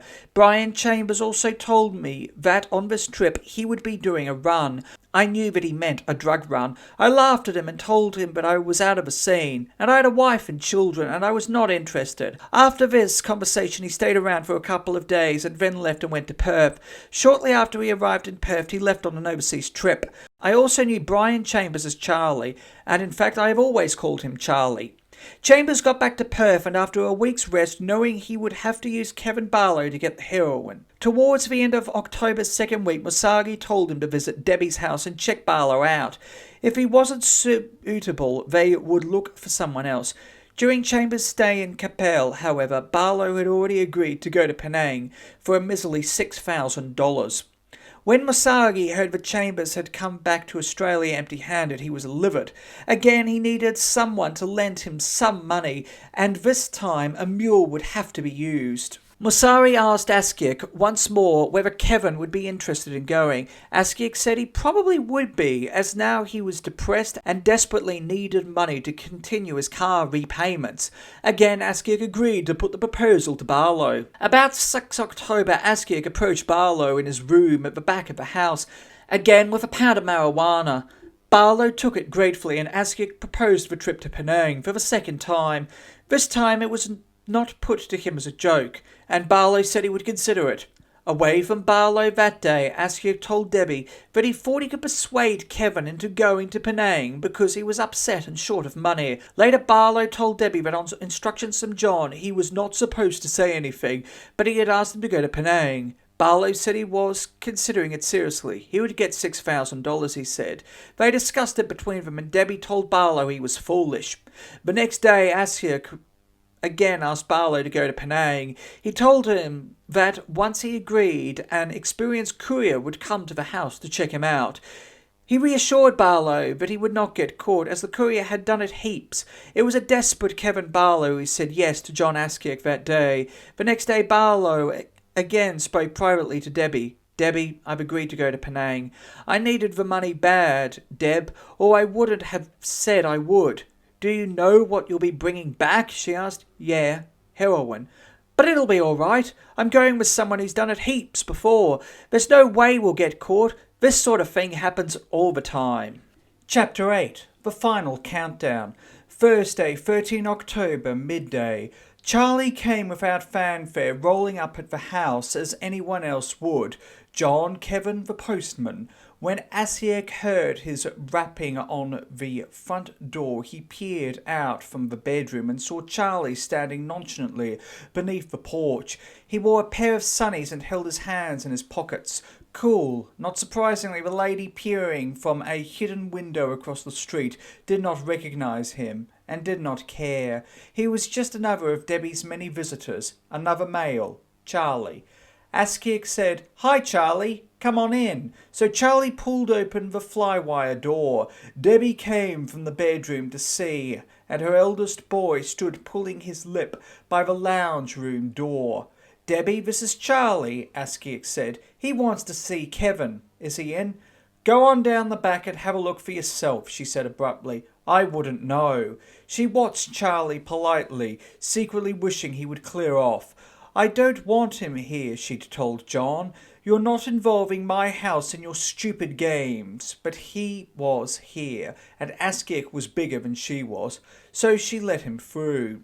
Askiak led Charlie through the kitchen to the room at the back, Kevin's room. It stank of tobacco, alcohol, and body sweat. Barlow lay on his bed, but his eyes were open. "Kevin, one of Paul's friends, is here to see you. His name's Charlie." Charlie walked into the room, nodding his head towards Barlow as he did so. "Hi," he said, his voice almost inaudible, and his eyes were tired and lonely. "Anyway, I'll leave you two to it," Askiak said, withdrawing from the room to join Debbie in the kitchen, where he could see the two men but not hear them. Barlow was out of bed, and they were leaning against the back garden retainer wall. For 2 hours that was where they stayed, and when they'd finished their chat, Charlie came back into the kitchen, said goodbye and left, with as much ceremony as he had arrived. It was the first and last time Charlie ever set foot in Debbie Collier Long's house. Paul Masari phoned the house no more than half an hour later. Had Charlie been, he asked? Did everything go okay? What did he think of Kevin? "I have no idea," Askiak told him. "I had to keep Deb busy while they talked. I'll find out from Charlie later and let you know." Askiak left the house soon afterwards and drove to Bicton, Charlie's house. "He's definitely interested," Charlie told Askiak, "and he'll do. The only problem is where we can plan the trip. I'm not going anywhere near Debbie's house with her there, and we can't go to the restaurant." "What about here?" Askiak said, looking about the room. "This place is all right. I can bring him here, leave him with you for a while, then come and pick him up." "No, I don't like that either." "It's better than the restaurant." Charlie thought for a moment. "Yeah, all right. Bring him here. But don't let anyone see you. Right, John?" "No one." Saturday, 15th October, Mount Magnet Racecourse, Western Australia. The usual post-race buzz could be heard among the crowd as the jockey rode the horse confidently into the enclosure. A bit of chatter, the gentle rumble of conversation, nothing more. The race had been won, the race had been lost, fair and square. Looking up at the jockey from the crowd were the three faces he knew best: Paul Masari, John Askiak, Debbie Collier Long, and each one had a big smile until the buzzer went off. It started buzzing a long time before anyone realised what was happening, and once they realised what it was, they couldn't decide where it was coming from. But the jockey knew. You could see it on his face, the way his boyish body squirmed in horror as the buzzer went on, and on somewhere between his bottom, the saddle and the horse itself. He looked at Mosari, Mosari looked at him, and his eyes were saying, "Do something, you moron." The jockey pulled at the saddle till it lifted from the horse's flesh, and with his free hand took out the buzzer, which was still screaming, in official protest as he threw it to John Askiak. Askiak grabbed it, then turned and ran through the crowd as if What he had in his hands was about to explode. He reached his car in no time, threw the offending object in the boot, then slammed it shut. As he turned to face the marvelling crowd, he wasn't quite sure which was noisier, the buzzer still rattling and whirring behind him, or his own rasping, heavy breathing. Later that night, though the television played, neither Kevin Barlow nor Heather, his female companion, watched it. Some game show, a film, who cared? Debbie's children were asleep, and Heather and Kevin were alone. She'd been there since the night before, looking after the kids, while Debbie and John were away at the races. Kevin smelled of beer, or B.O., or both, and he rambled till his words sounded like the drone of a condemned man. "Go to bed, Kevin. Leave me alone." "Happy birthday anyway," he said suddenly. "I'll buy you a present from Singapore." "Don't worry about it," she said politely. He has no money, she thought. How's he going to get to Singapore?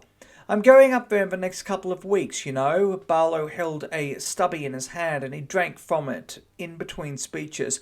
"I'm going to Singapore, then Penang. Penang's beautiful. I'll be bringing some stuff back too." Suddenly the front door opened and Debbie walked into the lounge, followed by John. They had the appearance of people who had been on the road a long while, driving hard, anxious not to stop. "You're back early," Heather said. "Yeah, we had a bit of trouble," Barlow said quietly, staring hard at the television. Then he left the room and Askiak followed. Sunday, 16 October. Although the house could be seen from the street, only the initiated actually knew how to get to it by car. It was hidden deep within a maze of back streets, cul-de-sacs and parks. The unlucky ones usually found themselves at the point from which they'd started, often giving up the search in frustration. They were the ones who would park near the highway and walk to the house, up the hill, through the fence lining the road, then along the hidden street to Charlie's place. But John Askiak knew the way well. He'd done it before. They left Debbie's place about 8 o'clock, maybe a little later. The resident stench of booze and body fluids followed Barlow to the car, and Askiak was tossing up whether to send him back inside for a shower and shave. Too late, he decided. Charlie would be waiting. Debbie stood at the front window watching them go, though she didn't know where to. Askiak had his orders from Musagi, and Barlow from Askiak. "Don't tell her anything. D'you hear?" It was past when they pulled into the driveway. The front windows of the house were warm with a soft orange glow and the door was open. They walked together up the steps to the veranda, through the door without knocking and into the lounge room. Charlie was standing as they walked in and said, "Hi," without moving his lips. "I'll leave you to it," Askiak said. "Kevin, I'll pick you up in an hour. Be good, or I'll smash your legs." "Yeah, sure, John," Barlow moaned as Askiak laughed his way out of the house. They repeated the same for the next 2 nights, each time following the same routine. Askiak picked up Barlow. Askiak drove Barlow to Charlie's house. They talked for an hour, then Askiak came back. Each night after dropping Barlow off at Debbie's place, Askiak would return to Charlie's for a report on everything they discussed. "You've got to do it that way," Musagi had said, "because I don't want Deb to see me talking to Kevin or Charlie or anyone. Every night you report to me, John. Tell me what they're saying." Alone together, Barlow and Chambers discussed the trip, where they would leave from, who would buy the air tickets, where they would get off the plane first, how they would meet, how they would travel from Singapore to Penang. "We've decided," Charlie told Askiak afterwards, "that we'll get off in Singapore, stay in different hotels along the way, then meet on the beach after 4 or 5 days. We'll package the heroin, then get back independently to Singapore. 7 days maximum we'll have in Malaysia. No more. Too risky." Charlie told Askiak everything, or at least everything he wanted to tell him, and Askiak told Musagi. Then on Tuesday night the visit stopped. They had talked enough. Barlow was ready. Tuesday, 18 October. Askiak dropped Barlow off at home, then drove back to the restaurant where Charlie said he would be. Musagi was already there when Askiak arrived, and they were discussing the trip. "How are you going to bring it back in?" Musagi asked as Askiak pulled up a chair. "I'll swallow some and Barlow'll stick the rest up his arse." "What about travelling? How are you going to get up there?" "We need some money first, Paul." Just leave that to me. How are you going to travel? We're going to both leave from Perth, fly to Singapore, then make our separate ways to Penang. You're stupid leaving Perth together, man, Askiak piped up. Why don't you leave from Sydney and let Kevin leave from Perth? That's too much trouble, John. Kevin's nervous. He'd prefer it this way. You're fucking nuts, man. I'll look bad. Yeah, I think so too, Charlie. Mosawi was the boss. He had the final say. What about coming back in? Mosagi asked. You're going to come in through Sydney. Yeah, I think that's the best. All right, John, I'll get the money to you. You get it to Charlie. You stay up there no more than 7 days, Charlie. I can't afford any more stuff-ups. And you don't get seen together. You meet on the beach at night. Then you don't see Kevin again. Don't fuck this one up, Charlie. I'm telling ya. By the way, John, tell Kevin to get his passport application in. I want the smack within a fortnight. Wednesday, 19 October. They left early in the morning. Debbie drove him into town, as she wanted to inquire about passports for her children. The question waited, though, while she helped Kevin with his application. Surname, Barlow. Given names, Kevin, John. Residential address, 17 Frithfield Road, Balcatta. Home telephone, 09 349 8237. He wrote it all in and more. His place of birth, his next of kin, and the name of a former employer. Addresses, phone numbers, relationships. Barlow was told his application would take 2 or 3 weeks to process, and he wouldn't get his passport before then. He drove home with Debbie and told John the news that evening. 2 days later he rushed home and accused Askiak of intimidating the passport office. Someone had rung the office, pressing them to hurry Barlow's application along. It was urgent, the mystery person said. Askiak vehemently denied he was the person responsible, leaving Barlow and Debbie to suspect Paul, but they never discovered who the caller had been. Saturday, 22 October. Debbie had been invited to the party to meet a young single man called Brenton, though she didn't know it till she turned up. The blind date had been arranged by some mutual friends who knew nothing of John, not till Debbie told them. It was an engagement party, and special notice had been given for her not to invite anyone, so Debbie left John at home and had a great time. The evening rolled along, and so did the liquor. Talk became easier, and she told more and more people about her problems with John, his possessiveness and arrogant behaviour. She mentioned his connection with drugs and Kevin's upcoming trip to Malaysia. When she divulged that John simply refused to leave the house, some threatened to go there straight away to sort him out. But it wouldn't help, she said. He would only come back the next day and cause trouble. Even as she was leaving for the party that night, she said he had told her she couldn't go unless she took him along, but she stood her ground and was glad she had, once she met Brenton.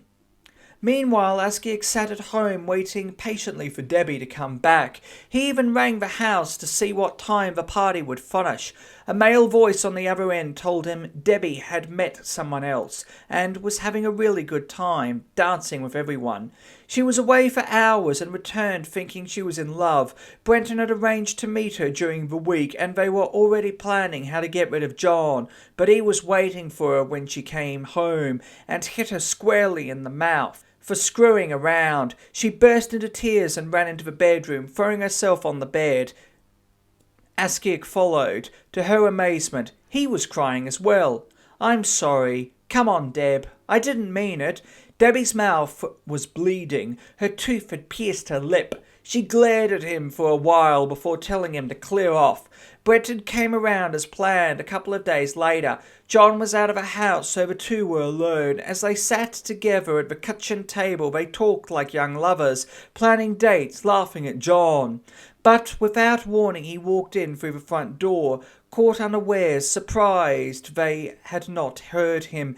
Debbie and Brenton looked to each other for help, not knowing what to say. "Oh, John," Debbie said, eventually getting up, "meet Brenton. He's my cousin." Cautiously, John said, "Hi," then sat at the table with them. He began to talk and Debbie placated him. Whether he suspected anything was amiss, Debbie never knew.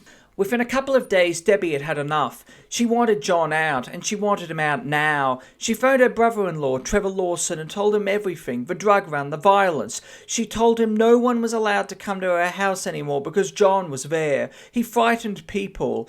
Even her family stayed away. Askiak, meanwhile, was standing next to her in the bedroom, listening.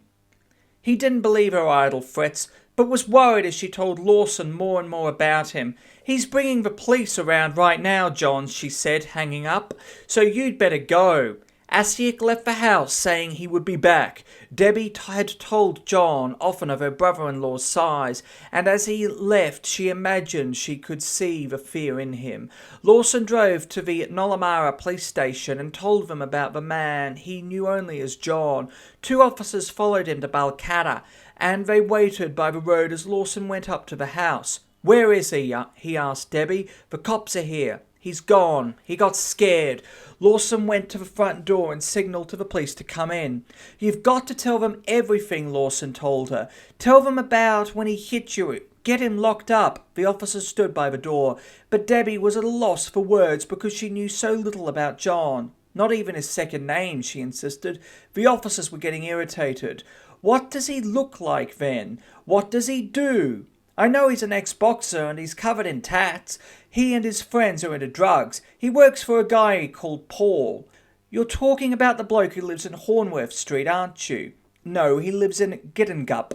He lives around the corner in Hornforth Street. He's an ex-boxer covered in tats, and he's into drugs." "Yeah, that's what I said. That's him. He lives in Hornworth Street." "It's not him," she raised her voice. "He doesn't live there."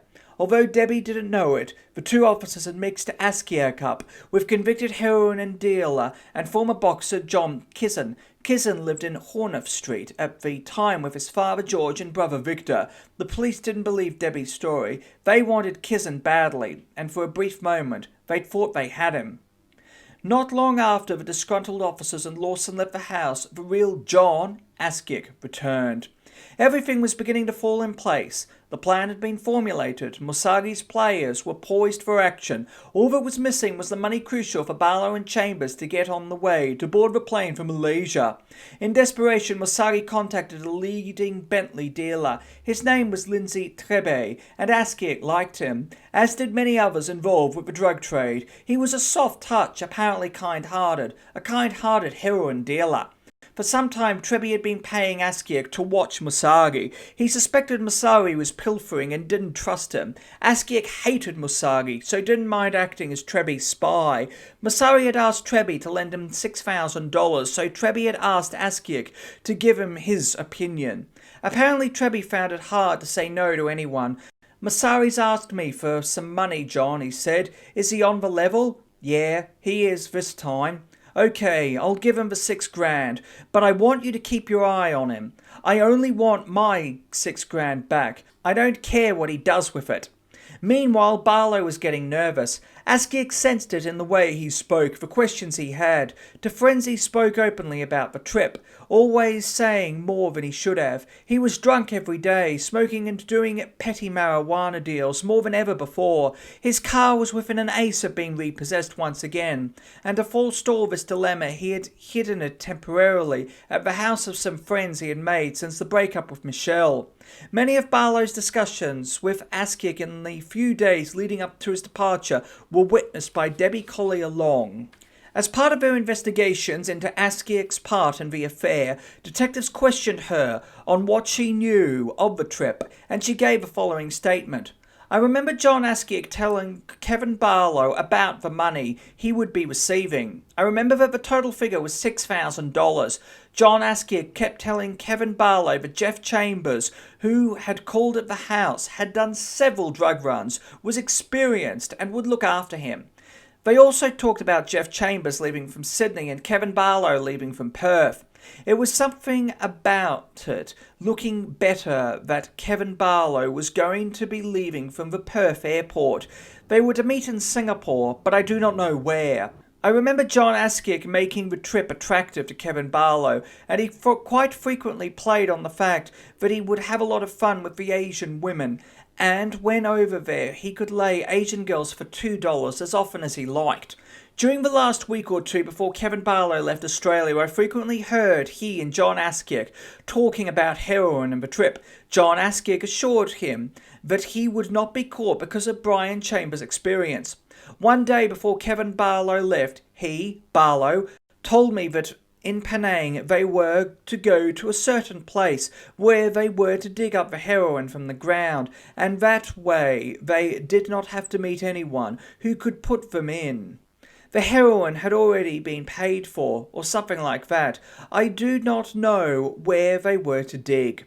Askiak had a hard time persuading Barlow not to pull out of a trip. Barlow was worried about the plan Askiak, Musagi and Charlie had cooked up between them. He was adamant, for a start, that he was not going to stick the heroin up his arse. "I'm no pufter," he told Askiak. He wouldn't swallow it either because he'd heard people could die that way. Askiak just told him he would have to do whatever Charlie told him to do. Then he'd be safe. As time drew nearer, Debbie became aware of Barlow's increasing nervousness. Outwardly, he attempted to show his excitement, bragging about what he could buy with his money. Although Debbie said Barlow was to get only $6,000, John Askiak claimed he was promised $20,000 for the trip, standard price for couriers leaving from Perth. Friends of Kevin Barlow told him he was being ripped off and tried to persuade him he was foolish to go on the run for such a miserly amount. But the thought of a free holiday and clash clouded his judgment. He would not get caught, he told them. Charlie and John had said so. Wednesday, 26 October. For her it was like a magical mystery tour where scenery always predominated.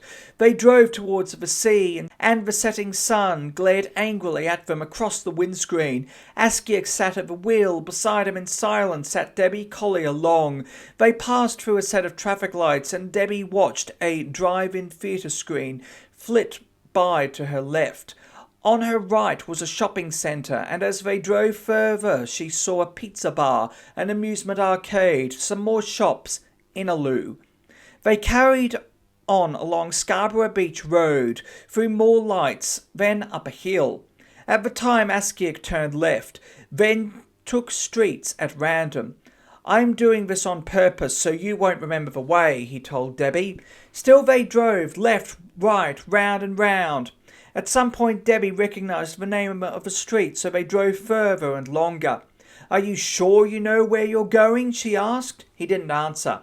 By the time they stopped, the sun had disappeared. Behind the hills of Scarborough and the twilight was being edged out by the darkness. The street lamps were on, but still the houses and the streets were hard to see. They pulled up on the verge, and Askiak got out alone. "Stay here," he said. "I won't be long." It was a normal house, square, one front window, a carport. Its only unusual feature was the entrance, at the side, not at the front. It was to this that Askiak sauntered. He stayed inside for 20 minutes, then came out holding something in front of him. Behind him, Debbie could see a woman, in her mid-30s or 40s. She came to the front of the house, watching as Askiak climbed into the front seat. When Debbie took the time to look at Askiak again, he was holding bundles of money like she had seen in the gambling clubs. Each bundle was wrapped tightly with elastic bands. He put them carefully on the back seat and drove away. The woman watched them as they went. To this day, the identity of this financial go-between remains perhaps the biggest mystery of the Barlow Chambers affair. A little while later, Askiak and Debbie stepped quietly into her bedroom. "Put the money in your bedside drawer," he told Debbie. "I'm having a shower." He left the room, leaving the money and Debbie alone on the bed. Carefully, she took up the elastic bands and counted it. So much money in $20 and $50 notes. There was $4,000 altogether, $4,000, and here she was, scraping around on handouts. She replaced the bands and put the money in the drawer. "Is Kevin in?" Askiak asked as he came back. Debbie was still on the bed. "I don't know. Go and have a look." He wasn't. "Listen," he told Debbie. "Tomorrow I want you to give the money to Kevin. Tell him half belongs to Charlie, and he's got to give it to him tomorrow. Some is for plane fares, the rest is for hotels and spending money." The morning came quickly, and Debbie was already awake when Askiak opened his eyes. He sat up, then opened his eyes wider, as if remembering a bad dream. "Where's the money, Deb?" "It's just in here." Debbie leaned over to the bedside cabinet and pulled the money from the drawer. She placed it on Askiak's lap, and he unravelled the bundles as she watched. "Where's the rest of it?" he asked. It was an accusation, not a question. "What are you talking about? Where's the fucking rest of the money? There's only $4,000 here. There should be 6. Where've you put it?" "I haven't. I don't know, John." "Bullshit! You stole it, bitch! Where is it?" "John, I counted it last night. There was only $4,000. "Bullshit, Debbie." He leaned across her to the telephone, pulled it on his lap, then started to dial. "Yeah, it's me," he said into the mouthpiece. "You have it there? All right. I'll come and pick it up." She found the $2,000 on the lawn when she went out for the paper. No sorries, no please forgive me. Askiak simply got out of bed, dressed, and left the house. He came back within the hour and took the money into the bedroom. Debbie followed him. "Get Kevin if he's in, Deb." Debbie left the room, then came back with Barlow. Then she went to the drawer, took out the money and counted it again. "There's $6,000 here, Kevin," Askiak said. "2 is for return plane fares. The rest is for hotel bills and spending money. You've got to give half of it to Charlie. All right?" "Yeah." "You've got to get your tickets and passport today, Kevin, 'cause you've got to go soon as possible. All right?" Barlow nodded and left the room with the money. Thursday, 27 October. Together, Kevin Barlow and Geoffrey Chambers had planned to con even the master trickster, Masagi himself. "Just buy a one-way ticket," Charlie had told Barlow. "It's better. We'll have more money to spend over there, and we'll stay in the same hotel all the way," he added. "We'll save more money that way. Fuck Masari. He doesn't know what he's talking about." So Barlow obeyed him. He drove into Perth to collect his passport, then bought a one-way ticket to Singapore. It cost him $667. The date of the flight was 28 October, the next day. The time, 5:20 p.m. He drove to Bicton to see Charlie and gave him $3,000. Charlie was happy, looking forward to the trip. That afternoon he went and bought a ticket to Singapore via Sydney. A day like any other. The sun rose. John woke up. Throughout the morning a buzz of excitement followed Kevin Barlow wherever he went. A grin was fixed to his face. He talked about the things he would buy when he got back, including a new car for Debbie. The Tirana was falling to bits. "I'm going to be rich," he was saying. "How long are you going to be away for, Kevin?" Debbie asked. It was the middle of the afternoon, 2, maybe 3 o'clock. 7 days. "And when I get back, I'm going to be rich." "How are you going to get rich?" With Askiak hanging around, her innocent tone was just right. "You should be able to work that out, Deb." She played along with the game of bluff. "It must be drugs. That's the only way." "You're close." Askiak intervened. "Come on, you've got to be going." Barlow went into the back room to pack. Debbie went out with him. They folded his clothes and put them in a small brown sports bag. It was made of a silky synthetic material and had beige trimmings. It was the only bag he had, and it didn't take him long to pack. About 4 p.m. Kevin came into the bedroom. He asked whether he could use the phone for a taxi, and Debbie said, "You don't have to do that. Johnny'll give you a lift." "Get fucked." "No way," Askiak said. "I'm not driving no one to no airport. Not him, that's for sure." "Well, let me take you in your car then." "Get fucked. Let him get a taxi." "Come on, John. Either you take him or I do," she persisted, asking him again and again. "Look," Askiak said finally, "you can take him, but if there's one scratch on that car, I'll smash your legs. You bring that car back within 2 hours, okay? No longer." As they drove together to the airport, Debbie warned Barlow he would get caught, told him he was stupid to go. "Just back out," she said, but he wouldn't listen. "I won't get caught," he kept saying. "Charlie's done it so many times. He's a professional." They sat in the airport bar while he waited for the boarding call. They were joined by a friend of his, Neil. He too told him he was stupid. He would get caught. Barlow ignored him. He played instead with his socks, showing Neil where all the money was hidden. "Put it away, you dickhead," he said. "If you get seen, you're busted." Barlow drank little. He was nervous, shaking visibly. Again, Neil tried to talk him out of going to Penang. He tried scare tactics, common sense, but to no avail. "I'm looking forward to the pros most of all," Barlow said. Finally, the boarding call came. It had seemed like ages. "Well, that's it," Barlow said. "Take care," Debbie said. "Don't go, then. Have a good time." Barlow picked up his bag, and the three of them walked down the steps to the departure lounge. A handshake. A kiss. Then, with his little brown bag slung over his shoulder, the pathetic figure of Kevin Barlow limped away, down the corridor to the waiting plane. Behind him, Debbie and Neil stood together, watching him go, never once thinking it was the last time either of them would ever see him. Chapter 9. This little Piggy went to market. 4 November 1983, Penang Harbour. As the ferry boat zigzagged its way through the flotilla of anchored freighters and steamers, Kevin Barlow fixed his gaze on the lights ahead. The moon shimmered on the harbour water, and the ferry lurched up and down, rocked by the waves, disturbed by its erratic course. He stood at the bow, his arms resting on the metal railing. He felt quite sick as the lights drew nearer, but ignored the feeling. The train ride, rather. The amount of alcohol he had consumed en route did not make the ferry crossing any more pleasant. But what the hell? He was on holiday. He was allowed to do what he wanted. Barlow looked to his left at the mass of junk swaying gently on the water. They were eerie shadows in the night, like ghost ships. Then he twisted his head to look at Chambers, who sat with his legs crossed and arms folded. "Penang," Chambers muttered. "I came here with Sue. You should like it." Barlow stared at the lights, ever nearer, until they made him feel faint. He could tell Chambers didn't like him, but he didn't mind. Only two people could ever tell the real story of Barlow and Chambers' trip through Malaysia. Death has claimed both. What remain are documents of their travel movements, hotel records, phone calls they made, and what they themselves told others, the police, the Malaysian court, family and friends. It is known that the two men met in Singapore airport on 28 October. It was a Friday. The meeting was pre-arranged, not accidental, as they were to testify in court later. Barlow was sitting by himself in the airport coffee lounge, reading through some hotel pamphlets. Chambers approached him, carrying brown and blue shoulder bags, and the two made their way to the check-in counter for their shuttle flight to Kuala Lumpur. But they were too late. The plane was already pulling away, so they decided to spend the night in Singapore and against orders shared a room to cut costs. That night, Barlow, according to evidence from his family, was rolled by a prostitute for $400. Asian pros cost $2, John had told him. The next morning they left Singapore early and flew into Kuala Lumpur.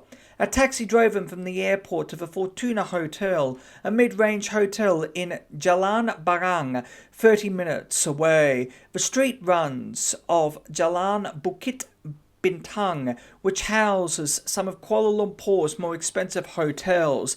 The taxi took them along the muddy Kelang River, past high-rise office blocks and great mosques with minarets and spires, through a city of contrasts of the old and new. Behind the reception desk of the Fortuna stood a young Chinese Malay. "Good morning, gentlemen," he said as they approached. "Welcome to the Fortuna Hotel. My name is Jimmy So." "G'day, Jimmy So," Chambers said. "We'd like a room, please, to share." "For how long, sir?" "About a week." "Could I see your passports, please?" Jimmy So reached beneath the desk and took out 2 registration cards. Consulting the passports, he carefully filled in details of his guests' names, their passport numbers, dates and places of birth, their addresses and the date and time. He glanced at his watch. 25 minutes past 9. "How will you be paying for the room?" "Cash." "With cash, sir? We do require a deposit, just a little more than the daily rate." "That's fine," Chambers said, reaching for his wallet. Jimmy handed back the passports and pushed the cards to the front of the desk. "Could I get you to sign these, please?"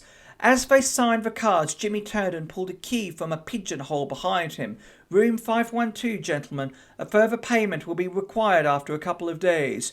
"No problem," Chambers said. "Thanks." "Thank you," said Jimmy So. "Enjoy your stay." They stayed in Kuala Lumpur for the next 7 days. On the day of their arrival, according to the court evidence, Barlow complained that his eyes were itching. Chambers told him it was conjunctivitis. "My girlfriend told me about it once," he said. "She said it was contagious. The following day, Chambers was suffering from the disease as well. Barlow visited a doctor in the nearby Sungai Wang Plaza for treatment. He was given eye drops and shared the medicine with Chambers. What else they did during that week is known only to them. They testified that they went sightseeing, and Barlow wrote later that he was drunk for most of the trip. It is likely most of their time was spent in sleazy Chinatown bars and strip joints. Two single men in Kuala Lumpur on a drug trafficking mission would not be expected to spend too much time visiting common tourist spots. Meanwhile, Askiak, Debbie and Musagi waited. For 6 days they received no word from either Barlow or Chambers. They didn't even know if the pair had reached Singapore safely. But in the meantime, life went by as normal. Askiak continued to visit Debbie, but she constantly sought ways to be rid of him. Then, during the evening of 3 November, 6 days after Barlow had left Perth, the call came through. It was Chambers to say that all was well and the smack would be home soon. The next morning they got another call. This time it was Barlow. "Listen, John," he said, "we're having such a good time. We've decided to stay another week." "What are you fucking talking about? You were supposed to travel separate." "Yeah, anyway, we're staying for another week, all right?" "No, it's fucking not all right. Get your fucking asses on the plane and get back here. As soon as you get off, I'm gonna break your fucking heads. Put Charlie on." "Yeah, Johnny, what's up?"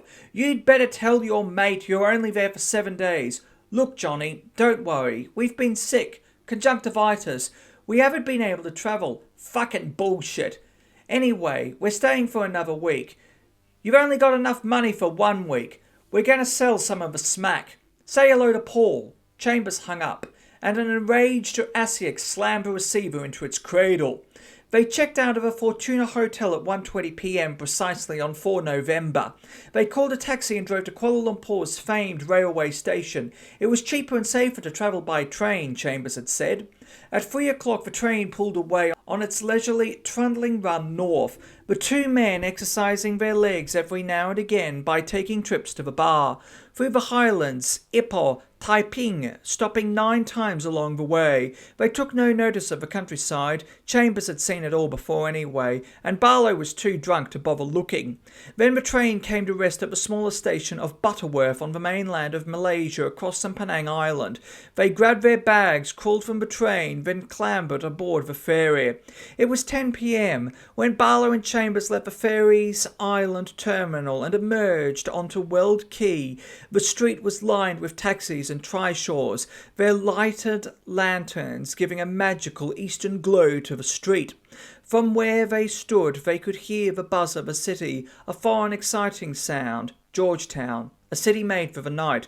They climbed into the trishaw nearest to them. "We need a hotel, a nice one, but not too expensive," Chambers shouted to the driver, a small dark Tamil. "I take you to the Toner House Hotel on Penang Road," he shouted back. "It's nice and cheap." Chambers negotiated the price of a fare, then they pulled away. Barlow grabbed the fender as the carriage wobbled. The driver took them into Chulia Street, lined on both sides with rows and rows of neon signs, most of them in Malay, some in Chinese, some in English. They passed open front restaurants, music blaring from juke boxes, hidden somewhere in the crowds. Some shops were closed while others were brightly lit, business thriving. The street was a kaleidoscope of neon colours. There were no fixed images, nothing to remember. Everything passed by quickly as the driver pedalled further and further. Old shop facades, hotels, groups of Asians standing in clusters by the edge of a road. "Cheap hotels, these," the driver shouted. "I take you to nice hotel." Talkative bugger, isn't he? Wait till he starts talking about drugs, then you'll never shut him up. The driver heard him. "You like drugs? I can get drugs for you. Mushrooms, opium, cheap. I can take you to Opium Den. Is good. I've been many times." "Maybe another time, mate," Chambers shouted. "Drop by the hotel sometime." They passed Pitt Street to their right, the Sri Marianam Temple. Then they hit a roundabout where the driver skillfully joined the traffic. 2 or 3 minutes down the road, the trishaw came to a halt. A sign high above them on the left said Toner House Hotel. Chambers paid the driver. Then as he started to paddle away, the driver shouted, "I come one night and we go to Opium Den. Ha ha ha ha ha ha ha ha." He was still laughing as his little lanterns disappeared into the traffic. The two men approached the reception desk and Chambers asked for a room, a twin. The receptionist took out the hotel register and filled in the particulars of both men. Time of arrival, she wrote, was 10:15 p.m. Barlow looked around him. There was a coffee shop in one corner of the foyer, an ice cream parlour next to it, and a door opening into what looked like a conference room. When do you expect to be leaving the hotel, please? In a couple of days. The 6th. She wrote the date in the register, then asked both men to sign. We do require that if paying by cash you pay the first day in advance. That's 81 Malaysian ringgits and 60 cents, inclusive of a 10% government tax and 10% service charge. Chambers reached for his wallet and paid the money. The girl handed him a key. Yours is room 47. Have a nice day. They spent most of the next day sightseeing, Chambers taking Barlow to some of the more interesting spots in Georgetown. Sometimes they took a trishaw, again being offered a variety of drugs. It was during one such trip that Barlow asked when they would pick up the smack. Tonight, Chambers said, we'll catch a taxi to the beach and bring it to the hotel. Where is the beach? It's round the other side of the island, near the posh hotels. It won't take us long to get there, maybe half an hour's drive. How do you know where it's buried? Don't worry about that. I know. As evening came, the light slowly disappeared. The horizon was streaked with shades of red and grey, and mist gathered in the distant hills of the mainland. In the streets, the trishaw men were lighting their lanterns. The neon lights of the shops flashed on, and a nightclub atmosphere seemed to settle on the whole city. The two men took a trishaw to the bar, the Hong Kong, on the northern outskirts of town. There they waited, drinking till there was no light left in the sky. As Chambers sat wallowing in a weird depression, one of many mood swings he seemed prone to, Barlow played video games. About 9:30 p.m. the two men left the bar and hailed a taxi. I'm nervous, Barlow said. We won't get caught. Chambers was irritated and didn't answer. Throughout the trip, Barlow had become more and more uneasy, and Chambers slowly began to wish circumstance hadn't forced him to accept the mule, but they were in Penang, and they had a job to do. Chambers told the driver to take them to Fangengi, the Rasa Sayang Hotel. Within half an hour they were there. The two men were dropped off in the hotel car park, then made their way through the hotel complex to the beach. Chambers carried his blue bag. They emerged into the hotel's lush green gardens. Palms rose up around them. Behind them the moon shone brightly and illuminated the quiet, deserted stretch of sand less than 20 metres away. Beyond that, the sea was black. Barlow shook as Chambers strode around. Where's it buried? He asked in a whispered shout. Shut up! Chambers was bending down beneath the canopy of a massive tree, digging at the sand with his hands. He dug deeper and deeper, like a hungry dog looking for a bone. Then he moved backwards, scooping out great handfuls of sand from the sides of a hole that he had already dug. As Barlow moved, Chambers let out a small grunt, then sat back holding a package the size of a small football. Come on, he said, starting towards the hotel. Here, you carry it. Chambers thrust the package and the blue bag into Barlow's hands. Hide it, then carry it over your shoulder. Barlow did as he was told. No one watched them as they made their way back through the complex to the front of the hotel. They climbed into a waiting taxi and Chambers directed the driver, Tanner House Hotel, Georgetown. Then he settled into his seat, his body and mind relaxed as if the euphoria of a needle was already flowing through his veins. 2 days later, 7 November, Geoffrey Chambers booked a call to Perth, Western Australia at 9:50 p.m. 22 minutes later, the call was connected. The telephone number recorded on the Tanner House Hotel's records was 093498237, Debbie Collier-Long's number.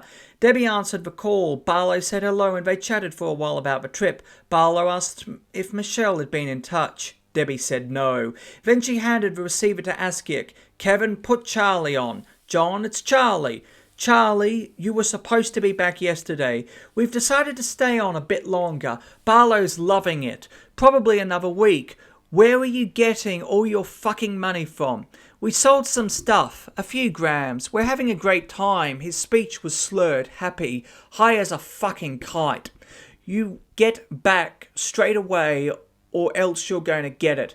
Come on, John, where's your sense of adventure? Just fucking get on that plane or you're both gonna lose half your fucking money. See ya, John. Chambers hung up on Askick again. It was precisely 10:21 p.m. Meanwhile, Trevor Lawson, Debbie's brother-in-law, had taken it upon himself to inform the police of Kevin Barlow's actions. A while before his departure, Debbie had told Lawson of the impending trip, and he made a statement to the Australian Federal Police in which he said Kevin Barlow was going overseas to bring back drugs. Later, when National Crime Authority officers tried to obtain this statement, no record could be found of it. About a week after Barlow left Australia, Lawson learned that the drug run was underway, and he phoned the same federal police officer with the information. In a statement Lawson later made to the NCA, he said he had been advised that the police were aware of the information, and that he had travelled with another person, and the authorities at their destination were also aware of what they were going for. Throughout their trip, Barlow and Chambers had less and less to do with each other. At times they were sightseeing, but more often they went their separate ways. In letters written much later, Barlow admitted being a real pisshead before the trip was over. Many suspected that he was drunk when he and Chambers were arrested. On 8 November, Chambers rang Askick yet again and told him they were catching the plane home the next day. They would travel together to Kuala Lumpur, as Barlow was nervous, then make their separate ways to Australia. Barlow would arrive with the drugs through Perth Airport on the 10th. Chambers would come in through Sydney, then catch a train to Perth. Askick told Chambers that he had already broken all the rules, as he recounted to the author later. They were only to be gone for 7 days because they were given just enough money for the 7 days. But Chambers told Barlow to buy a one-way ticket so they would have more money to spend for a good time. So while they were having such a good time, they spent the rest of the money and started to use the smack that was hidden there by Chambers from the Musari run. So 7 days ran into 2 weeks, and in the 2 weeks Barlow got hooked on the smack because Chambers got him used to it. How do I know this? They rang me about 4 times at Debbie's place, and then they sold some of the smack for the plane back and to pay the hotel bill. They were even told not to stay at the same hotel, but they would not listen to me. During the morning of 9 November at about 11 a.m, Chambers left the Towney House Hotel for some breakfast. According to what he told a Malaysian court later, he met Barlow in the hotel about noon. While he ate his lunch, Barlow went by himself to the Malaysian Airlines Systems office in Komtar Centre on the corner of Penang and Gladstone Roads. He bought 2 first-class tickets to Kuala Lumpur, which had already been booked by Chambers. About 1:30 p.m, Chambers returned to the shop he had visited during the morning to buy a maroon suitcase with a combination lock. A girl named Tung Sawia Tol served him. When he returned to the hotel, he met Barlow, set aside the clothes he was going to wear for the trip, then had a shower. Barlow's version of the day's events had them both doing some last-minute shopping during the morning. Chambers had indicated at some point the shop where he would buy the suitcase, the Angel department store. He agreed that he had been to Komtar to pick up the tuckets, but said he and Chambers had arranged to meet in a coffee shop on Penang Road afterwards. There Chambers showed Barlow the suitcase. When they returned to the hotel, it was about 2 o'clock. They had to be at the airport by 4:30 p.m. Barlow said that they both showered. Then, while Chambers paid the hotel bill, Barlow called a taxi. At 3:02 p.m, they signed out of a hotel. At some point, they had packaged a pound of heroin in Chinese newspaper in a plastic bag, putting it into Chambers' blue sling bag. There were 3 bundles. The plan had been for Chambers to swallow half and for Barlow to place the rest in his anal passage, but Barlow had refused to go along with the plan, saying people had died from doing that. So Chambers agreed to let him carry the smack in the maroon suitcase. Barlow at this point was understandably nervous. Terrified, in fact. Friends of Chambers said later that in his right mind he would never have taken Barlow on the trip, and certainly would never have allowed Barlow to carry the heroin through the airport in the state he was in. But Chambers was not in his right mind, and he did let Barlow carry the smack. It was shortly before 4:30 p.m. when the taxi pulled up before the main doors of the airport. A small barrel-shaped Chinese Malay climbed out of the driver's seat and went to the boot. He pulled out a large radio cassette player, a maroon suitcase, and two smaller sling bags. The two male passengers got out of the back seat to retrieve their bags. The blonde, scrawny one grabbed the handle of the suitcase with one hand, the radio with the other, and said, "I'll meet you in the lounge." He strode through the main doors into the airport while the other passenger paid the driver. Abu Shahiraman Abu Yazid, the burly chief of Penang Airport's anti-narcotics task force, stood in plain clothes by the steps leading into the basement and watched as the blonde man walked into the airport. He had seen them arrive and watched as the man avoided the luggage scanner, making his way to the MAS counters. The dark-haired man followed almost immediately, but walked through the DCA scanner and arrived at the MAS first-class counter. Shahriman, his suspicions aroused by this unusual display, walked behind the counter and approached the dark-haired man. "Excuse me, sir." His manner was polite but assertive. He glanced at the soft-layered brown bag already on the weighing scale beneath the counter. A tag fixed on the handle told him it was already checked in. He showed an ID card. "I am a police officer. Could I see your passport? Just a routine check." The man took out his passport and handed it to Shahriman. "Chambers, Brian Geoffrey S." it read. Shahriman glanced up at the blonde man, who had just arrived at the counter next to Chambers. He handed the passport back to Chambers, then walked over to his partner. "I am a police officer. Could I see your passport?" The man started to shiver and was looking across at Chambers. He gave Shahriman the passport. "Barlow, Kevin John. Birthplace, Stoke-on-Trent, England." Shahriman handed the passport back to Barlow, then asked them to follow him to the checking room on the airport's mezzanine floor. By this time, 4 uniformed officers had surrounded the 2 Australians. As they walked, Barlow noticed that people were watching him. Behind them, a large sign read, "Death. That's the mandatory sentence for any drug trafficker in Malaysia." The room was small and wooden chairs lined one wall. Chambers placed his 2 sling bags on them and Barlow followed, with the suitcase and the radio. Shahriman asked Chambers to unzip his bags. As he began to undo the first, Barlow shouted, "That's not his, it's mine. The suitcase is his." He rushed forward and unzipped both bags. Shahriman rummaged gently through the clothes and the magazines, then zipped them back up. "Open the suitcase, please." He was looking at Barlow, who was shaking still and sweating. "I can't. It's not mine." Chambers went to the suitcase, fiddled with the combination lock and flipped open the lid. Shahriman went to the case and pulled out a blue sling bag. "What's this?" he asked. Neither answered. He undid the bag and pulled out a package wrapped in Chinese newspaper. "What's this?" The question was directed at Chambers. "I don't know." Shahriman unwrapped the package and revealed packets of pinkish powder. "Did you know about this?" Again it was Chambers. He asked. "No, I didn't. I don't even know where the blue bag is from." "Look, I'm willing to pay it this is settled." It was Barlow who spoke away from Chambers. "You think you can easily bribe a police officer, but you can't," Shahriman said. "You are both under arrest." Suddenly, Kevin Barlow and Geoffrey Chambers felt the cold steel of arrest tightening around their wrists. "I'm going to be sick. I'm going to vomit." Barlow's knees buckled and he slumped to the floor. Shahriman's voice had a note of contempt. "You throw up on my clean floor and I'll use your head to mop it up." They were taken to the airport police station where Shahriman conducted a full-body search. He found nothing. He searched for bags again, lifting out their contents. Then he unwrapped the 3 packages. 2 were in newspaper, the other in a pink plastic bag. In the first, Shahriman found 17 packets containing a total of 184.89 grams of a pink substance. This was later found to contain 68.24 grams of pure heroin. In the second, he found 13 plastic packets containing a total of 136.26 grams of a light pink substance.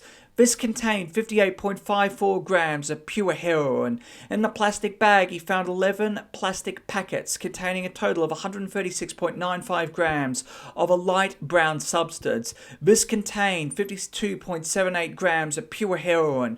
In total, 458.1 grams of smack, containing 179.56 grams of pure heroin.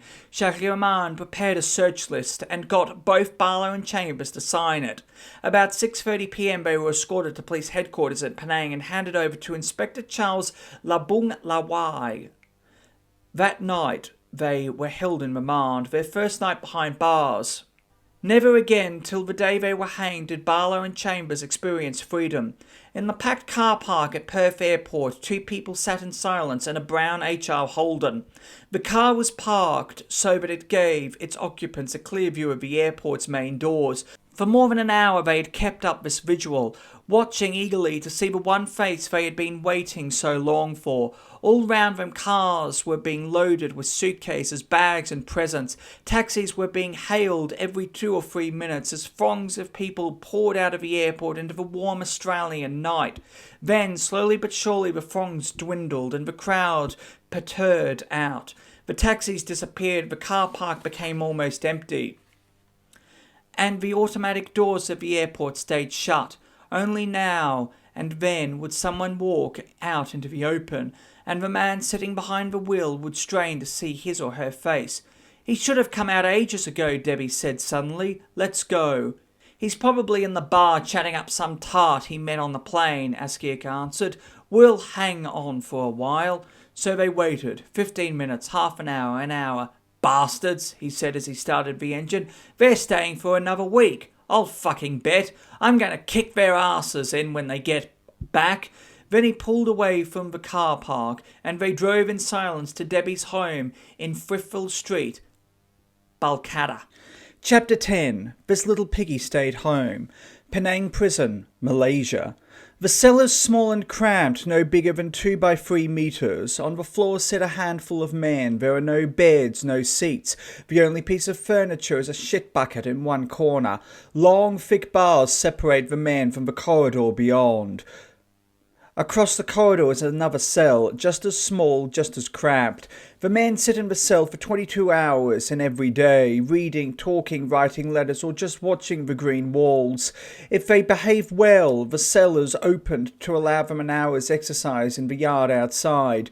But if just one prisoner plays up, the bars stay shut till the next day. The heat is stifling. Only one small barred window opens to the outside. Sweat forms on the foreheads of the prisoners like beads of rain on the polished bonnet of a car. For most of the day they stay seated in their own dampness. There is little room for them to walk about in. They smell, they are sullen, they cling to their few hopes. Breakfast is served at 7:30 a.m. 2 slices of dried bread, a piece of fruit, a slice of cheese and some water.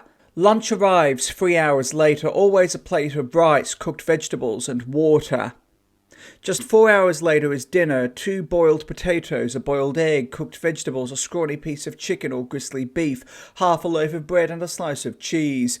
There are half a dozen men in a cell, sometimes there are more. 2 are Europeans, the others Malay and an Indian. The better-looking of the 2 white men sits near the bars. 3 Malays sit around him, laughing occasionally, watching his hands as he speaks. Sometimes he asks a question, and one of the men answers in his own language. The white man laughs, so the others laugh too. The other white man sits by himself. He does not smile, he does not laugh, he does not even lift his head. His back is pressed against the wall beneath the window, his knees drawn up close to his chest. On top of his knees is placed an aerogram, and he scribbles on it with a ballpoint pen. His t-shirt is dark with rings of sweat, which forms quickly on his forehead and falls like meddlesome tap water onto the letter. He curses when it happens, puts the letter to one side and wipes his brow. Sometimes he glances at the other white man in the cell, but he takes no notice as he writes.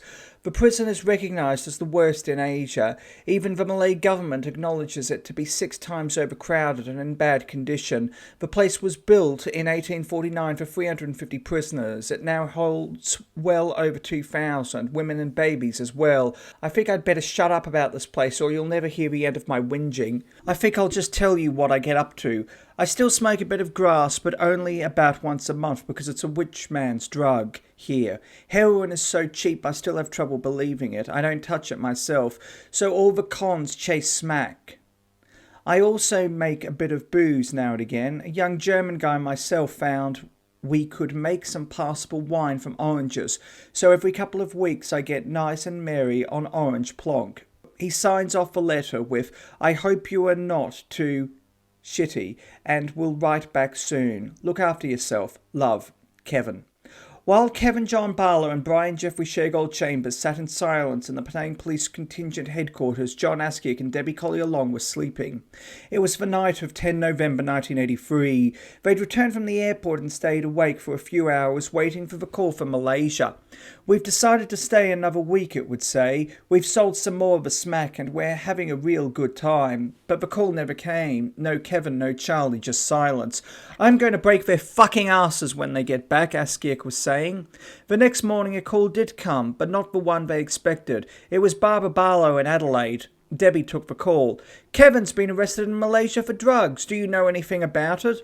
The voice was thick with an English accent, gruff, almost hostile and accusing. Debbie denied knowing anything about Kevin's arrest, saying it was the first she had heard of it. Mrs. Barlow mentioned Michelle, Barlow's girlfriend, but Debbie said she had no idea where she was. Mrs. Barlow rang off, upset and distressed. Debbie turned to Askiak, who was sitting beside her on the bed.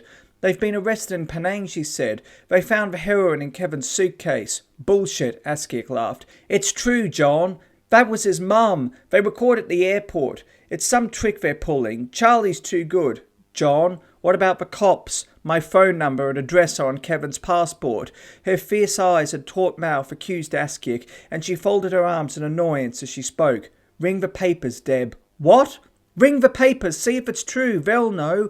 Debbie called the West Australian. "There's no one here who would know," she was told. They rang the Daily News, which shared the same office with the West. She got a similar answer. "He's from South Australia," Askiak was insisting, still beside her. "Give the papers over there a ring." Debbie got the number for the Adelaide Australian, and the news was confirmed. 2 Australian men, a Kevin John Barlow and Brian Geoffrey Chambers, were arrested 2 days ago at Bayan Lapas Airport with 410 grams of heroin. "Fucking shit," Askiak said as she told him. "Come on." He got up from the bed and made for the door. "Where are we going?" "I've got to tell Paul." "Come on." The duplex of Grand Promenade, Morley, was the home of Neville, Musagi's girlfriend. It was their love nest, the place Musagi could be found almost any time during the day. But when Askiak and Debbie Collier-Long arrived, the doors were locked. Askiak found an open window and climbed through, letting Debbie in through the back door. He told Debbie to stay put while he drove off to look for Musagi. Askiak returned soon afterwards with Musagi and Neville. Musagi had been at a race meeting, and by the look of his face, had already been given the news. Neville stood closely behind Musagi, but neither said a word. The tension evidently caused something to snap in Neville, who suddenly threw herself at Debbie with arms flailing. Musagi grabbed her from behind, pushing her to the floor, then dragged her to the bedroom. He slammed the door shut behind them, and Debbie heard his heavy fist smashing against Neville's face. Then she heard sobbing, then silence. Askiak dragged Debbie from the house before Musagi reappeared. Not a word between them had been spoken, but the message was clear. "You've got to leave," Debbie told Askiak. Once they were home, "The cops will have the phone number and the address on his passport. What if they come around? What am I going to say?" "Shut up, Deb. They won't have told them anything. They're not going to come around." "But what if they did, John? You've got to leave. They're bound to check this place out." Askiak took Debbie's personal phone directory from the bedside drawers and began to tear pages out. He knew what to look for and within seconds held 6 loose pages in his hand. Then he rolled them into a ball, put a match to it and dropped it in the ashtray by the phone. "If they come around, Deb," Askiak was saying as the flame crackled, "the first thing you've got to remember is that you're only his landlady. He lived in the back room and you had nothing much to do with him. You didn't know what he did or anything. Just tell him you gave him 2 weeks to get out because he wouldn't pay his rent. Stick to that and no one will know any different." He was scared. It took a while for it to show, but he was scared. What about you? Don't worry about me. If they come and see me, I'll just say I only saw him once when we first met, and that I just used to come to your place in the early hours of the morning for sex. I just stick to that, and everything'll be sweet. Otherwise, we could both get pinched for knowing about it. That afternoon, Debbie Collier Long's most dire wish came true. Askiak left. For the next few weeks, he dropped in now and again expecting a screw and checked whether she had spoken to the cops. Once he tried to rape her. Another time he tried to get a stone so she would let loose a little more. He would even spy on her at a local shopping centre where she had a part-time job photographing children. As she bent towards the viewfinder, she would see him out of the corner of her eye, peering round the corner of a clothes store. But the visit stopped one day towards the end of November when Askiak walked in the bedroom while Debbie and Brenton were in bed together. He stood at the door for a little while, then turned and left. At Christmas she saw him again when he bought the tree he had promised the kids. He also bought some Kentucky Fried Chicken, so Debbie let him stay while they ate it, Brenton as well. The last time she saw him was a short while later. When he came back with a ring he had presented on that first night, he brought Masagi's children with him and sent them to the front door to ask her for it. Debbie took the ring from its place in her bedside drawer and threw it into the back garden. The kids ran to tell Askiak, and he spent the next half hour in a dour search. Finally, he found the ring and marched through the house holding it in his tattooed hands. "Don't forget what I told you to say to the cops," he said as he walked out to the front porch. "You've got kids to worry about, remember?" Then she shut the door on him, and probably the worst period in her relatively short life. For the whole of 1984 and most of 1985, Kevin Barlow and Geoffrey Chambers were locked up in a 2 by 3 metre cell in Penang Prison. As remand prisoners, they were forced to spend 22 hours in every day confined to the cell. At one time, they had to share with at least 3 Asians. They were not allowed to listen to radios or watch television. They were not even allowed out for exercise except for 1, maybe 2 hours. It was, in their words, boring and damn sticky. Even throughout the night, the temperature would drop only a few degrees from the day's maximum. When locked in a cell, Chambers said, you learn to be tolerant. In an article in the West Australian on 20 October 1984, he said, the worst part is the boredom, the waiting, and the not knowing. You try to sit 22 hours in a cell every day with just books to read and see how long it takes to get completely bored. It gives you a lot of time to think, and when you know you are facing the death penalty, if convicted, it is not easy. I just wish they would set a trial date so we can get it over with and find out what's going to happen. Chambers was well liked in Penang Prison. He got on well with fellow prisoners and officers alike, and quickly came to terms with his position. Throughout 1984 and 1985, he was confident of being found not guilty of the charge he was on. In interviews, he was always self-assured and quite calm. Barlow, on the other hand, was disliked by almost everyone. According to reports from men who spent time with him in the prison, he was described as a lunatic who showed constant signs of cracking up. An Australian awaiting a retrial in the prison with Barlow and Chambers was quoted as saying, Barlow just can't handle the pressure of being locked up. Other reports claimed Barlow used standover tactics on prison officers to get the things he wanted, especially heroin, the most common form of currency in Malaysian prisons. He would threaten to expose the officers who brought him heroin unless they did as he demanded. This led to him being despised by fellow prisoners and officers. Reports later described him as obnoxious and a troublemaker. Throughout Barlow's first year in prison, he was plagued by health problems, and bad health dogged him till the day he died. In October 1984, he was transferred from Penang to the General Hospital in Kuala Lumpur. In a letter to Debbie Collier Long, he told how he had suffered from bronchial pneumonia, low blood pressure, and intolerable groin pains. It got to the stage, he wrote, where he could no longer walk. On 8 September, he wrote, I'm back in hospital again. This time I'm getting my groin seen to. To cut a long story short, I got bashed by a screw. He knew all about my groin injury, so he deliberately hit me there a couple of times. Now I can't walk properly, as my left leg is virtually useless. Barlow was bashed because he threw his shit bucket over the prison officer. According to witnesses, he got what he deserved. On 26 October, Barlow wrote to Debbie again from the hospital, where he was to be operated on by a neurosurgeon. The trip down here was a ripper. There were 2 of us being transferred here. The other guy was a Chinese bloke wanted for questioning here in KL. So there were 4 cliques, officers, plus the driver. We came in a minibus. They kept the poor Chinese guy handcuffed all the time, but left me alone. All Altogether, it took us 9 hours to get here. Before I left Penang, I had a bit of an argument with the copper in charge of my care and managed to get all my money back. He gave me my Malay money back a few weeks ago, but he refused to give me my Aussie. Anyway, with $851 Ost in my pocket, I made sure I had a good time on the way down. The copper in charge was a really nice Chinese guy whom Jeff and myself met when we were arrested. Anything I wanted I only had to ask for, and I mean anything. He stopped the bus and let me go to a money changer, even before we left the island, Penang. So I bought myself a Walkman and a load of tapes. We stopped 3 times for tucker. With each meal I had a bottle of piss plus 6 tinnies to get me to the next stop. I showed them how Aussies travel from city to city. You can imagine the state I was in after 9 hours on the road. They had to pour me into a cell at the lockup where I spent the night. When I got to Pudi prison the next day, I had the worst hangover I've had in many years.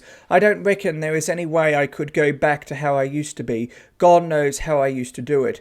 Many of Barlow's letters were filled with such accounts. His life in prison, likewise out of Chambers, was dominated by boredom and loneliness. Both men were understandably desperate to leave Malaysia and return home. On 11 December, Barlow wrote, "Another bit of good news for me was when my lawyer told me because my leg has not been fixed, I can get an early trial. Fantastic. Probably in about 6 months' time. Hopefully this will be my last Xmas in this shithole. Do you fancy a beer around June?" It was, as Barlow predicted, his last Christmas in Penang prison. Both he and Chambers spent Christmas 1985 on death row in Pudi prison, Kuala Lumpur. By the following year, both men were dead. Meanwhile, life in Australia continued. Throughout 1984, the 2 men were minor news, and their Australian connections continued to live the way they always had. Because of a failed drug run, Paul Masagi's financial position gradually worsened over the months. Following their arrest, and he was forced to sell almost all his real estate, the Ginganaup home, the Gingen farm, and properties in Middle Swan. Although Askiak was still protecting him, he was given little or no money. What funds Masagi had went to gambling. According to Askiak, he even had to hand over to Masari $1,000 he had saved from his dole checks. This too went quickly. Masari was also said to have fiddled a large sum from his wife's insurance. Masari's heroin dealing also took a tumble. Apart from a few small deals with connections in Sydney, it was almost non-existent. According to friends, Musagi appeared to resign himself to his fate in the court. His trial was set for August, and any ideas he had before of escaping to another country had long been forgotten. Uppermost in his mind was security for his children.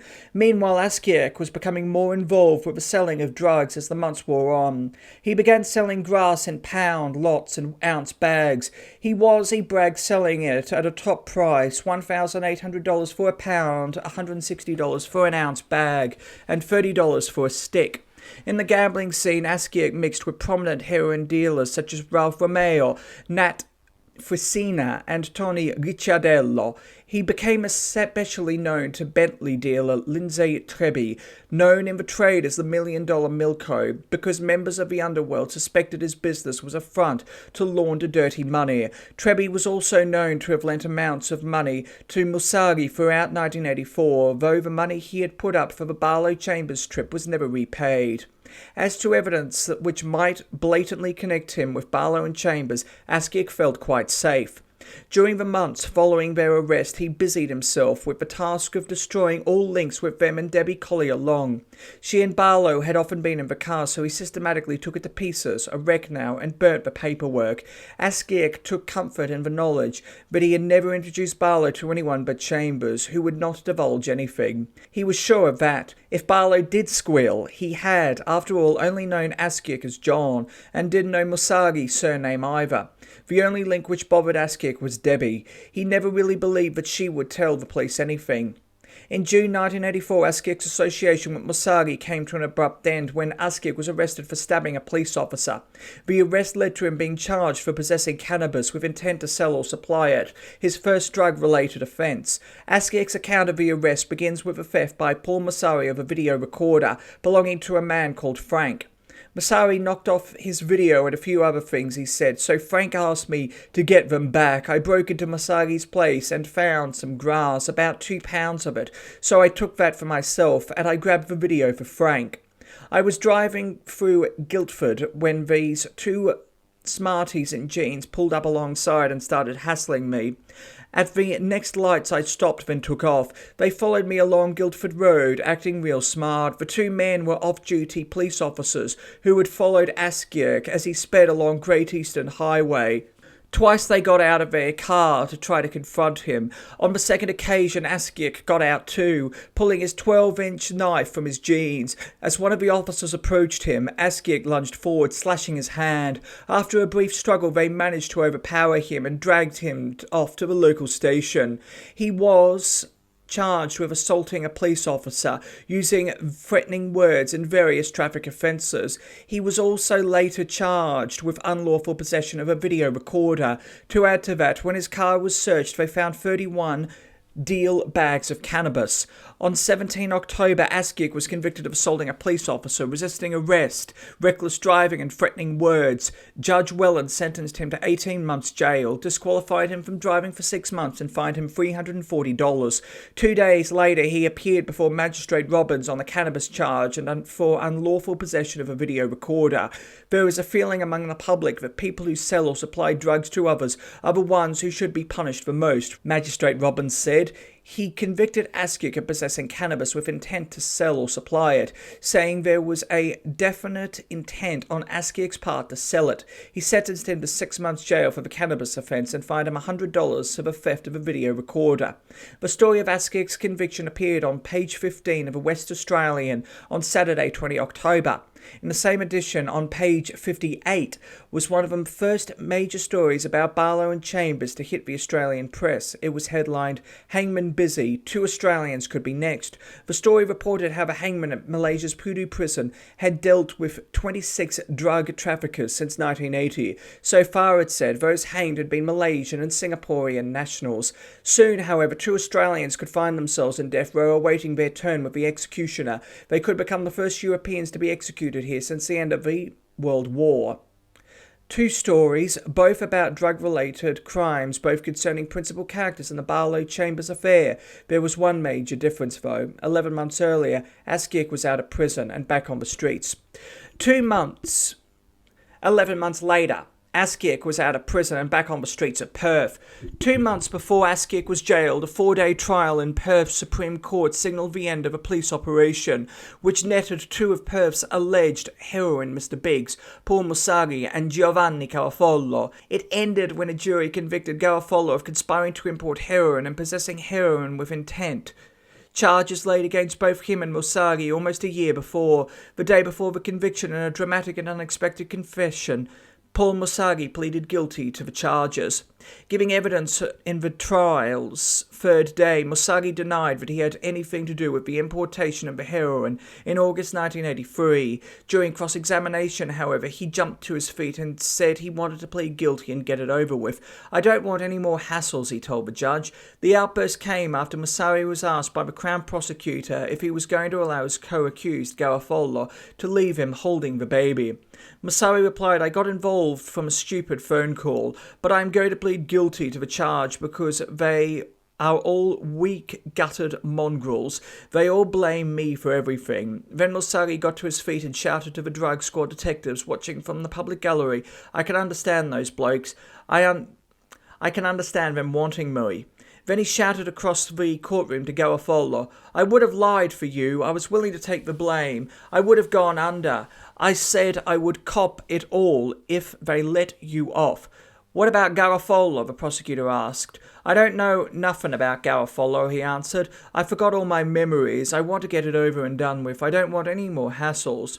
After a short adjournment, Musagi was formally found guilty. Garofalo was found guilty the following day. Glenys Bennett, already serving time for her role in the affair, had appeared as the Crown's chief witness. On 3 September 1984, the 2 heroin dealers were jailed for 15 years with a minimum of 8. "You are both the victims of greed," Judge O'Dea told them, "prepared to bring ruin to the lives of others for financial gain. I am not concerned so much with the value of the heroin as with the quantity involved and the number of people whose lives would have been ruined by your actions. In July 1983, the trial of Kevin Barlow and Geoffrey Chambers in Malaysia began, as did the torrent of Barlow and Chambers stories in the Australian press, as did the constant publicity-seeking of the Barlow and Chambers family, as did the criticism of the Malaysian legal system, public opinion polls on hanging, witch trials of a mythical Australian connection, and pleas for clemency from prominent members of English and Australian society. For more than a year, Barlow and Chambers dominated the Australian media. Their faces were plastered in newspapers and television screens across the country, their histories investigated, their families interviewed, their situation deplored, applauded, fought and supported.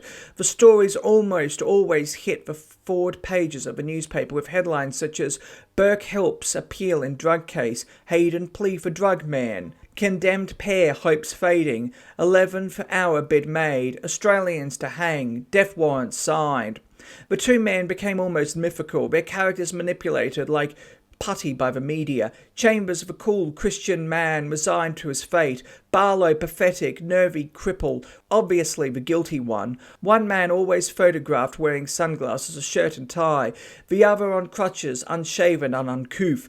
The first Westerners to test Malaysia's new drug laws, the papers said. Are they both guilty, they asked. Do mere traffickers deserve to be executed for a crime committed by Mr. Biggs 1,000 miles away? In June 1986, the West Australian led with an editorial which echoed in the sentiments of millions.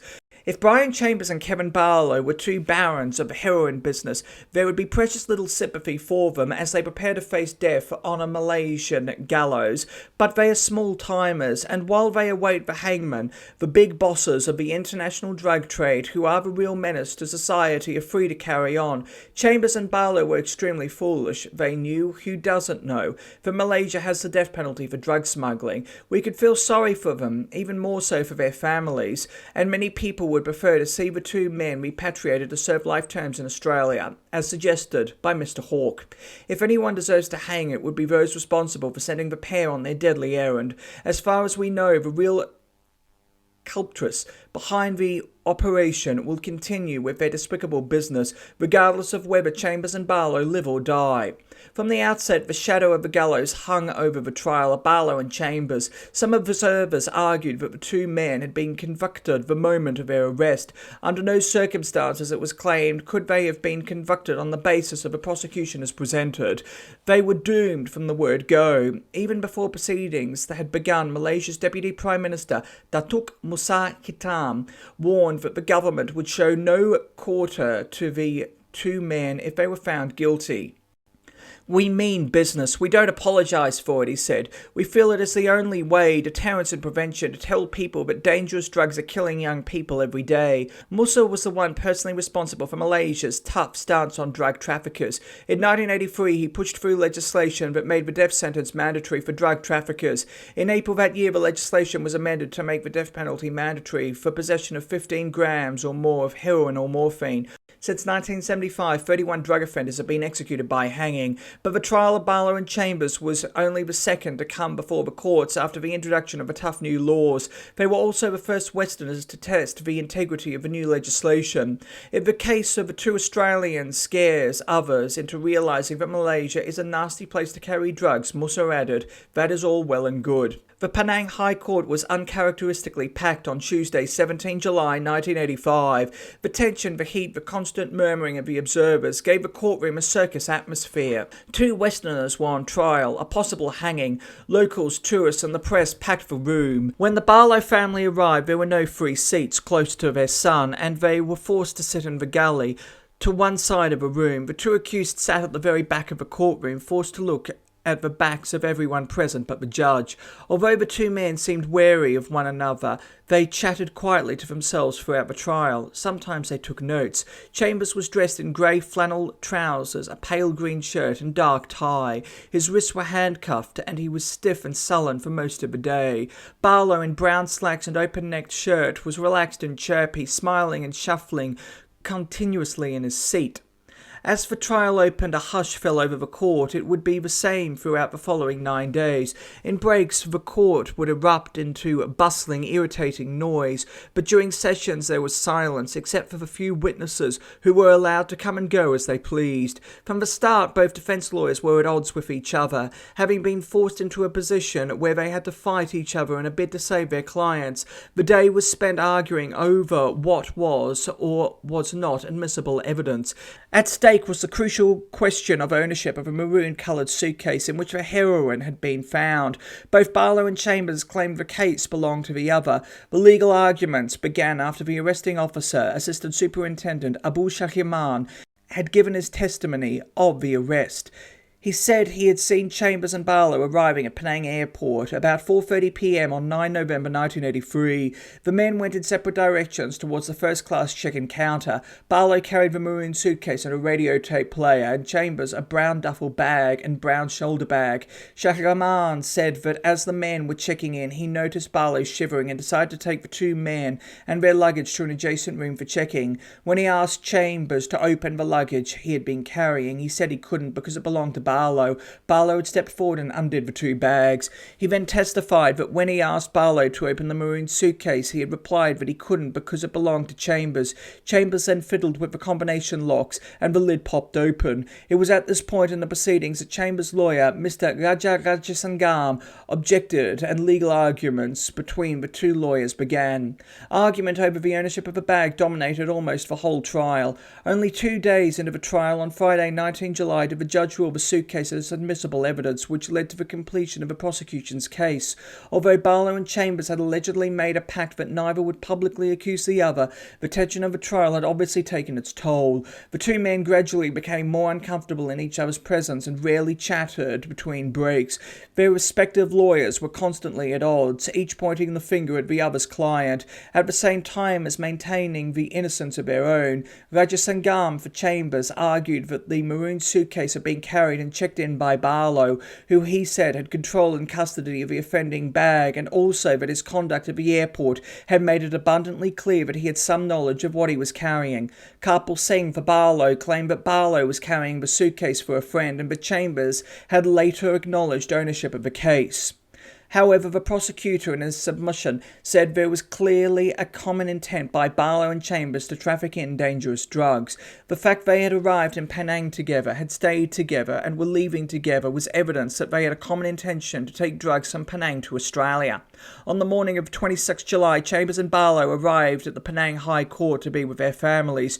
Chambers looked confident as he emerged from a heavily guarded prison van. Barlow, in crutches in contrast to his earlier chirpy manner, was pale and tense. An hour before judgment was scheduled, the courtroom was packed so that extra chairs for the two families had to be brought next to the dock in which the two men stood.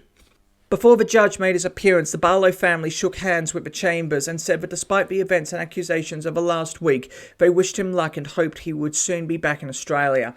Although a guilty verdict was come as no surprise, Chambers said if he were acquitted, he would head straight for the nearest bar for a beer. If not, and I'm found guilty, then I just want to be left alone to think about the future. Half an hour later, Judge Mohammed Dazidin read out his verdict. Just moments before, Barlow said, "We won't hang. I just can't see that happening. Even if a verdict goes against us, I know that in the end, we won't go to the gallows." The court was deathly silent. Barlow and Chambers stood staring at the judge as he began to speak.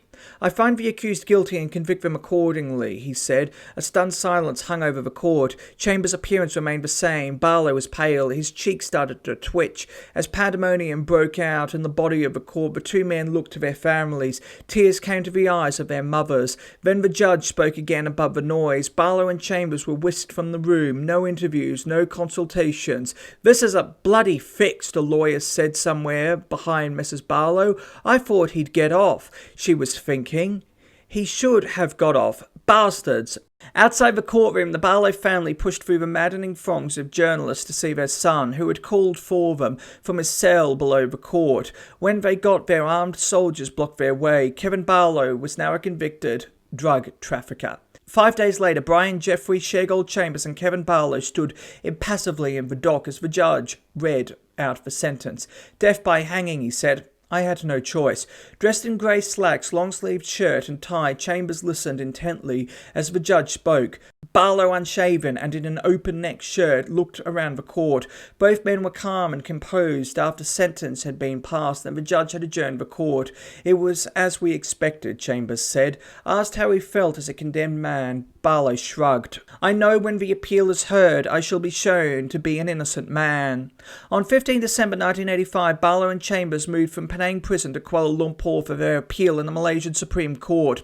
3 days later, the appeal was dismissed. Geoffrey Chambers grinned as the decision was read out. Barlow, who had been standing in the dock waiting for the decision, slumped into his chair and put his hands to his face. By his side was a plastic bag of personal belongings he'd bought from his death row cell. Such was his conviction that he would be acquitted. I just can't believe it. I just can't believe it, he said. My head is just spinning. I really don't understand what's happened. How could they find me guilty? I know I'm innocent. I've done nothing wrong.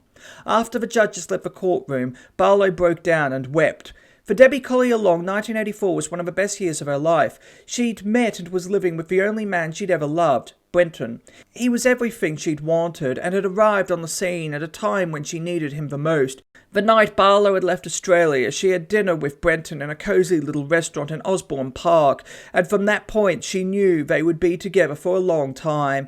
They lived in the Balcatta house till after Christmas, when Askiak's persistence finally got too much, and they were forced to move. Throughout 1984 and early 1985, she continued to reply to Barlow's letters. He was a friend, if not a member of a family. His plight was always in the back of her mind, and her family and friends constantly talked about the case. With every news article, there would be a discussion or a phone call.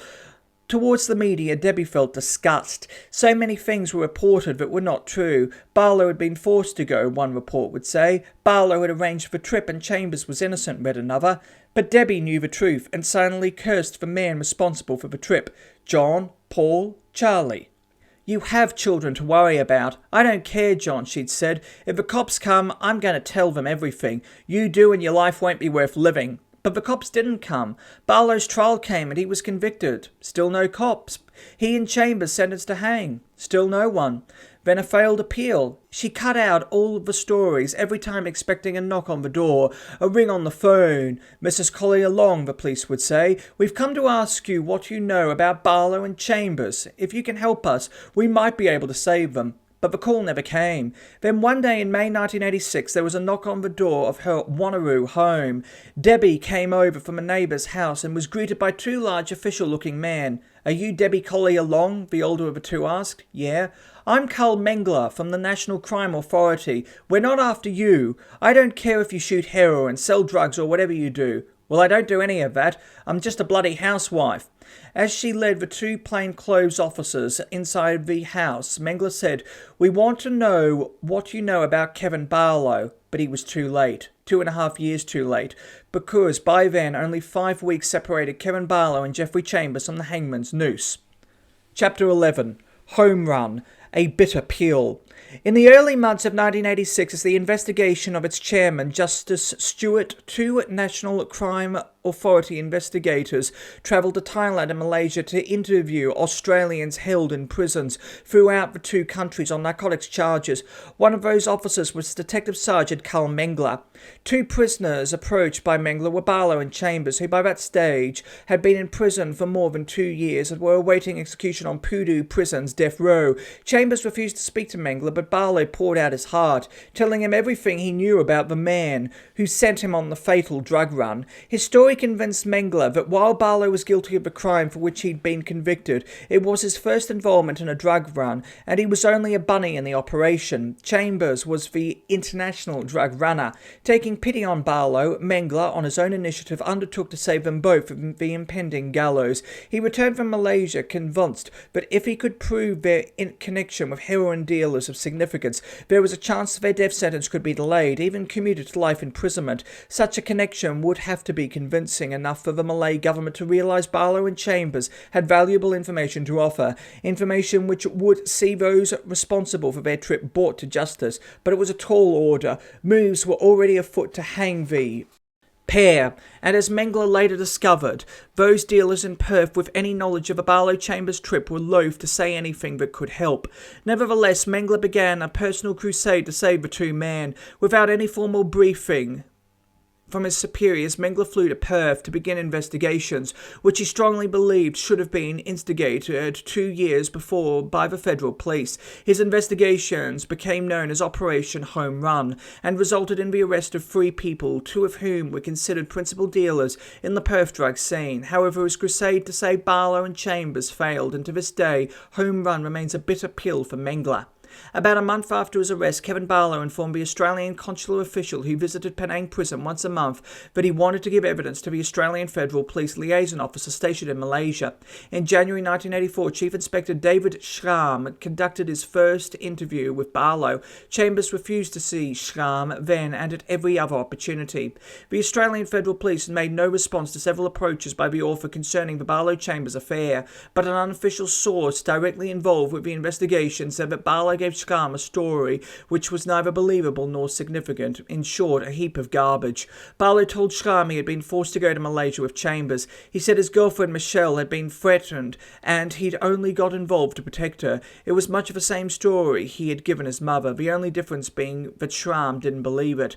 Barlow talked about others in the drug trade but mentioned a few names. He talked vaguely, giving Schramm few facts, so Schramm was understandably more than a little sceptical. As far as Barlow's appearance and state of mind was concerned, it was obvious he was not concerned about the probable outcome of his fate. He was worried more about his short-term requirements, and though he was upset at being in prison, with little likelihood of getting out, the reality of what was really happening to him did not seem to be affecting him. Schramm's report was sent back to Canberra, but was practically ignored. In the words of federal police sources, it slipped in priorities. The only investigations made by the AFP at that stage were into Barlow and Chambers' immediate backgrounds. Based on those brief inquiries, and said the source, the AFP satisfied themselves there was nothing of particular note about the Penang trip. The amount of drugs the pair were caught with was not significant, and did not hint at their involvement in any major drug importation syndicate.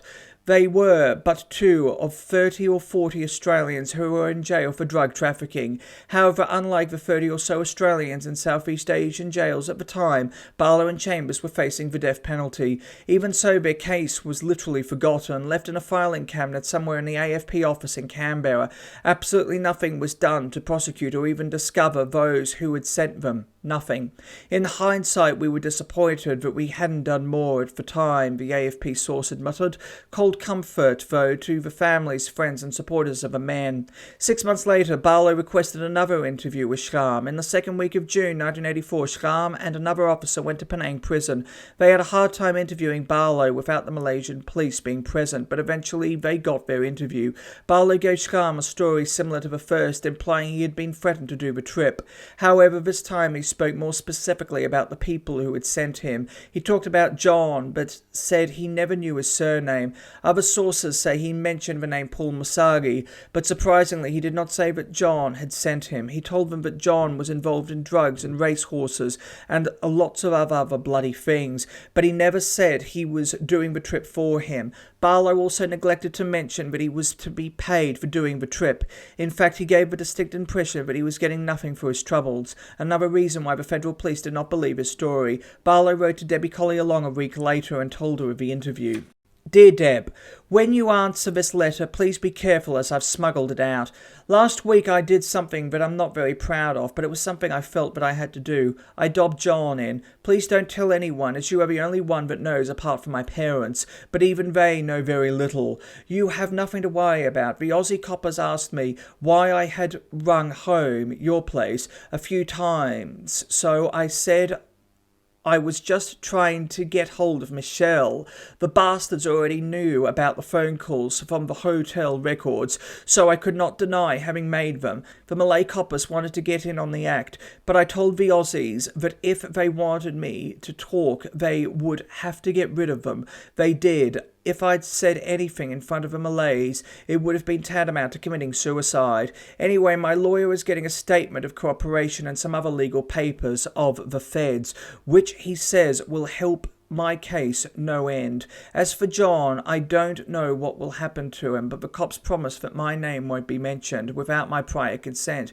You know, the only part they would not believe was the fact that I did not know John's surname. This was a major reason why Schramm did not believe Barlow. I hope you don't get too shitty at me for what I've done. As I think I've mentioned before, I must have been a real pisshead before my arrest. The interview transcript was sent back to Canberra like the first, but again, no in-depth follow-up investigations were done. In effect, 2 years passed by before anything was done to discover the Australian link in the Barlow Chambers incident. The Australian Federal Police did not even approach Debbie Collier-Long, whose address and phone number were in Barlow's passport and hotel records, and who had expressed willingness to talk about the case. The AFP source conceded that the case of the two men exposed some matters which ordinarily would be followed up, but they were not done. Since the Barlow Chambers affair ended, it is widely held that the actions of the Australian Federal Police were seriously lacking. They were seen to have bungled when they failed to perform any major follow-up investigations into the Perth drug ring. Many, including NCA officers, believed it was the Federal Police who dobbed in Barlow and Chambers to the Malaysian authorities, allegations based on the statements of Debbie Collier-Long's brother-in-law, Trevor Lawson. It was believed the AFP had targeted Chambers for so long without success. In desperation, they tipped off the Malaysian authorities. The AFP sources have described the allegations as garbage, as did Barlow and Chambers arresting officer Abu Shahiman Abu Yazid. Yet the fact remains that if the Federal Police had proved in those early stages Barlow and Chambers linked to a principal importers of heroin in Western Australia, there was a better than even chance their death sentence could have been commuted. Carl Mengler was convinced of it, but by the time he had taken up the case, only a few weeks separated them from the gallows. In the meantime, John Askiak had been released from Fremantle Prison and was back on the streets by September 1985. Within a short while, he moved in with Lindsay Trebby, who apparently felt sorry for him at his Cannington home. From here, Askiak was introduced to heroin dealing for the first time. He began by acting as the first man for Trebby, picking up money junkies owed him and others. He carried his Bowie knife at all times, ensuring nobody gave any trouble. When he was selling heroin himself, Askiak liked to brag his heroin fetched top prices: $100 a packet, $500 a gram, and $7,000 an ounce. Police sources say Askiak was dealing through a string of young boys, each a junkie. In January 1986, Askiak was convicted of disorderly conduct in Kalgoorlie and fined $200. He was known to have been running heroin into Kalgoorlie for months, though the disorderly conduct charge was not a direct result of that. What was related was an incident on the main street on the town, when two men involved with the local trade came at Askiak with baseball bats. Askiak had allegedly informed on them to keep the heat off himself. It was seen as natural justice, as Askiak was also known to have attacked a police informant with a baseball bat. Just a few weeks after being fined, a raid on a Midway motel unit in Albany Highway found Askiak and a young junkie called Richard Davies in possession of 33 grams of heroin. The raid was the result of a tip-off to the drug squad. Askiak had been smart enough to take out the unit in the junkie's name, but a rented TV and video in the room were in his own. The heroin was discovered in an air conditioning duct in the room, and $2,250 from heroin sales was found in a briefcase. Askiak was charged with possession of heroin with intent to sell or supply it. He and Davies were also charged with conspiracy to sell or supply the heroin. Then on 20 May, Askiak was jailed for 3 months for aggravated assault of a female, his first imprisonment since the cannabis offence in 1984. It was while in prison on this charge that he was approached for the first time in connection with his part in the Barlow Chambers affair. Carl Mengler flew to Perth in May 1986, knowing time for Barlow and Chambers was quickly running out, yet he still believed there was a chance the hangings could at the very least be delayed. It was an incredibly slim chance, but Mengler was not fazed by the odds in order to save their necks. Detective Sergeant Fred Gear of the Western Australian Drug Squad, but seconded to the NCA, acted as Mengler's sidekick throughout the investigation. Their first visit was to Debbie Collier-Long in her Wanneroo home, where she gave him a full version of events leading up to Barlow's departure. She spoke candidly about John Askiak, Paul Musagi and their dealings. She told them of the home in Doubleview from where Askiak had picked up the money for the trip, the visit from Chambers, how Barlow had been recruited. Mengler saw Debbie several times in the following weeks. Each time she gave him new information, and never once did her facts contradict one another. It was late in May when Mengler and Gear first spoke to John Askiak. It was to be the first and only time Askiak would sit with Mengler and Gear in the interview room, a small clergy room attached to the prison's chapel. "John, we're here to ask you about Chambers and Barlow," Mengler said. The tape recorder on the table between them had been switched on, though Mengler inadvertently failed to caution Askiak. For this reason, Askiak's response could never be used in court against him. "We're not interested in you," Mengler said. Fred Gear sat silently next to him. "We know you had nothing to do with it, but we know you know all about what happened, so tell us all about it, and we can save them from being hanged." "I can tell you everything," Askiak answered. "I can tell you who organised the trip, where it was done and who paid for it, but it's not my problem. So you can get fucked." Askiak pushed his chair from the table and walked back into the prison.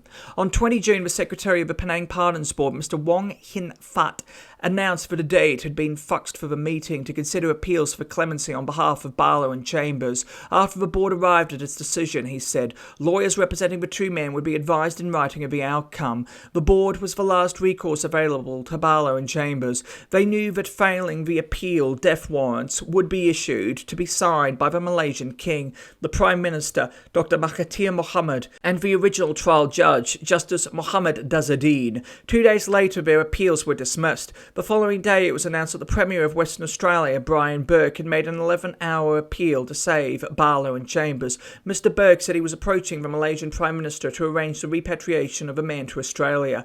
He had asked the Australian Prime Minister Bob Hawke to put pressure for the move at the highest level. Reports from Canberra announced that the federal government regretted the Pardons Board's decision, but only on the ground that capital punishment was unjustified. "We strongly believe that the taking of a life as a punishment is never justified, no matter how serious the offence," the acting Minister for Foreign Affairs, Gareth Evans, said.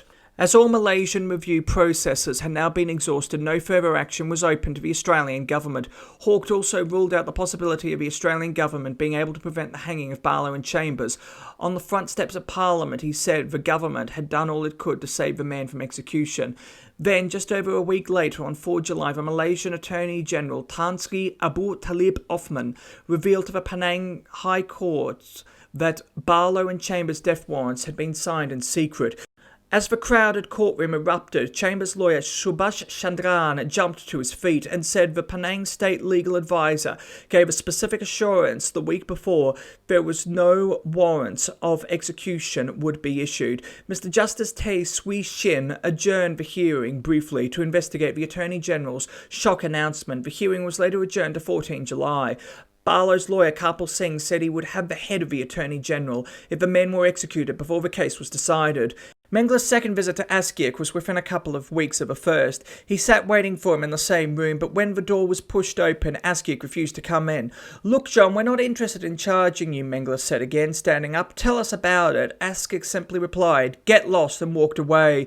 In desperation, Mengler visited other major dealers he believed could have been involved. He saw Giovanni Carafolo in Canning Vale Prison, then returned to Fremantle Prison to interview convicted heroin dealers Lindsay Trebby and his mate Laurie Bilkick. But it got him nowhere. None divulged any information that would help either Mengler or Barlow and Chambers. Then Mengler turned to Musagi, who was then serving out his 8-year sentence in Albany Prison. Musari was first interviewed on 18 June, but all he discussed was what the NCA could offer him in return for information. According to sources, he refused to say anything unless he could either be released from Albany or at least be allowed to serve his time over east. Then on Sunday, 6 July, Jim Allen of the Perth Drug Squad, seconded to the NCA, interviewed Musagi twice. Again, Musari revealed nothing of significance. On the same day, Mengler was seeing Askiak for the third time in Fremantle Prison. The big Maltese took the same indifferent attitude as before.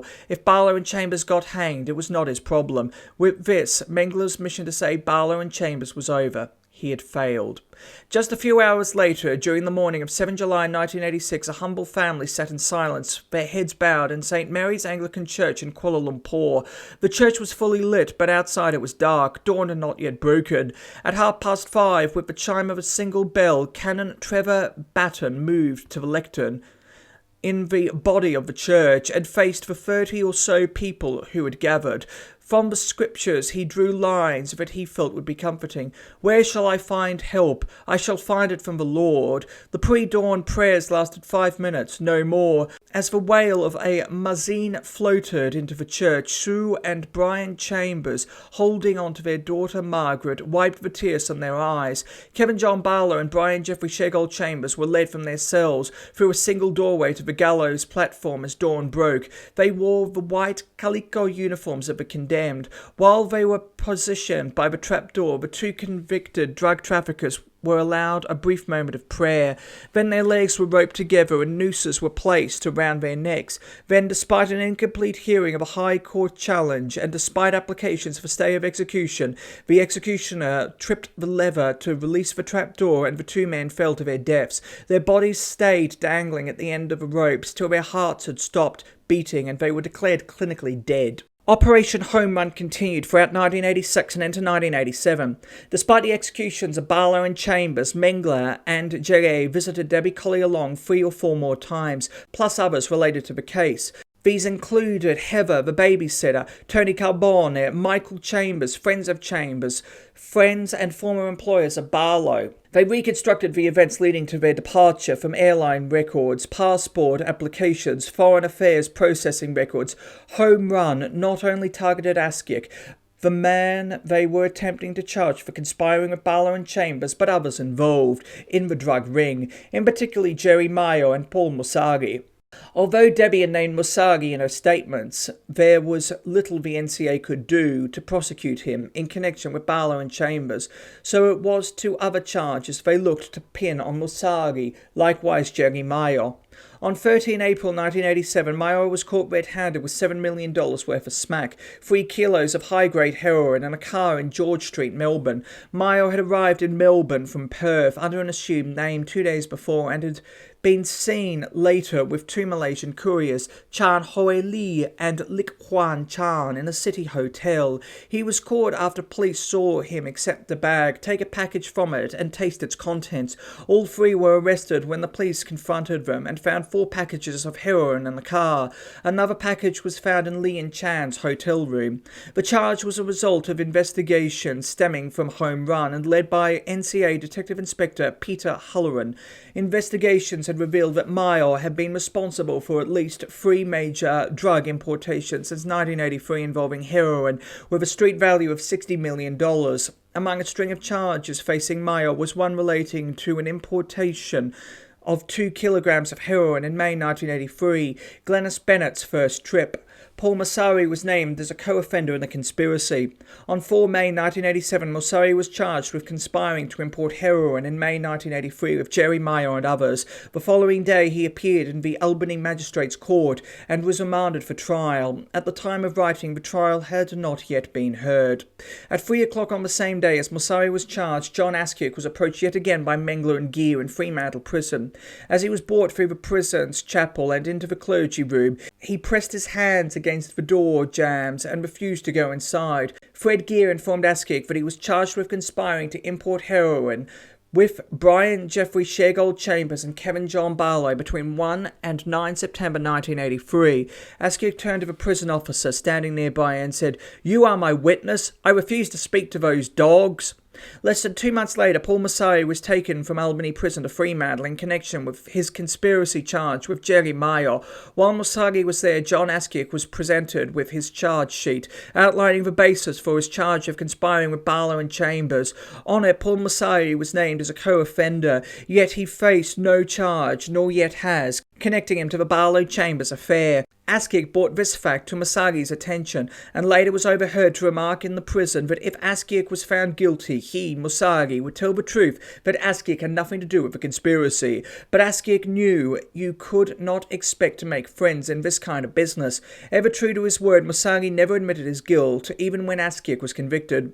Certainly Masagi seems immune to punishment for his role in the Barlow Chambers fiasco. John Askiak first offered in January 1989 to give valuable information about Masagi's role to the National Crime Authority, but at the time of writing they had not spoken to him. An unofficial source said the NCA felt it was a waste of time prosecuting Masagi for the Barlow Chambers conspiracy, since he was going to be in prison for a long time anyway.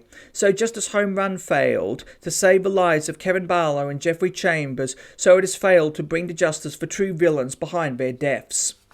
Chapter 12. Piggy in the Middle. Members of a drug squad call him a bug, and the police in general hate him. Legal eagles know him as the court jester, a term also used by his prison peers. Embarrassing, arrogant, violent, a self-important show-off. There are not many likeable aspects to the one-time Maltese war wife whose life of crime litters these pages, but John Askiak was not the man responsible for the deaths of Barlow and Chambers. He did not organise their drug run. He did not offer any money towards the expenses of the trip, and he had nothing to gain from the risks they themselves decided to take. On 15 June 1988, a jury deciding the fate of John Askiak was urged to ignore the emotions and sympathies created by the Barlow and Chambers saga. It was a final impassioned plea by his defence lawyer, Geoffrey Miller QC, but it was a wasted one. The Barlow and Chambers story had stirred up so much feeling in Australia towards heroin and its dealers, but a scapegoat connected with their case needed to be found, and found guilty. John Askiak was the scapegoat. At 10:04 a.m. on Monday 13 June 1988, John Askiak went to court, dressed in a shirt and tie and wearing spectacles. He was clean-shaven, his hair was trimmed, and he sat passively in the dock. It was a far cry from the preliminary hearing, to which he arrived wearing a Yo-Ho-Ho Merry Christmas t-shirt.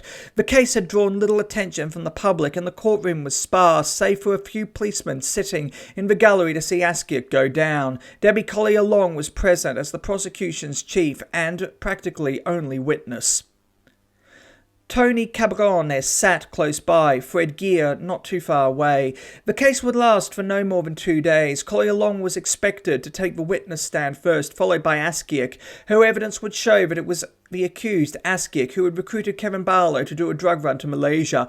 It would also show that Askiak was responsible for introducing Barlow to Chambers. Her account would be a simple one, based on conversations to which she had been a witness.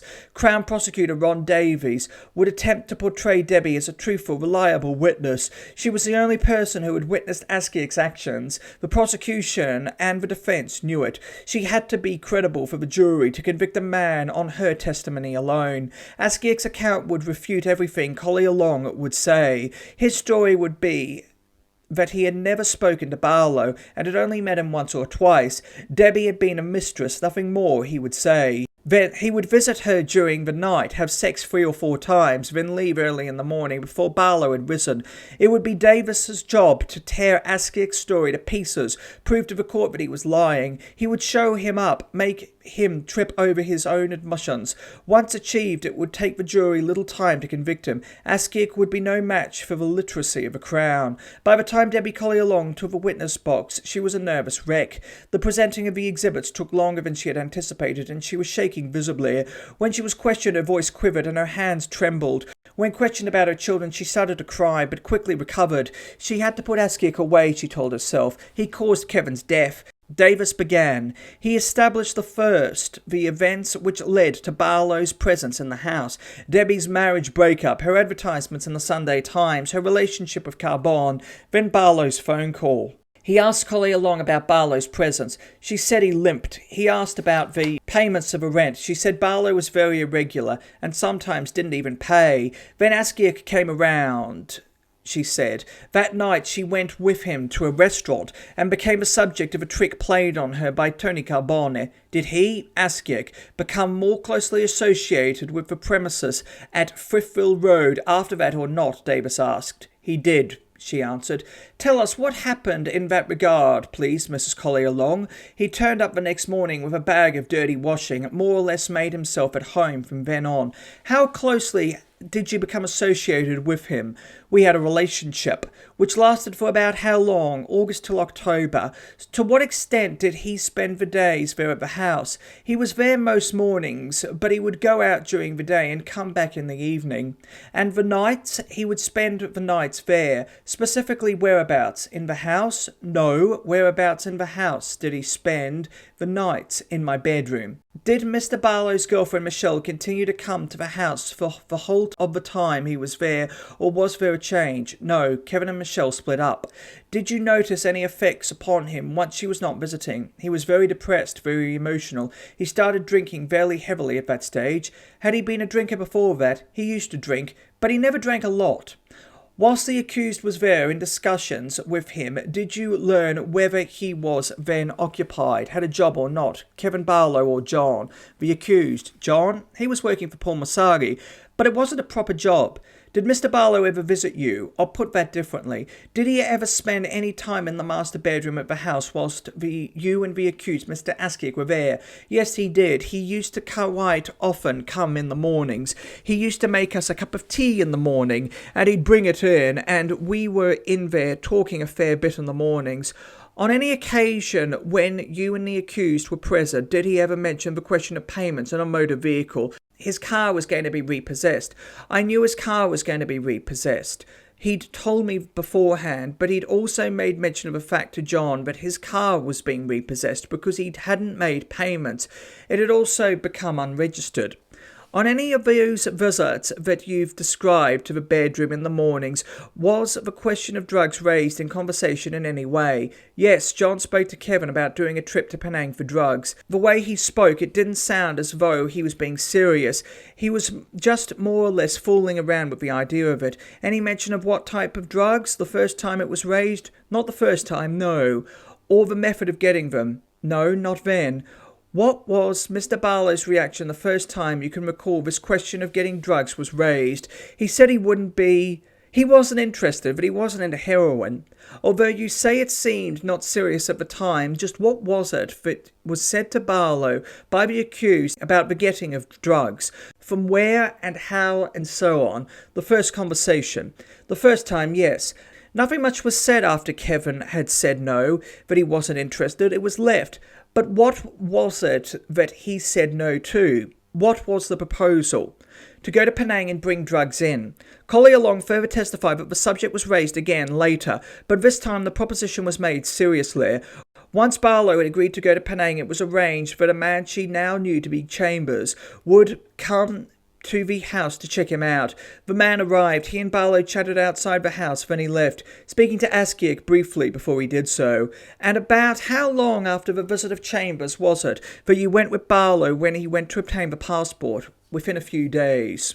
About how long before his departure overseas would that have been? I can't remember. It wasn't a great deal of time.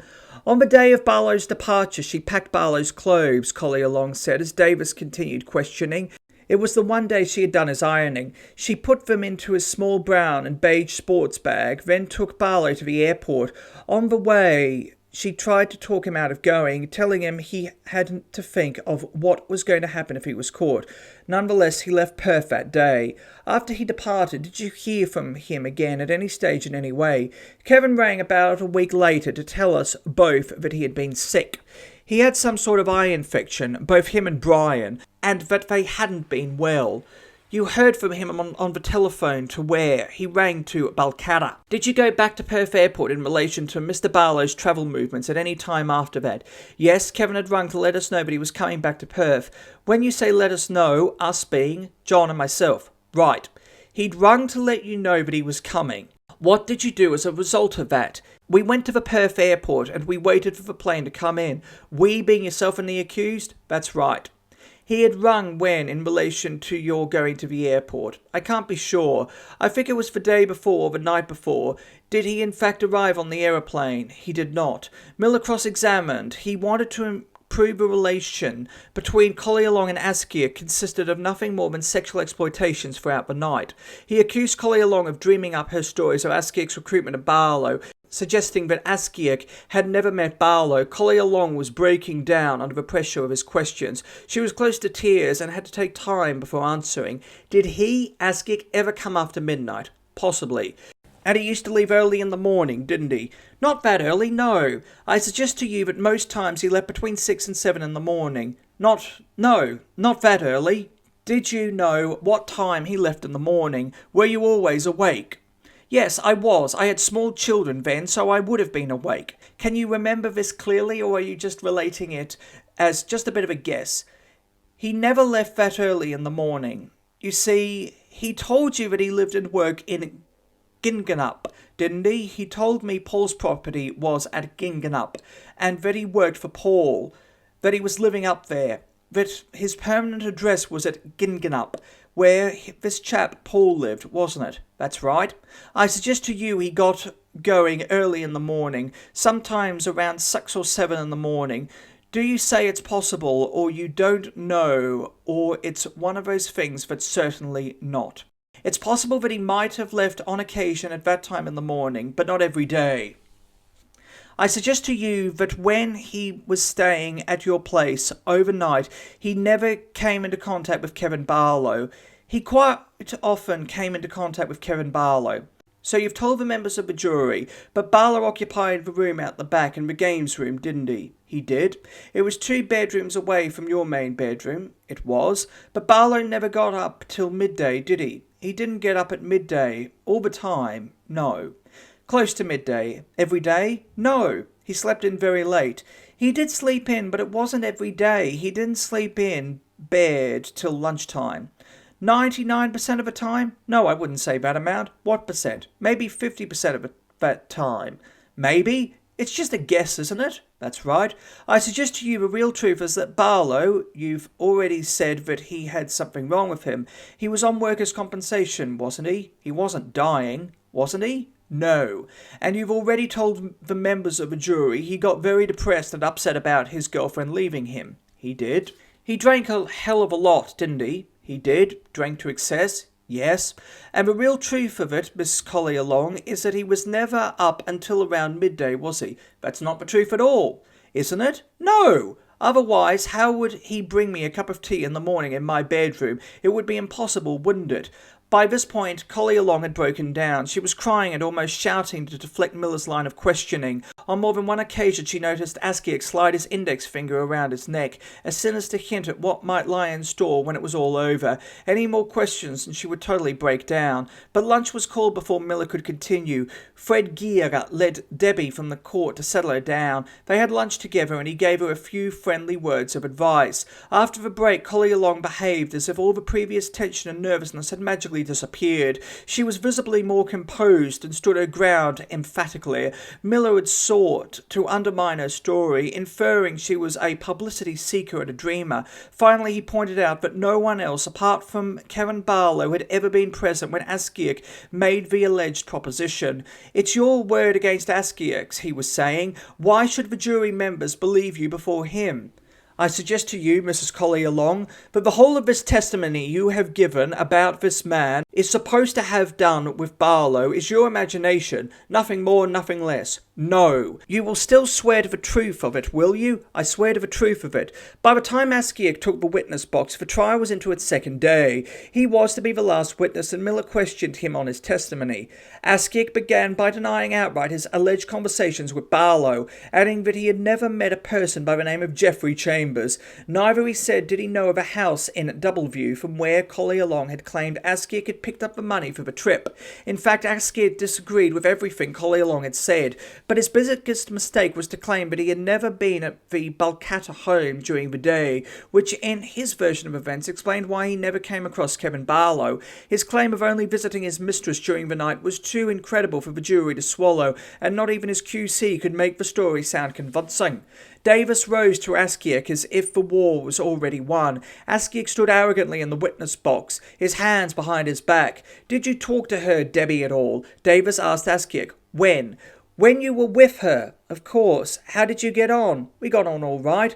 Just between the hours of about 2 in the morning and 6. I used to spend about 4 or 5 hours there. In bed? in bed. She was usually in bed when you got there. When I got there, yes, because it was the early hours of the morning. She didn't wait up for you. No, she was always in bed. And you had a key to the front door, did you? No, the front door was never locked. Left unlocked. That's correct. In you went. That's correct. Careful not to wake the kids, I suppose. That's right. Into bed. 4 hours or thereabouts. 4 or 5 hours. And off. That's correct. Apart from the 3 or 4 outings you've mentioned to the races or gambling at a restaurant. That's all? That's all. You were never there at any time except between about 2 in the morning and 6 in the morning. That's correct. Did you ever have a cup of coffee there apart from this first time? Yes, I said on a couple of occasions. Debbie gave me a cup of tea. What time of night was this? Sometimes about 3 or 4 in the morning. You come in through the front door, which wasn't locked. That's correct. Hop into bed. That's right. Made love. Made love, and then she used to hop up and make you a cup of tea. That's right. And then she used to ask me if I would like a cup of tea. Get up and make it for you. Bring it back into bed. That's right. Go back to sleep. What do you mean? Sleep. No sleep? No. Make love again? Yes. A second go after the cup of tea? 3 or 4 times. Good. Did you have an alarm clock to get you up at 6 in the morning after all this activity or not? Why should she have an alarm clock to wake me up? Because we never went to sleep. Oh, well, when did you sleep? Well, I wasn't there to go to sleep. No, but when did you sleep on those occasions? I used to sleep at Ginganup. When? During the day? After I took the children to school. You'd go and have a sleep. Yes. Well, you'd need it, wouldn't you? If there was any doubt in the jury members' minds that Askiak and Debbie's relationship had a little more substance than Askiak was claiming, Debbie had held his wild card till last. A love letter from Askiak to Debbie. It endorsed that Askiak had been lying, and added important credibility to Collier Long's story. Davis read the letter in parts out loud before the court. After each segment he would stop smugly and question Askiak about its contents. Askiak's defence floundered to the point of no return. Davis held him up in ridicule before the court, an arrogant, stupid man who fell in love with a woman now giving evidence against him. In the whole, the damning document read as follows. My darling Deb, this is just a short letter to ask you to forgive me for what happened the other day, and I hope you forgive me, as everything got on top of me. I don't really know if writing this letter is going to make any change between us or not, or if I'm just making a fool of myself. I'm hoping that you will return my love I have so deep for you, as I don't know how long I can hold on for. Or should I say, what would I end up doing? Don't get me wrong, I don't mean fighting or anything. Just that if I knew if you loved me just a little bit, it might just make the waiting a little bit more easy to handle.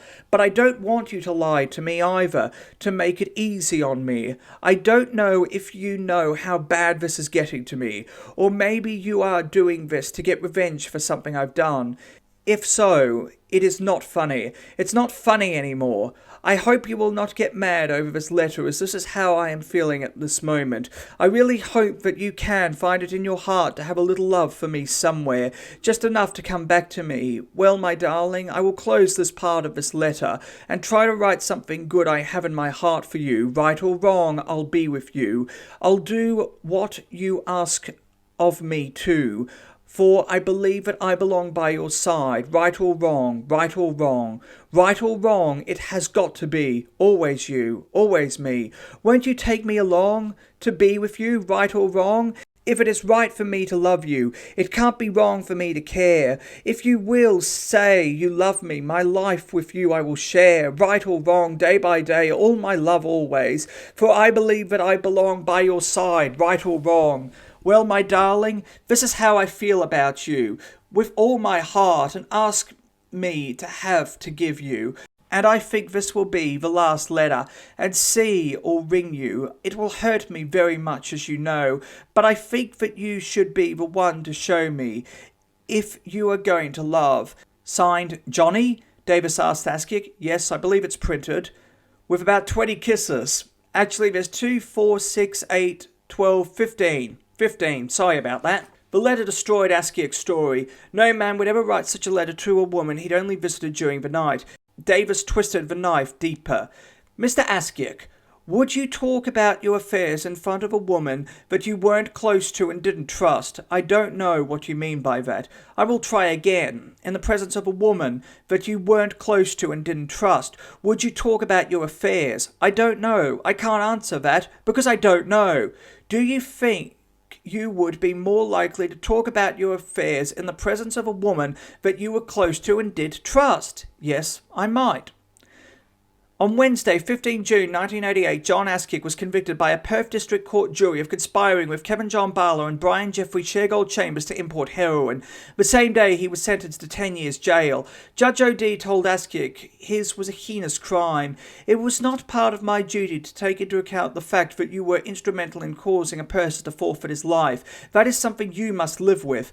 A National Crime Authority officer based in Perth said the jailing of Askick had brought to a close a NCA investigation. The files on the Barlow Chambers affair, he added, would now be closed. John Askick will be in Fremantle Jail till the year 1999, at least. His appeal against both conviction and sentences in relation to Barlow and Chambers having failed in May 1989.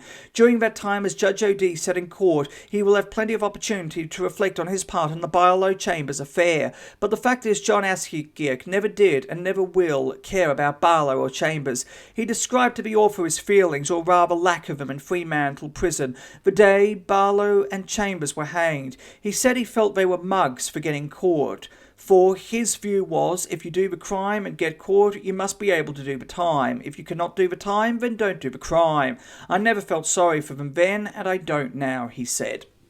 Chapter 13. Life goes on. In the underworld, seasons change quickly. As government legislation destroys existing methods of raising dirty money, new ones are found. New bosses rise up as the old step aside, are imprisoned or killed off. Today's intelligence is tomorrow's useless information. Crime in Western Australia continues to thrive. Prostitution, illegal gambling, large-scale theft, fraud, police and political corruption, and drugs are part of Western Australian society. Kevin John Barlow and Geoffrey Chambers may be dead, but life goes on. As far as the drug scene goes, it's business as usual. Since Barlow and Chambers, the illicit drug trade has seen many dramatic changes. New distribution routes, new connections, new chiefs to keep clear of the short arm of the law. The trade has had to change. These days, the drug dealers are wiser, richer, more careful. Those at the top are always 3 steps ahead of the police. When one channel of distribution is closed, it's a sure bet another has already taken its place. When one boss goes down, another is ready to step in. These changes take place quickly and quietly. Perth is a sleepy hollow, and that's the way the dealers want to keep it. Although many of these changes have been implemented in line with the dealers' wishes, others have been forced. Numerous covert operations have seen men once viewed by the police as untouchable, convicted and imprisoned for many years. Many of the close associates of men like Paul Musagi are now in prison, and the drug ring blamed for the deaths of Barlow and Chambers have all been wound up. In the 6 years since Barlow and Chambers left Australia, the drug scene as it then existed has been destroyed. Barlow and Chambers were by no means catalysts for these changes, but their importance in bringing exposure to a problem previously ignored by Western Australian society is unquestionable. The man directly responsible for the ill-fated drug run by Barlow and Chambers, Paul Musagi, was one of the first principal Perth drug dealers to be charged with an offence of a major nature in terms of quality or value. For years, police considered him the Mr. Big of the heroin trade. He popped up everywhere: Fremantle, Northbridge, Bentley.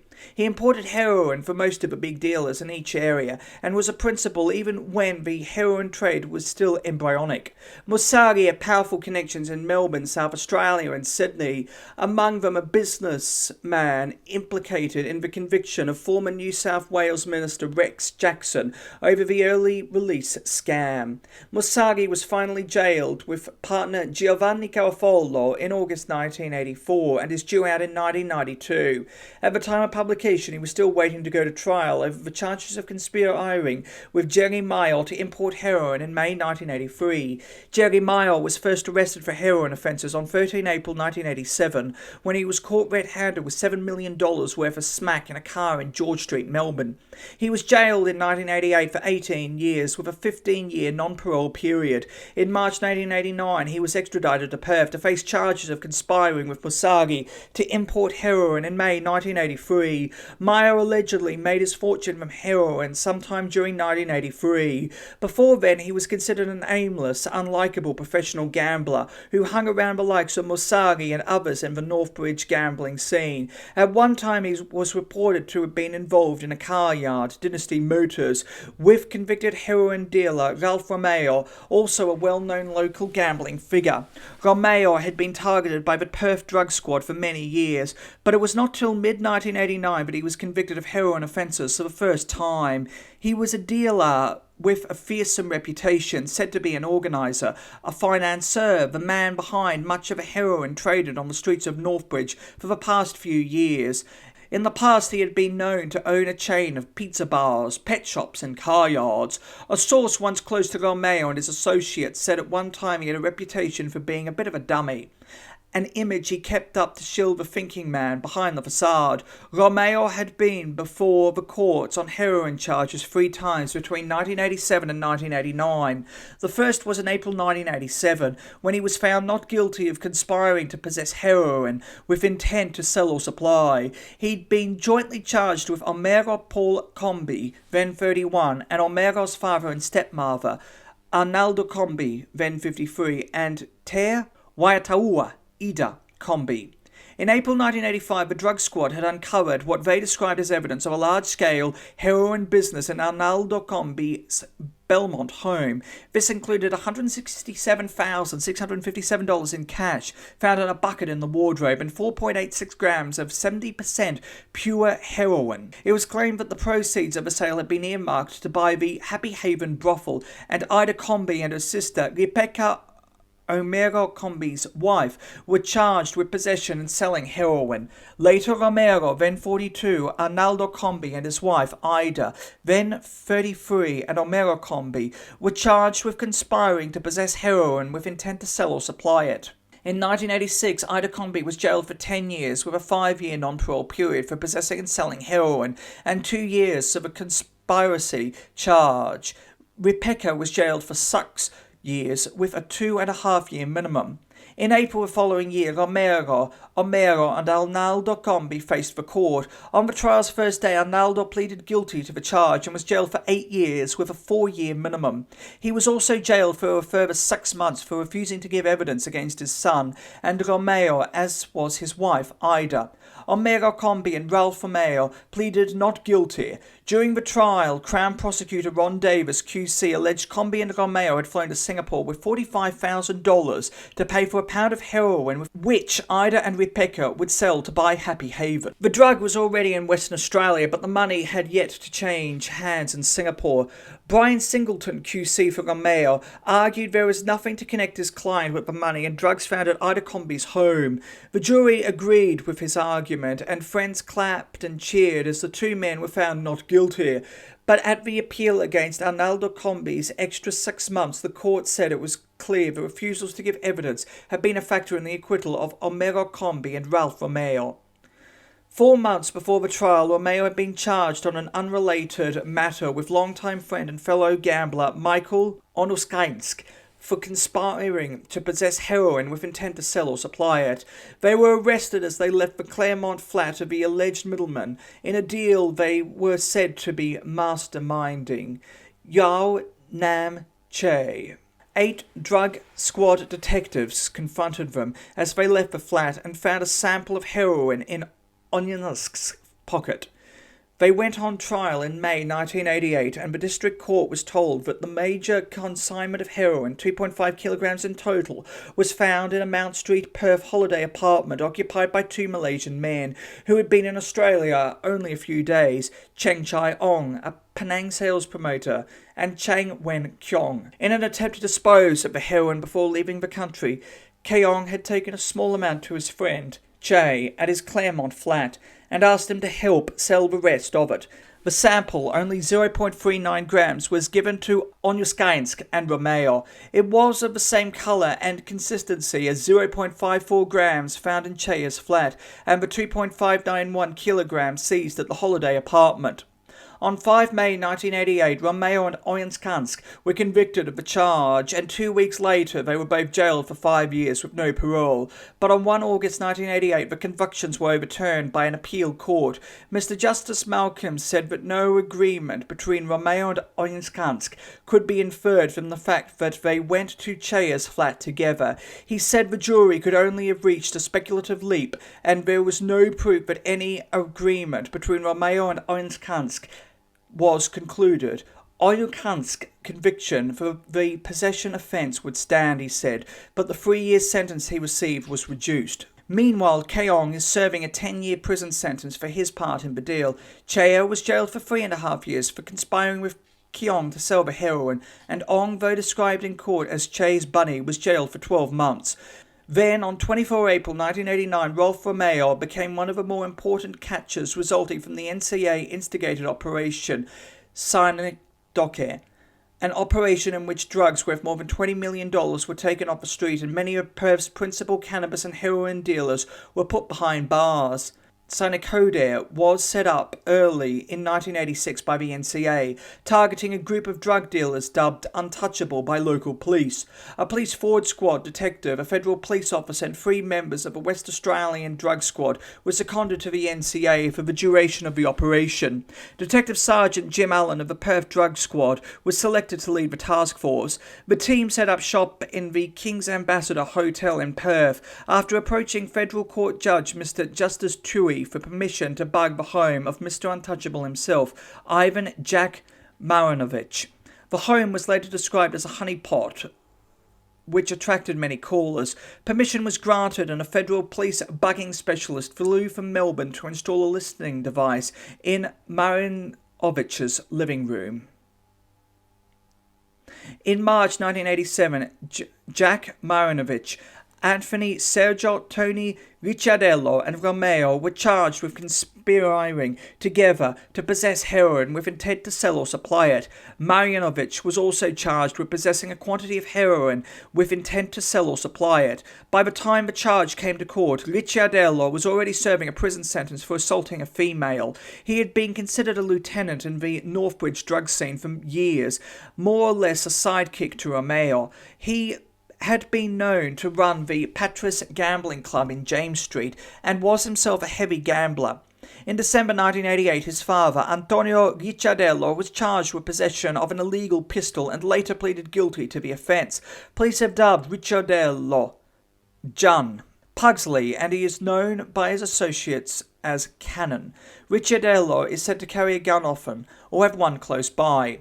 During the trial, which began in March 1989, tapes were played or conversations held between the 3 men in 1986 concerning 20 kilograms of heroin Marinovich said he could get at $120,000 a kilo. According to the tapes, it was agreed that Romeo and Ricciardello would buy 1 kilogram for $120,000 and put a $20,000 deposit down on the rest. It was established that Marinovich would be dealing with the supplier, Romeo would be the real purchaser, and Ricciardello would be assisting Romeo in an enterprise which would see the heroin passed on to a man in Sydney. On Friday, 21 April, the 3 men were found guilty of conspiring together to possess quantities of heroin. The following Monday, Marinovich was jailed for 8 years and Romeo and Ricciardello were jailed for 12 years each, and he is eligible for parole. Rolf Romeo, considered a Mr. Big Enough in the drug trade, is due out of prison in 1996.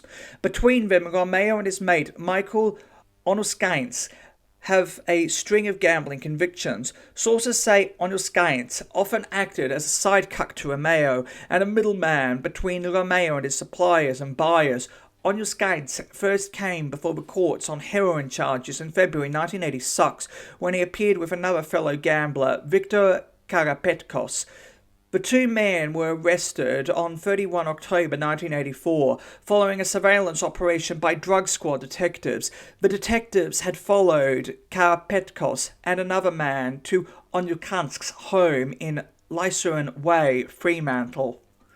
When Karapetkos left the home, he was carrying a white plastic bag, which he had with him when he visited the home of Nicholas John Haldupis. The detectives later visited Haldupis to search for the bag, which they believed contained heroin, and found a brown case containing a Milo tin, a glass jar and a set of scales under about a metre of sand near his driveway. Plastic bags containing a total of 571 grams of heroin were also found. A print of Onyukansk's left index finger was found on one of the bags, and he and Karapetkos were charged with conspiring with each other to sell or supply heroin. Karapetkos was also charged with possession.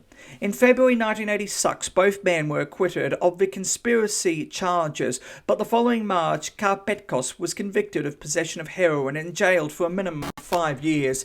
Lindsay Treby was once considered a major importer of heroin, and it was his money which allegedly paid for the Barlow Chambers drug run. He had what was considered the perfect cover, a milk run, which he ran from a shed in Blenny Close, Cannington.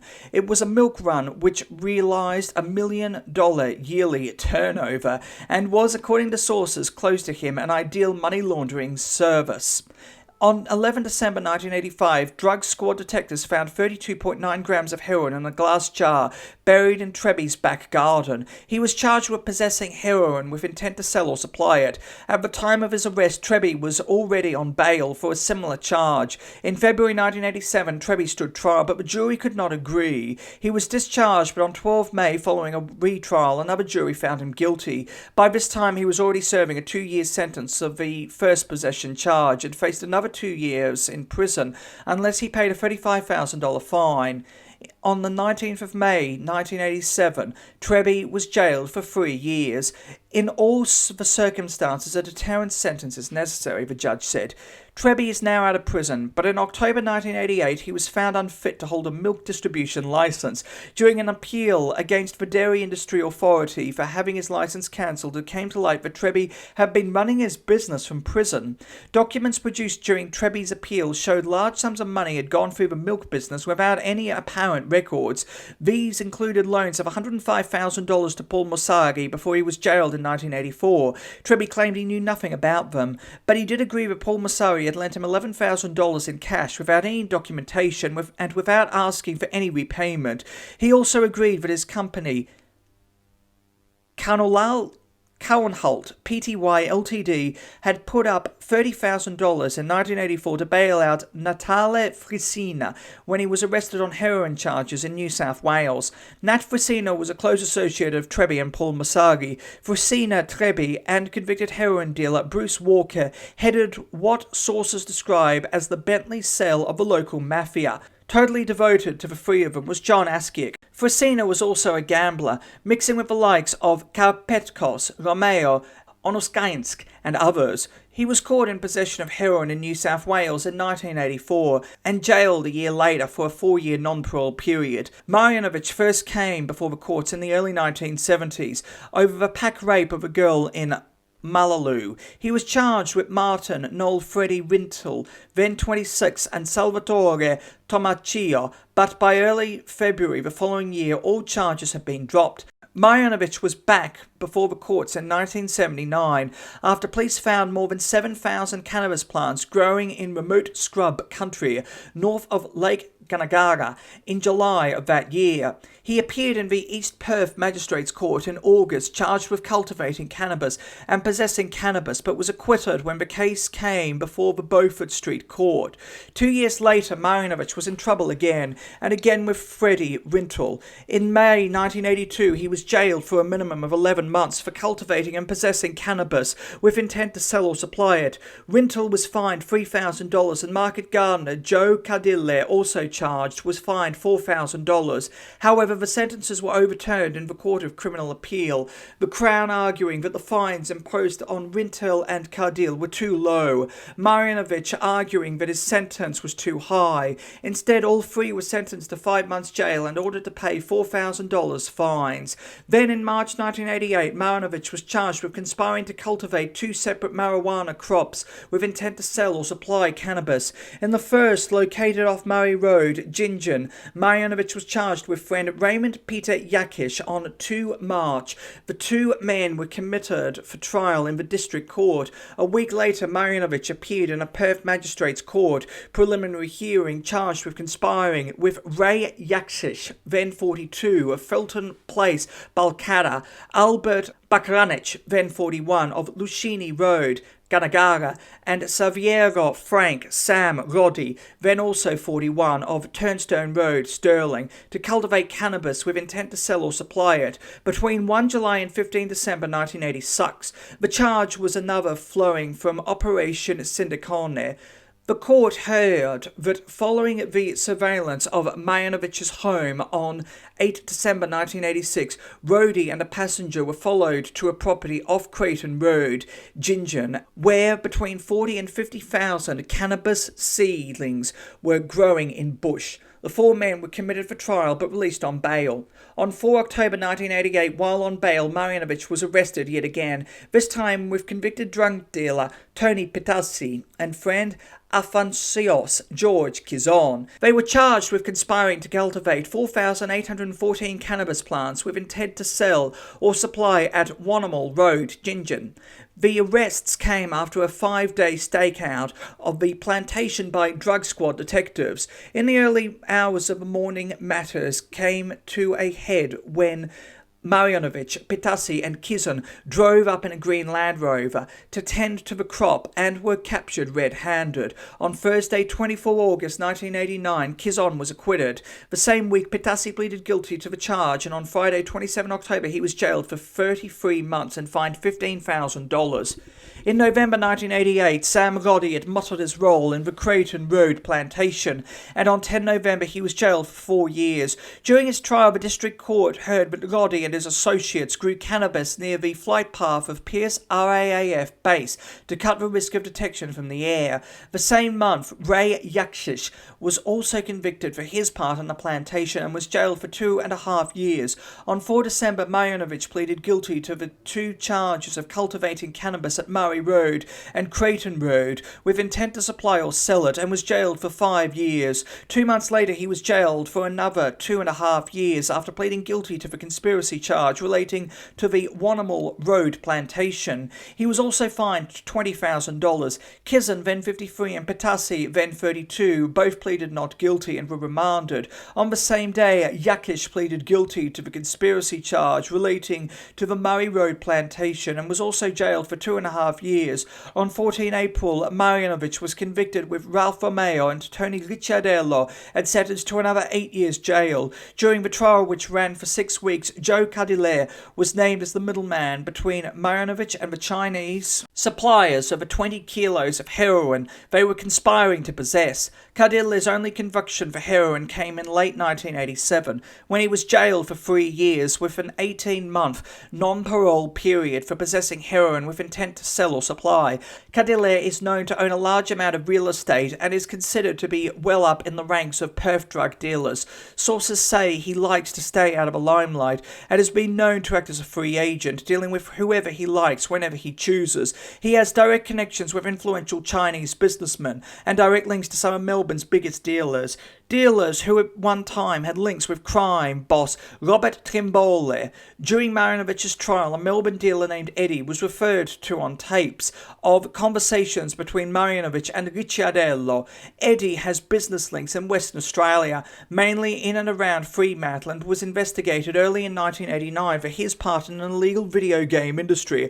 One of his brothers is a convicted murderer, and the other lives in a house owned by Joe Cadile. Marjanovic's mate Freddie Rintel was back before the courts in February 1985, this time for possessing heroin with intent to sell or supply it. Rintel, then 27, testified that a package of heroin was thrown through his window minutes before drug squad detectives questioned him outside the Italian club in Fitzgerald Street, Perth. The jury rejected his story and found him guilty. Rintel was jailed for 6 years with a 3-year non-parole period. The conviction over the Creighton Road plantation with Jack Marjanovic was not Sam Roddy's first for cannabis. He had been before the courts in October 1987, charged with possessing cannabis with intent to sell or supply it. On 30 October, He, together with brother Arturo Roddy, then 38, of Barradale Drive, Kingsley, and brother-in-law Roger Frisina, then 36, of Cador Court, Carine, were jailed for 6 months and fined $7,500 each. Frisina is a cousin of convicted heroin dealer Nat Frisina. The brothers and Frisina were caught with 7 kilograms of cannabis on a family outing with Frisina's children near Gingin in December 1986. Frisina said they found the bag of fresh cannabis while picking in the bush. It was not Pitassi's first charge for cannabis either. On 20 June 1986, Pitassi was jailed for 5 years with a 23-month minimum for cultivating cannabis with intent to sell or supply it. Police estimated the plantation on Pitassi's Gingin farm was worth $1.4 million. Pitassi was also fined $17,000, but allowed to keep his $150,000 farm. In the trial of Marjanovic, Rintel and Cardille in 1981, Marjanovic testified that he had heard about a crop of cannabis from a man named John Kizan, who had drawn a map showing its location. Marjanovic said he had been to the crop to steal it with the others. Kizan is a good friend of Marjanovic, and 4 days after he was named in court, he and another man were jailed for selling heroin. In October 1981, he was charged with possessing $5,655 from the sale of heroin, and a week later, while on bail, was arrested again. He abandoned his Triumph TR7 sports car, with its motor still running, at a set of traffic lights, but was captured after police fired a warning shot. His passenger, Craig Patrick Marty Martin, escaped. At the time, Kizan was 19. And a promising amateur middleweight boxer. Marty was 24, a service station attendant, and was eventually arrested and appeared with Kizan to face drug charges in the East Perth Magistrates Court in November 1981. They both stood trial in the Supreme Court in February 1982, denying they sold heroin at Morley in October and that they possessed $900 from the sale. Martin also denied possessing heroin at Victoria Park in November. The jury found both men guilty of all charges, and in the remand period before they were sentenced, Martin's brother and 2 other men bungled an attempt to free him from Canning Vale prison. The then Chief Justice Sir Francis Burt later jailed Martift for 7 years with no minimum. The then Chief Justice Sir Francis Burt later jailed Martin for 7 years with no minimum. Martin had a long list of prior convictions and was on parole. Kizan was jailed for 5 years with a 2-year minimum. 3 years later, Kizan appeared in the Perth Magistrates Court and admitted possessing $5,655 in heroin proceeds and resisting arrest, a charge which flowed from his dramatic escape attempt from the abandoned car. He was jailed for a year and 3 months to be served concurrently with the sentence handed down in the Supreme Court. In May 1986, Kizan was jailed again, this time with his brother Victor, then 25, of Horniff Street, Balcatta. The pair had clashed with brothers Wayne and John Stampaglia over an argument about a co-owned racehorse. John Kizan was jailed for 2 years with no minimum, and Victor for 2 years with a 12-month non-parole period. As far as Musagi's Fremantle connections are concerned, not much can be said. None of them have ever been convicted of heroin charges, apart from some insignificant small fry, so cannot be named for legal reasons. However, in 1984, Fremantle's popular meeting place, Frank's Restaurant, was sold after one of its owners was jailed for cultivating cannabis in and outside the Cloverdale house.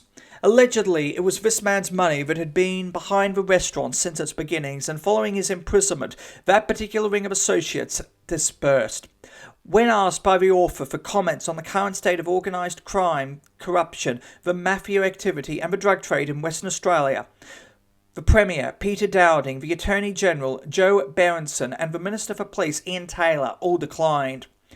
Each said it was not his place to do so. Instead, comments should come from the police, but the West Australian Police Force, too, was not forthcoming. They wanted to read the manuscript of a book before saying anything. While the attitude of officialdom may be guarded, but elsewhere this is not the case. The Mafia has been here for years, and let me tell you, the cops will never stop it. Because for every big one the cops get, there are 2 others to take their place. Some of those the cops do get can only be put on rubbish charges, so most of them get out after a year. They will still be in business, but smarter than before and harder to catch. No, the cops will never stop it. John Askick. And thank you very much for that. That is probably going to be my final video on the Barlow Chambers saga. I'm kind of tapped out. I don't know where else to go or what else to do, but if you guys have any suggestions, I know that some of you have been here since the beginning, and Barlow and Chambers was one of my first videos. Please feel free to leave some suggestions in the comments. It really is a fascinating case and a rather forgotten component and element of Australian criminal history. But of course, I will be covering other drug smugglers, so please don't forget to hit that subscribe button and the bell icon to be informed of when new videos come out. Also, why not hit that like button, leave a nice comment, it helps more than you know and your support is truly appreciated. Until next time, stay awesome, stay classy, be kind to everyone you meet, have an amazing day, and remember the truth is always more interesting than fiction.